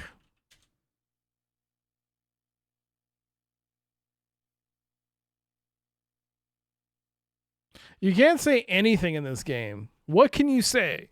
Say hi. Say anything. Hello to the priest? Is this how this works? It doesn't work.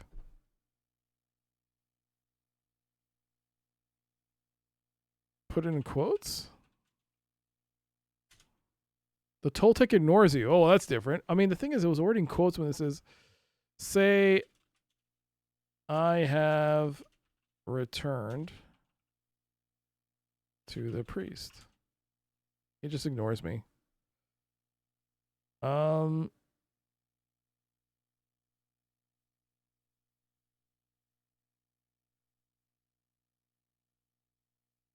417 out of 1,000.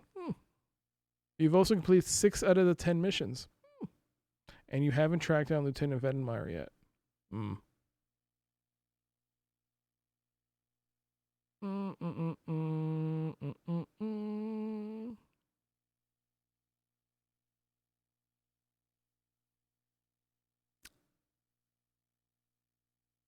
Are we certain that maybe it is the other guy you have to say it to, if at all? I might have to re-roll it because he attacks me immediately.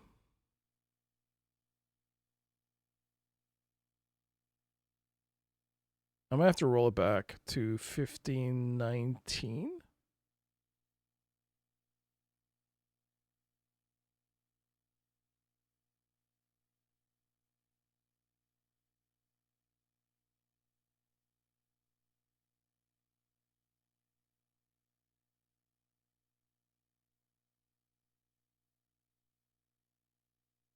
Say I have returned to the old Mac.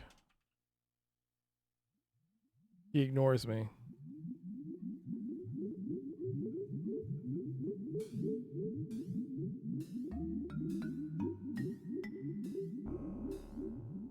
Look, blow out fire. Pee on fire. Drink water? By the time of your birth, in the late 21st century, scientists finally concluded everything causes cancer, tooth decay, depletion of the ozone layer, split ends, and warts. Because of this, a person with your background would never even consider ingesting untreated water.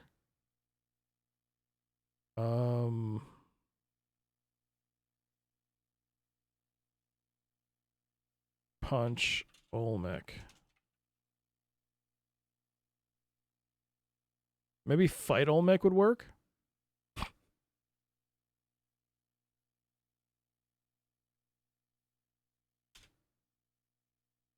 Probably not.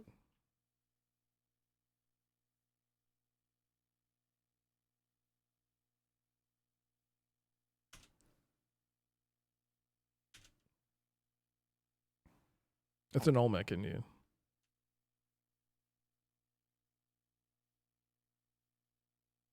Fight. I've been trained in the Indian techniques of martial. Oh, come on, man. So dumb.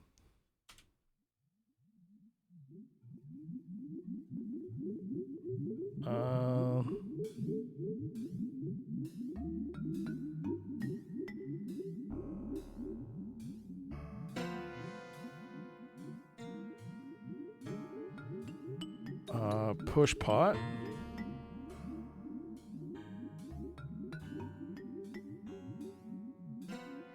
Climb out of pot. Can you wear the helmet before he hits you? But I am wearing the helmet, aren't I?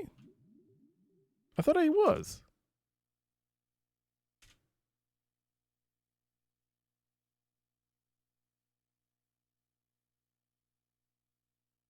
Oh, I wasn't wearing the helmet. Whoopsies. I thought I was.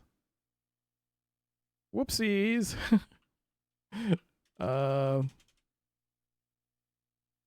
Time set. Mexico. I thought I did. Damn it. 1361. I'm already wearing it. Okay. I'm out.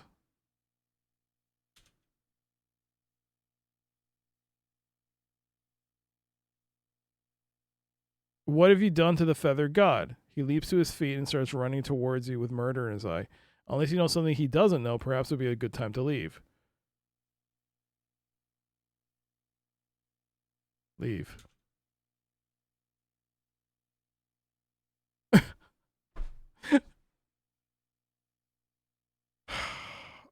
Somehow he has Taxcala colors.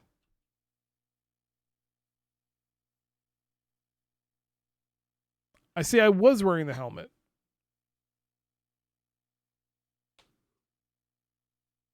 ...3 minutes remaining. No, we're not doing that. We're not doing ads again. All right, so...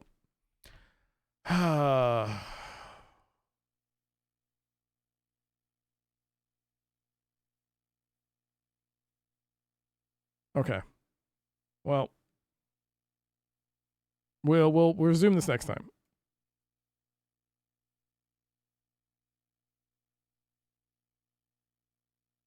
I hope you all enjoyed today's stream. Basically, they added all the ethnic groups into one people is what I'm joking about. Oh, did they? It's pretty funny. I think a game about time travel would be a bit more accurate. But yeah, we made some progress. Some of it through the use of looking at the guidebook, but a lot of it we found out through a collaborative effort. So, pretty good. We'll be back with more Timequest. As for tomorrow, we are going back to Challenge of the 5 Realms. I mean, we got 1 crown. We just have to get 4 more. We have to do it. Come on. It's not the most... It ain't setting the world on fire in terms of RPGs, but it's our RPG. We got to play through it. But thank you so much for being here. I hope you enjoyed today's stream. Hope I'll catch you again for the next one. Yo, Spetsnaz, have a great night. Helical. Ask Olmec about Twitchy. Spooky Mouther, random significance, good personality. Two-way, some guy. Thank you all for being here. Thank you so much for the support through the bits, the subs, the resubs, the gift subs. Thank you so much for all the gift subs. Thank you. Anyone that got a gift sub, please enjoy the gift subs for the time you have them. And yeah, and all the follows between the stream and during the stream and the raid. Thank you. Yeah, thank you again. We'll be back with it soon. Let's get someone to raid and see who's streaming. I can disable raids so I don't get raided by accident. All right, let's see. Have a great night, Kinikos. Random significance. Thank you so much for the brand new sub, by the way. Thank you. That is very kind of you. Let's see. Let's go raid.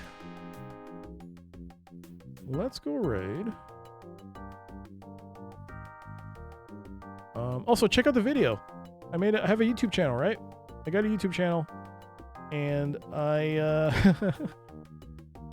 you know what? I don't get to raid CarTube at all. Almost never. He's so kind with raiding me, and I never get to raid him. He is playing a game called Zombie Revenge. I don't know what that is. It looks like a beat 'em up. Looks cool. Thanks again for being here. Hopefully I'll catch you again for the next stream. Until next time, have a great night, have a great morning. Please stay safe, and I'll see you all next time. Bye!